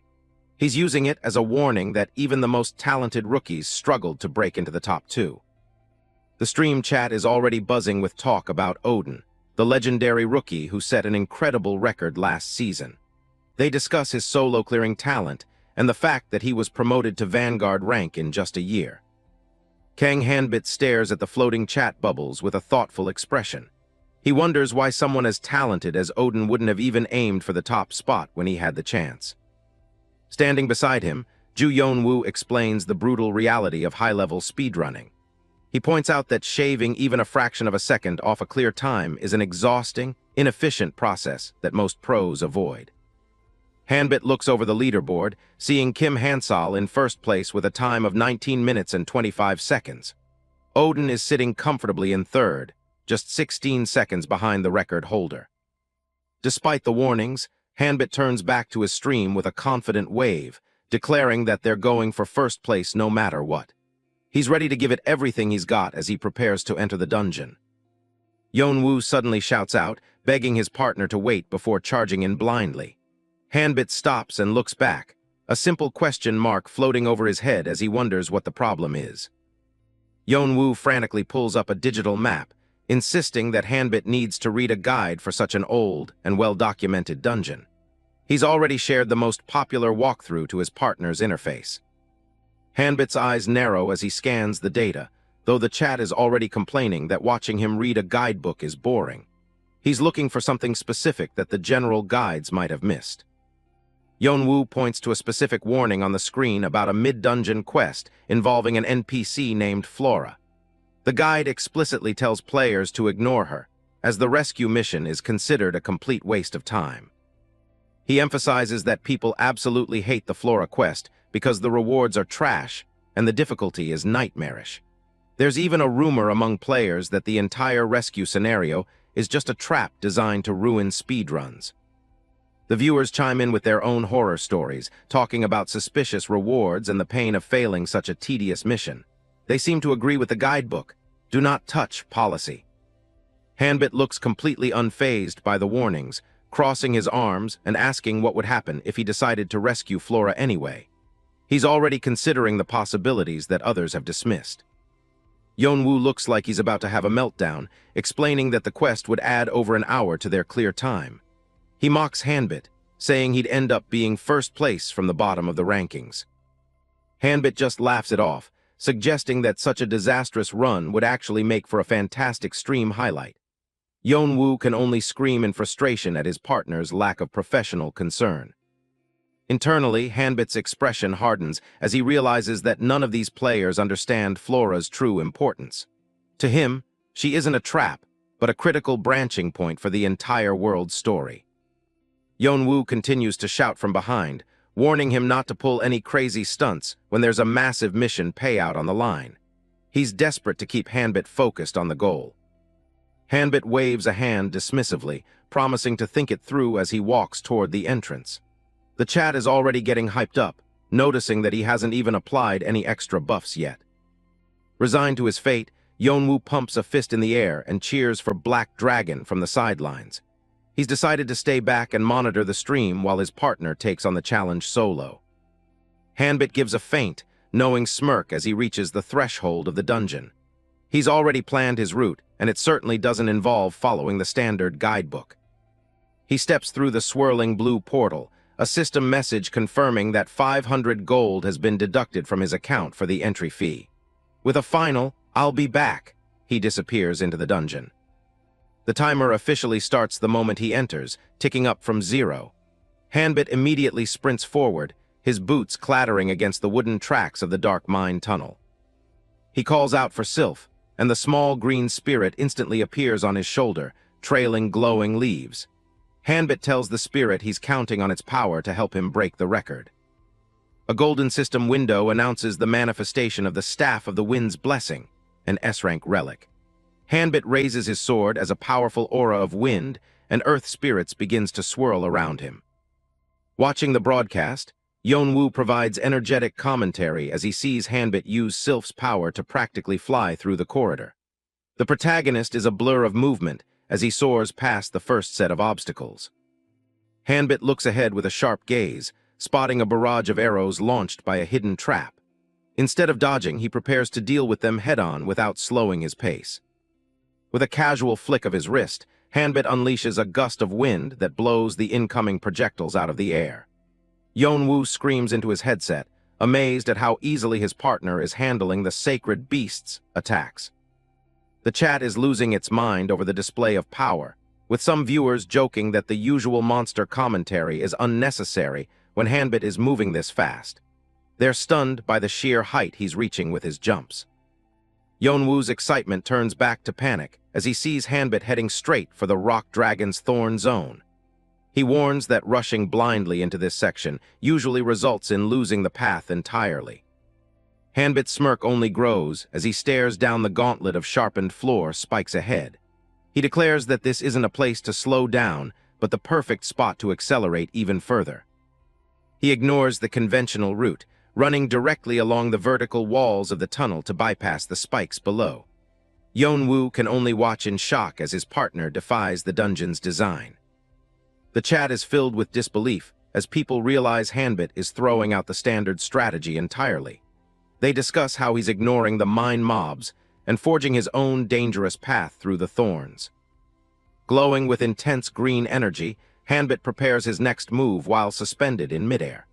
He's using the momentum from his sprint to launch himself through the next set of barriers. He spins through the air, trailing a vortex of wind and spirit leaves as he descends toward the next chamber. The sheer speed of his movement is creating a vacuum in his wake. Hanbit lands gracefully in the center of the spike-filled room, his eyes already fixed on the exit. He doesn't waste a single millisecond, immediately pushing off for his next dash. The stream viewers analyze the defenders blocking the path, noting that these obstacles are designed to stop anyone who can't deliver a massive, decisive blow. They wonder if Hanbit has the raw power to move them. Yeonwoo screams for him to just slam right through the obstacle as he watches the impact. Hanbit's foot strikes the ground with enough force to create a localized shockwave, clearing a path forward.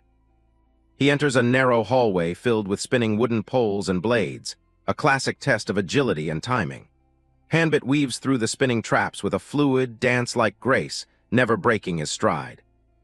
He becomes a blur as he maneuvers through the gauntlet, the wind from Sylph's blessing helping him adjust his trajectory mid-dodge.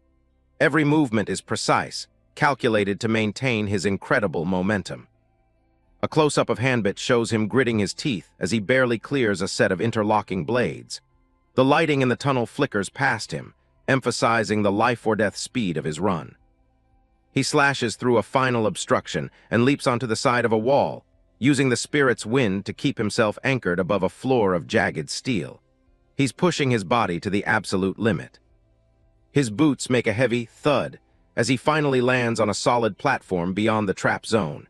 He's cleared one of the most difficult sections of the dungeon in record time. Taking a single, sharp breath, Hanbit looks ahead with renewed focus, sweat beginning to bead on his forehead. He knows the hardest part of the dungeon, and the mission is still to come. Kang Hanbit stands in a dimly lit section of the dungeon, surrounded by wooden crates and old barrels. He hears the unmistakable sound of soft sniffling coming from the shadows ahead, prompting him to wonder what kind of reward could possibly justify this detour. He rounds a corner and finds a small child huddled against the damp stone wall. Introducing Flora, a frail village girl with pinkish-purple pigtails and a tattered blue dress, she sits with her head buried in her arms, her bare feet covered in grime and scratches. Watching the live broadcast, Ju Yeonwoo leans in with a look of pure shock, his hand partially covering his mouth.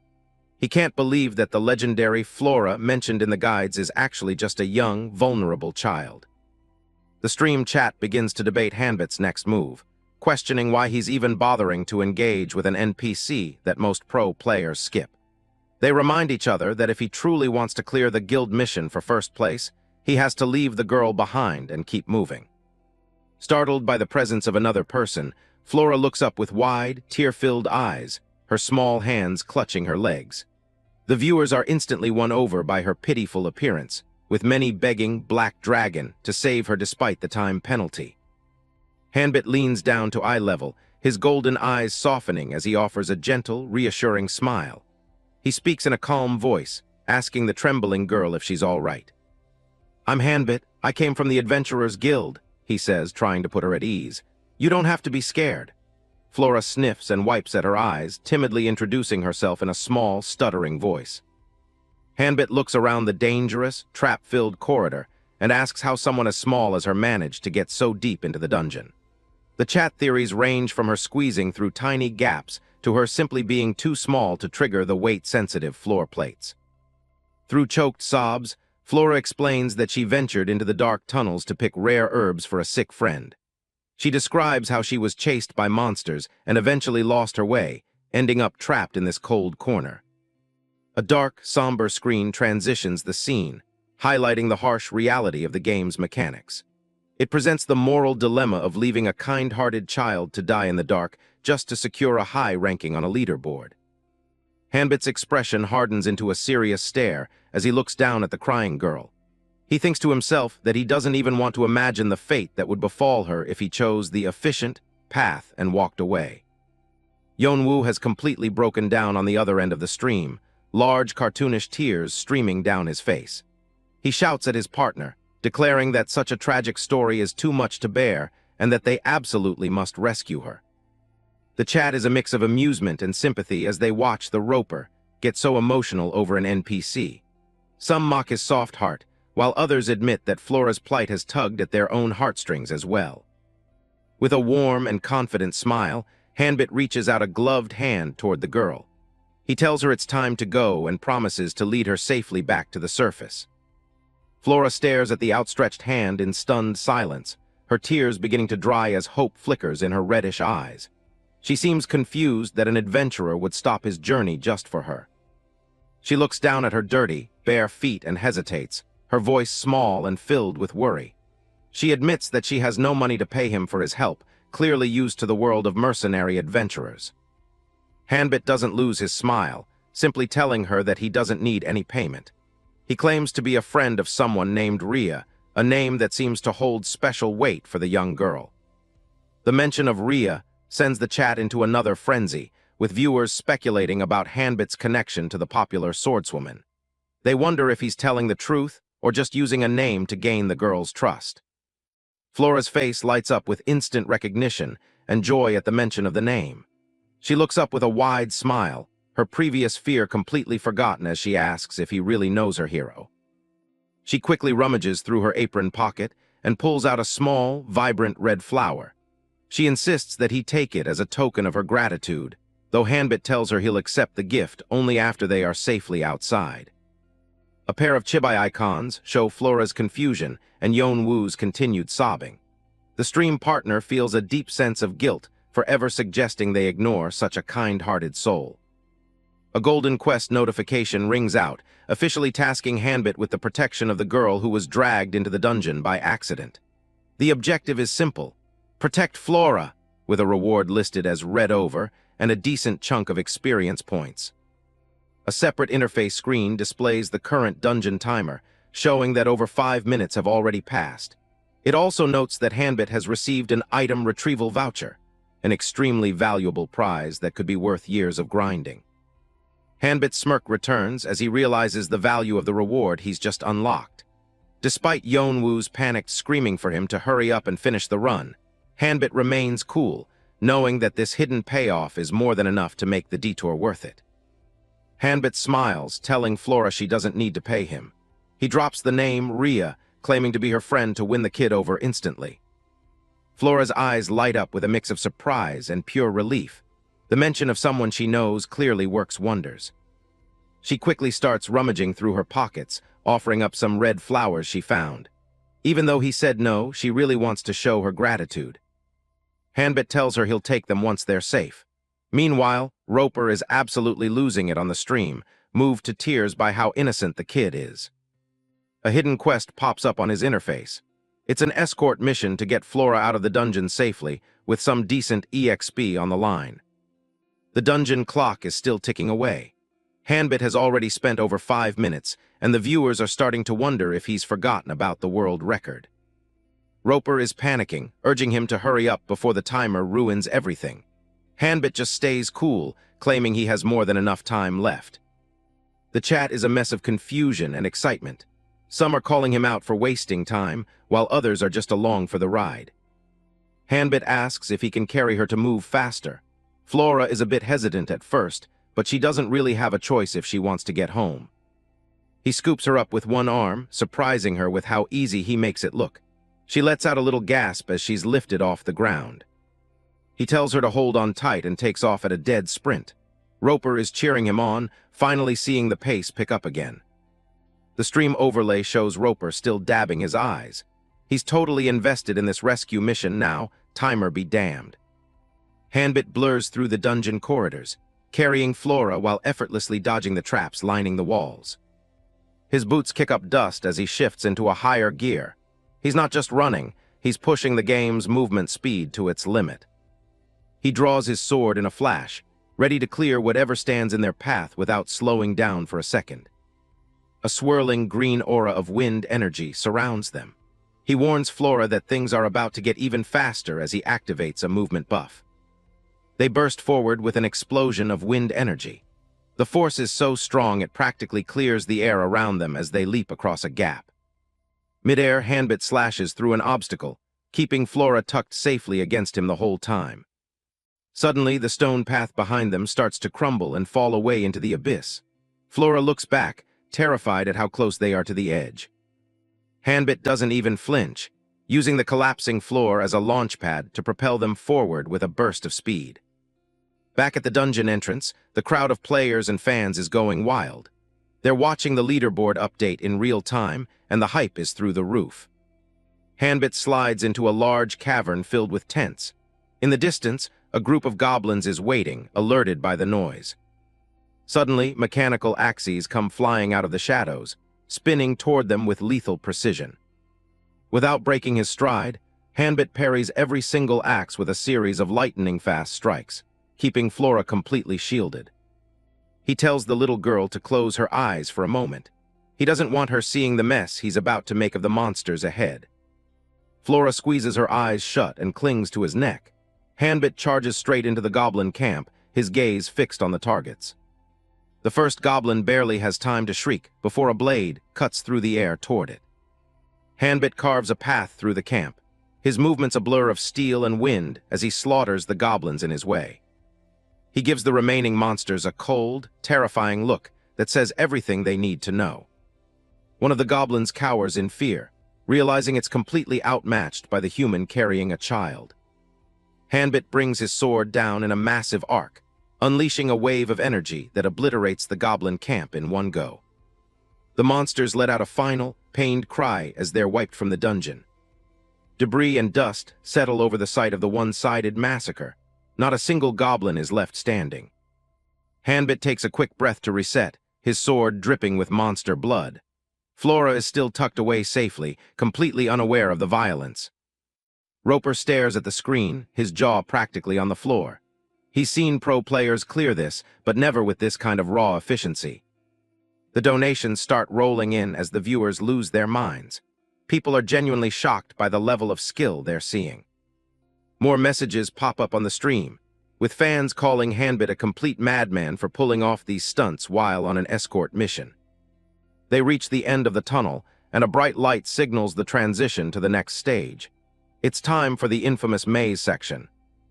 The labyrinth ahead is massive, a confusing mess of stone walls that has ruined many speedrun attempts in the past. Instead of entering the maze, Hanbit looks at the sheer walls and tells Flora to hang on tight. He's planning something totally insane. Roper is sweating now, warning him that the walls have no foothold detection. In his mind, trying to scale them is a guaranteed way to slip and fail. Hanbit's foot presses down, but instead of hitting the floor, he catches a current of air. Glowing green leaves swirl around his boot as the wind-stepping technique kicks in. He's literally running through the sky. He zigzags between the maze walls, turning empty space into a personal staircase to bypass the entire labyrinth. The stream chat is absolutely losing its mind. They've never seen anyone exploit the physics engine this hard, and the donations are starting to roll in.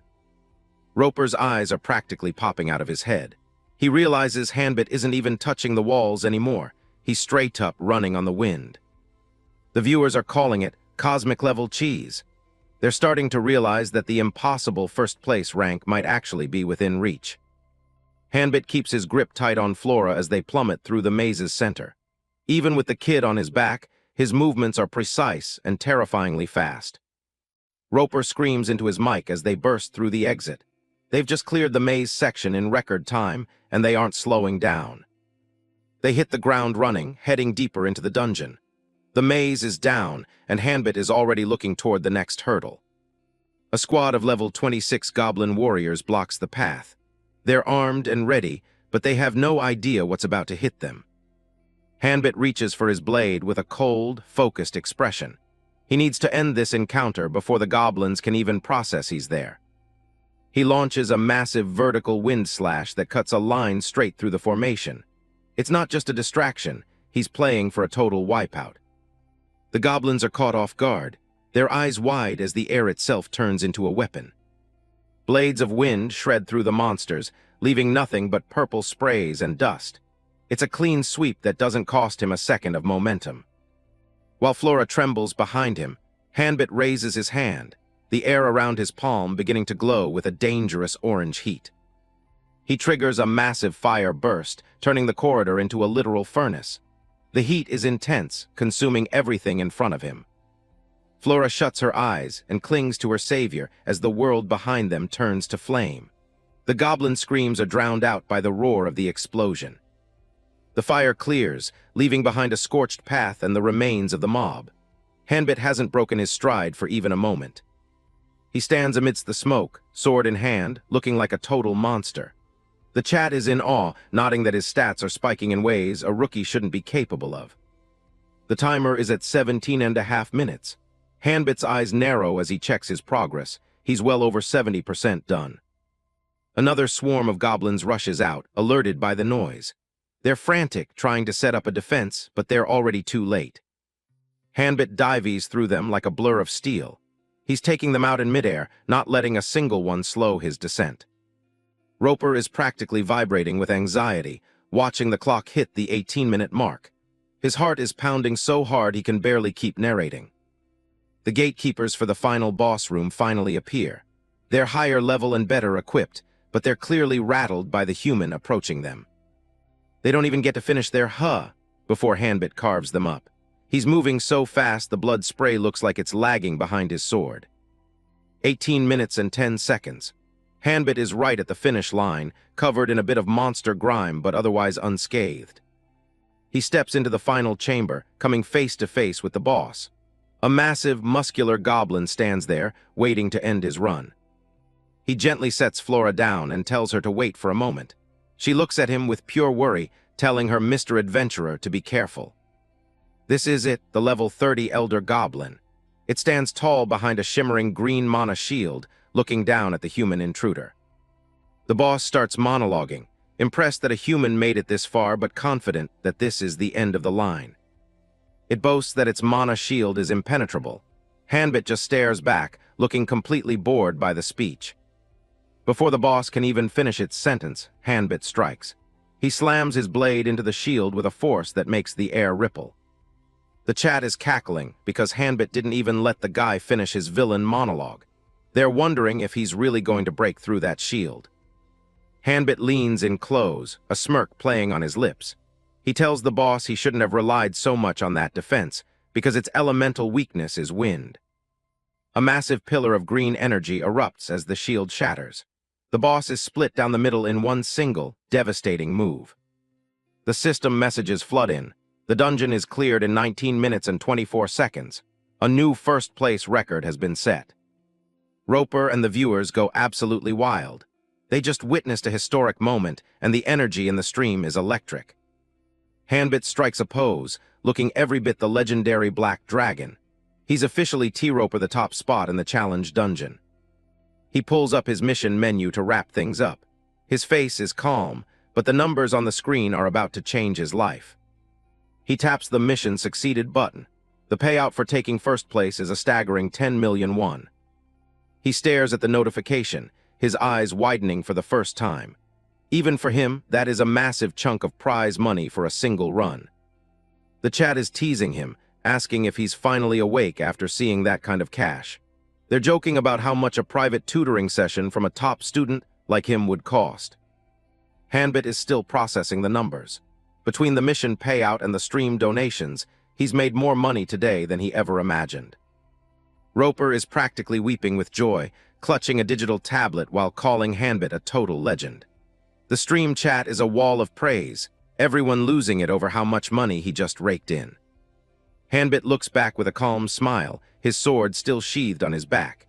He calls out to the corner of the room, telling Flora that the danger is gone and it's safe to come out. Flora peeks out from behind some crates, her big pink eyes searching the cavern. She nervously asks where the scary monster went, and Hanbit reassures her that it simply vanished into thin air. She comes running out, still a little shaky after the ordeal.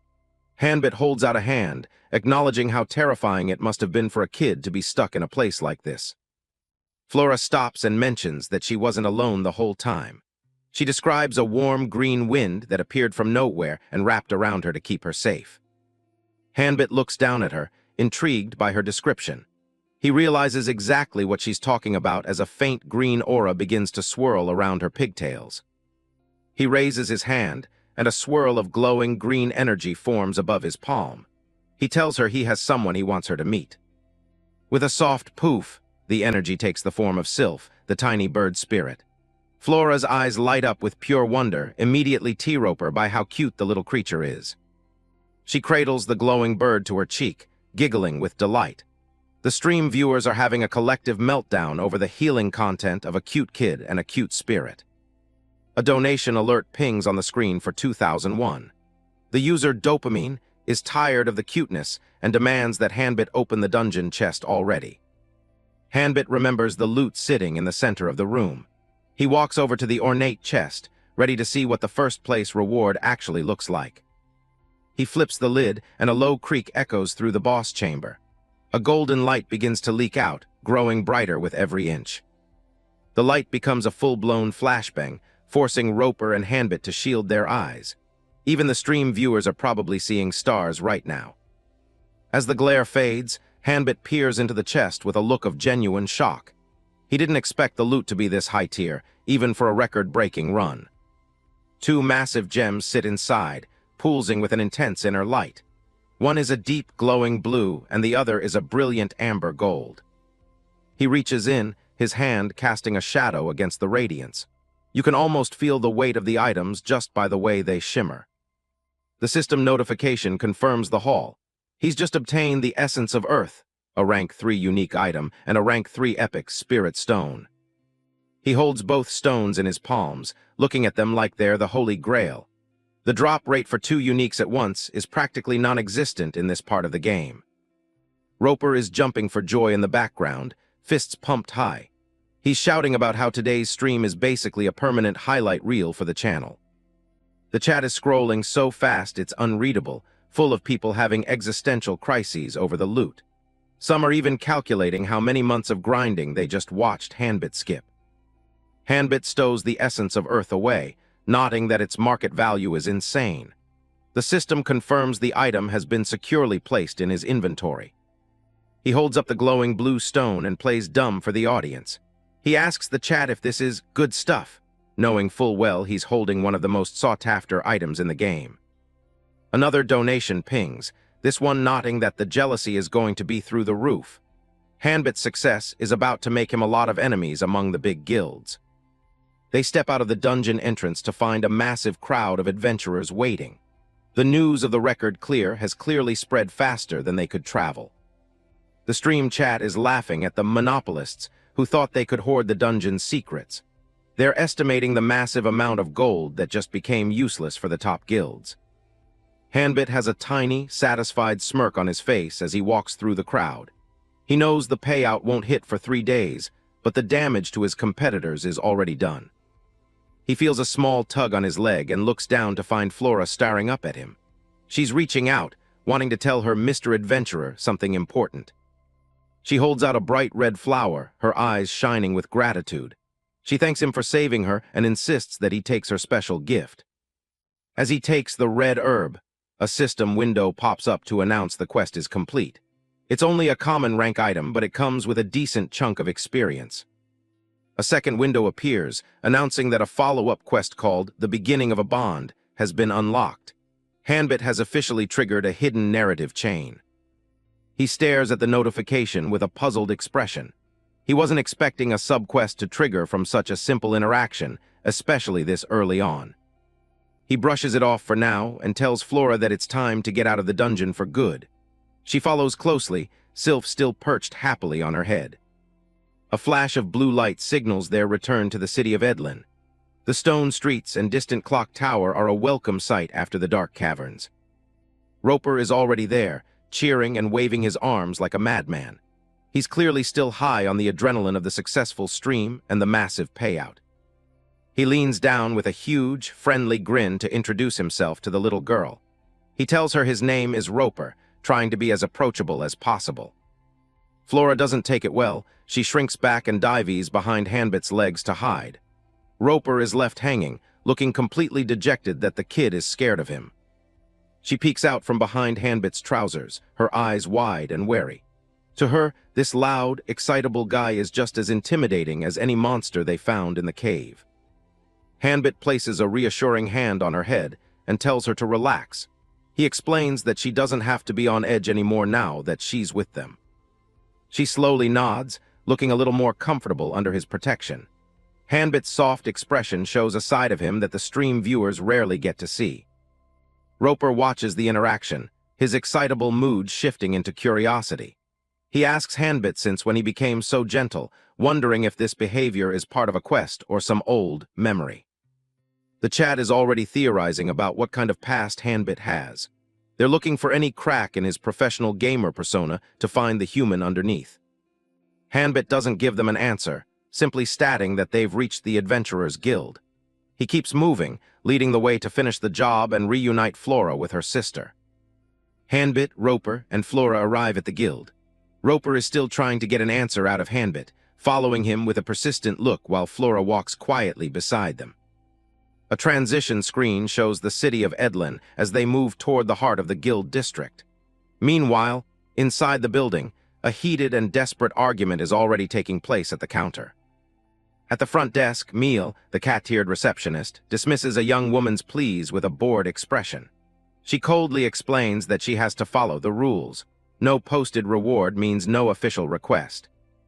Rhea, desperate and frustrated, slams her hands onto the wooden counter. She demands to speak to the guild master since the receptionist refuses to listen to her desperate situation. Meal sighs, looking completely uninterested, as she informs Rhea that the guild master isn't in. She suggests that if the matter is truly that urgent, Rhea should try asking an adventurer directly. Rhea turns to look at the room full of rowdy warriors, but her heart sinks. The adventurers at the tables look back with expressions of utter indifference or mocking curiosity, clearly having no interest in her plight. Rhea stands alone at the counter while other adventurers, including a man with blue hair, go about their business. Meal just tells her to fill out a form first, showing no empathy. Meal focuses more on her makeup than the girl's desperation, handing her the paperwork. She tells Rhea that even if she finishes the form, she shouldn't bug her and should just wait. Rhea bites her lip, looking down in defeat as she mutters a frustrated curse. The cold reality of the guild's hierarchy is starting to set in, leaving her with few options. Nearby, a man in a horned helmet slams the table, shouting about how all nobles are trash. His hooded companion warns him to watch his mouth before he gets hauled away by authorities. Rhea approaches their table, her voice small and trembling as she tries to get their attention. The adventurers just grunt in response, looking at her with annoyance. The man in the horned helmet looks her up and down with a sneer. He dismisses her as a slum rat before she even has a chance to fully explain her situation. He takes a long, loud swig from his mug, barely acknowledging her existence. He doesn't even pause his drinking when Rhea mentions she has a request to post. Rhea explains that her friend disappeared into the forest and she's desperate for help. She promises to do her best to scrape together whatever reward she can manage. The man slams his mug down with a loud bang, his expression turning ugly as he laughs at her. He asks if she thinks they're easy marks who would work for a filthy slum brat with nothing to offer. Rhea's eyes widen in fear as the atmosphere at the table turns aggressive. She tries to explain that she's truly desperate, but her words fall on deaf ears. The hooded man taps his finger on his mug, his eyes glinting with a predatory light. He tells her he doesn't feel any desperation from her and coldly asks if she has any collateral. Rhea is T-Roper aback, her expression one of utter confusion and growing dread. She stammers, unsure of what kind of collateral a person like her could possibly provide. He leans in close, his voice a dark whisper that chills the air. He suggests that if she has no money, she will have to pay with her own body instead. Rhea stands frozen, her back to the camera as the weight of the disgusting offer sinks in. After a moment of heavy silence, she asks what he wants her to do. He slams a sharp dagger into the wooden table with a loud thud that echoes through the room. He tells her to take the blade and go see a specific noble he names. Rhea stares at the weapon, her face pale and her eyes wide with shock. She realizes with horror that he's suggesting she kill a noble to earn their help. The man just chuckles at her reaction, mocking her for being a wuss. He claims they aren't really going to tell her to kill a noble, downplaying the severity of the task. He gives her a jagged, sinister grin, looking thoroughly amused by her suffering. He tells her she'll likely just have to give them a little scare to get the point across. The man in the horned helmet joins in the laughter, his voice booming with malicious joy. He points out how even a slum rat would find this task simple enough. Rhea stands trembling, her gaze fixed on the floor as she struggles with the dark choice before her. She tells herself that this isn't the time to be nitpicky if she wants to see her sister again. She looks up with a dark, determined expression, her pupils narrowed with a grim resolve. She asks if they will truly help her if she does exactly what they say. Her hand shakes as it hovers over the dagger embedded in the wood. She whispers to herself that she'll do anything, as long as it means she can save Flora. A hand suddenly reaches out and grabs Rhea's arm, stopping her before she can touch the blade. A voice tells her that she isn't the kind of kid to do something like this. The system interface flashes across the screen, announcing that the cutscene is now ending. The heavy tension of the moment begins to lift as the focus shifts. Rhea spins around in shock, her eyes wide as she feels the firm grip on her arm pulling her away from the table. It's Hanbit, looking calm and unimpressed by the scene he just interrupted. He greets her with a casual wave and a knowing look, stopping her in her tracks. From behind Hanbit's leg, Flora pops out with a jubilant cry of "Sis!" The small girl's face is lit up with pure, unadulterated joy. Rhea's eyes go wide with total disbelief, her pupils shrinking in shock. She can barely process the sight of her sister standing right in front of her, safe and sound. Flora leaps into Rhea's arms, and the two sisters embrace tightly in the middle of the guild hall. The background glows with a warm light, signaling a moment of pure relief. Rhea holds Flora close, her face buried in the child's hair as she asks if she's hurt anywhere. Flora happily explains that the adventurer uncle was the one who saved her. The stream chat is filled with emotional reactions, viewers admitting they were genuinely moved by the reunion. They're mocking anyone who previously suggested skipping this quest line. Hanbit stands with his arms crossed, looking thoroughly unimpressed by the adventurers at the table. He dismisses the drama and tells the group that it's time to leave this place. The chat continues to buzz with outrage toward the NPCs who were harassing Rhea. Some users express a wish to educate them or see them smacked around like previous enemies. Hanbit gives the room a sharp, cold glance as he turns his back on the rowdy table. He makes it clear that he won't let it slide if they ever try something like that again. Outside, Hanbit offers to walk the sisters home since they've finished their business at the guild. He looks down at them with a surprisingly patient expression. As they walk through the streets at sunset, Rhea chides Flora for her dangerous behavior while Flora keeps gushing about her savior. Hanbit just looks slightly disgruntled at being called an uncle once again. Rhea leans in close to Flora, her expression firm. She tells the young girl to never go off alone again and to ask her whenever she needs herbs instead of risking herself in the forest. Holding Flora's hand, Rhea leads her through the city streets at sunset.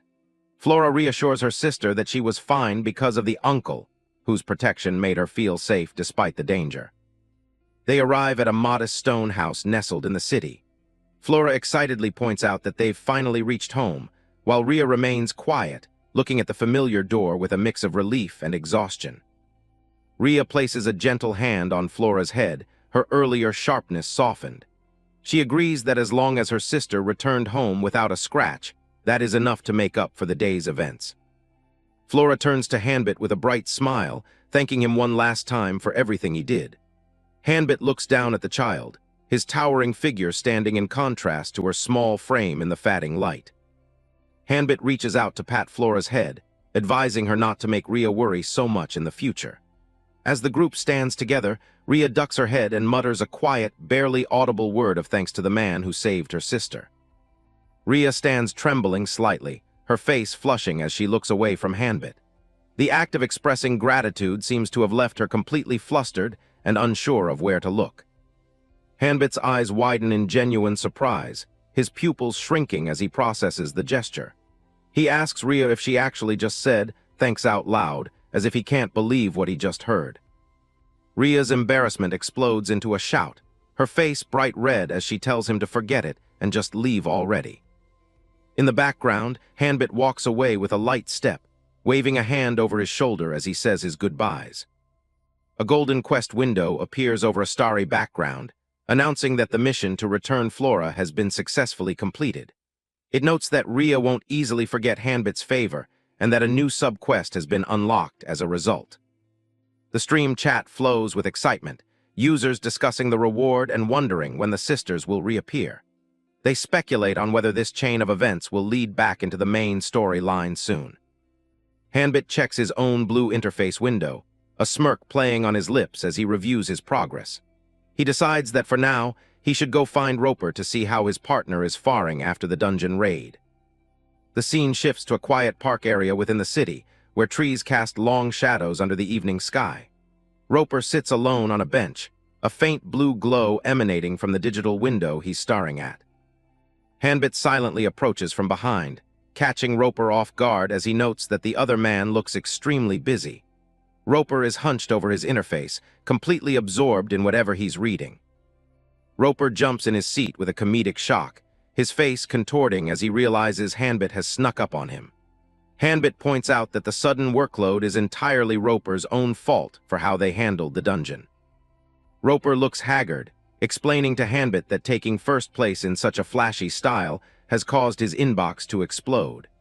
He's overwhelmed by the sudden influx of messages and requests from viewers and other players alike. Hanbit rests a hand on Roper's shoulder, suggesting that dealing with shooting requests and replies is rough work that should be saved for after he logs off. Roper looks up, startled by the mention of ending the session. The chat interface scrolls rapidly with protests from the audience, who are shocked at the idea of the stream ending so early. They demand that the streamers stay online, with several users insisting they aren't going anywhere yet. Roper turns to Hanbit with a worried expression, warning him that the chat is likely to riot if they log off now. He feels the pressure to keep providing content for the massive audience they've attracted. Hanbit realizes he's in a bind, his brow furrowed as he considers his lack of prepared content for the remainder of the evening. He knows he needs to find a way to keep the momentum going without any immediate missions planned. Making a sudden decision, Hanbit throws a confident thumbs up with a determined grin. He announces to both Roper and the chat that he will perform the one-on-one coaching session he originally promised as a penalty. The stream chat erupts with King and Goat messages, viewers thrilled that Hanbit is going through with the coaching despite his success. They are amazed at his willingness to provide extra content even though the penalty wasn't technically triggered. A large donation notification flashes on the screen as a user named Black Dragon Follower sends 10,000 won. The accompanying message expresses profound apology for ever doubting Hanbit's commitment to his fans. Kang Hanbit points up with a confident grin, addressing his growing audience. He announces a special raffle draw for all the supporters who have been donating and posting missions during the stream. Ju Yonwoo's floating head pops into the frame, urging Hanbit to hit the start button. The viewer raffle tool is active on screen, showing nearly 6,000 participants waiting for the draw. Holding a glowing blue interface, Hanbit tells his viewers the draw is starting now. He looks relaxed and completely in his element as the master of ceremonies for the event. The chat is moving at lightning speed, filled with desperate prayers and excitement. Everyone is hopping for that 1-hour session that could completely flip their gaming life around. The wheel spins, blurring names and titles like RP is my destiny, as the system cycles through the pool of entrants. The names flash past in a golden glow as the algorithm prepares to settle. More chat messages flood in, with players begging for a win or joking about their names already passing by. The hype in the digital community is reaching a fever pitch. Ju Yonwoo leans into his microphone with a look of pure shock and excitement. He shouts out to the audience, amping up the drama as they prepare to reveal the lucky winner. The screen freezes on the winner, Kim Yi-ha. Congratulations splash across the stream as the lucky participant is officially selected for the coaching session. In the real world, Kim Yi-ha sits in a dark office, staring at his monitor with his hands over his mouth in disbelief. He's completely frozen, paralyzed by the sheer luck of winning. Back in the game, Hanbit and Ju Yonwoo share a playful wink and a thumbs up. They warn that they'll have to redraw if the winner doesn't respond within the next 30 seconds. The chat quickly labels the winner as a boomer based on his formal name and stiff tone. They're already making fun of his corporate vibes as he finally posts a message in the chat. Desperate not to lose his chance, Yi-ha knocks things off his desk as he frantically prepares to log in. He's in such a rush that his equipment is flying everywhere. Yeehaw lies back with a bulky VR headset covering his face, taking a few deep breaths to calm himself. He reminds himself it's just business, trying to maintain his professional composure. A pillar of blue light marks his arrival in the city of Edlin. Yeehaw's basic-looking avatar appears, and he immediately scratches the back of his head while introducing his corporate affiliation. The stream viewers are losing it over his stiff introduction, calling it old school and scarier than a dungeon. The contrast between his corporate attitude and the game world is pure comedy. Yeehaw bends into a perfect 90-degree corporate bow, thanking Hanbit for the incredible opportunity. Hanbit can only smile at the sheer intensity of his new student's professionalism. The chat continues to buzz with skepticism about corporate involvement. Some viewers note that the name of Yeehaw's company sounds strangely familiar. Hanbit leans back casually, resting his hands near his sword as he asks if there's anything specific Yeehaw wants to focus on. He seems genuinely curious about what a corporate man wants from him. Yeehaw gives a nervous laugh and rubs his hands together, looking completely deferential. He tells Hanbit that he's happy to learn whatever the master thinks is best. Hanbit crosses his arms, looking thoughtful as he suggests starting with swordsmanship. He even offers to teach a bit of magic, which seems like a huge deal to the onlookers. Yeehaw stands there with a completely blank, dot-eyed expression, clearly overwhelmed by the mention of magic. The chat is already making fun of him for being a certified, whatever-you-want guy. Hanbit decides it's time to move and tells his new pupil to follow him to a practice area. Yeehaw snaps to attention with a sharp, "Yes, sir," that echoes his office life. Ju Yeon-woo looks up at the sky, his face full of confusion as he follows the pair through the city streets.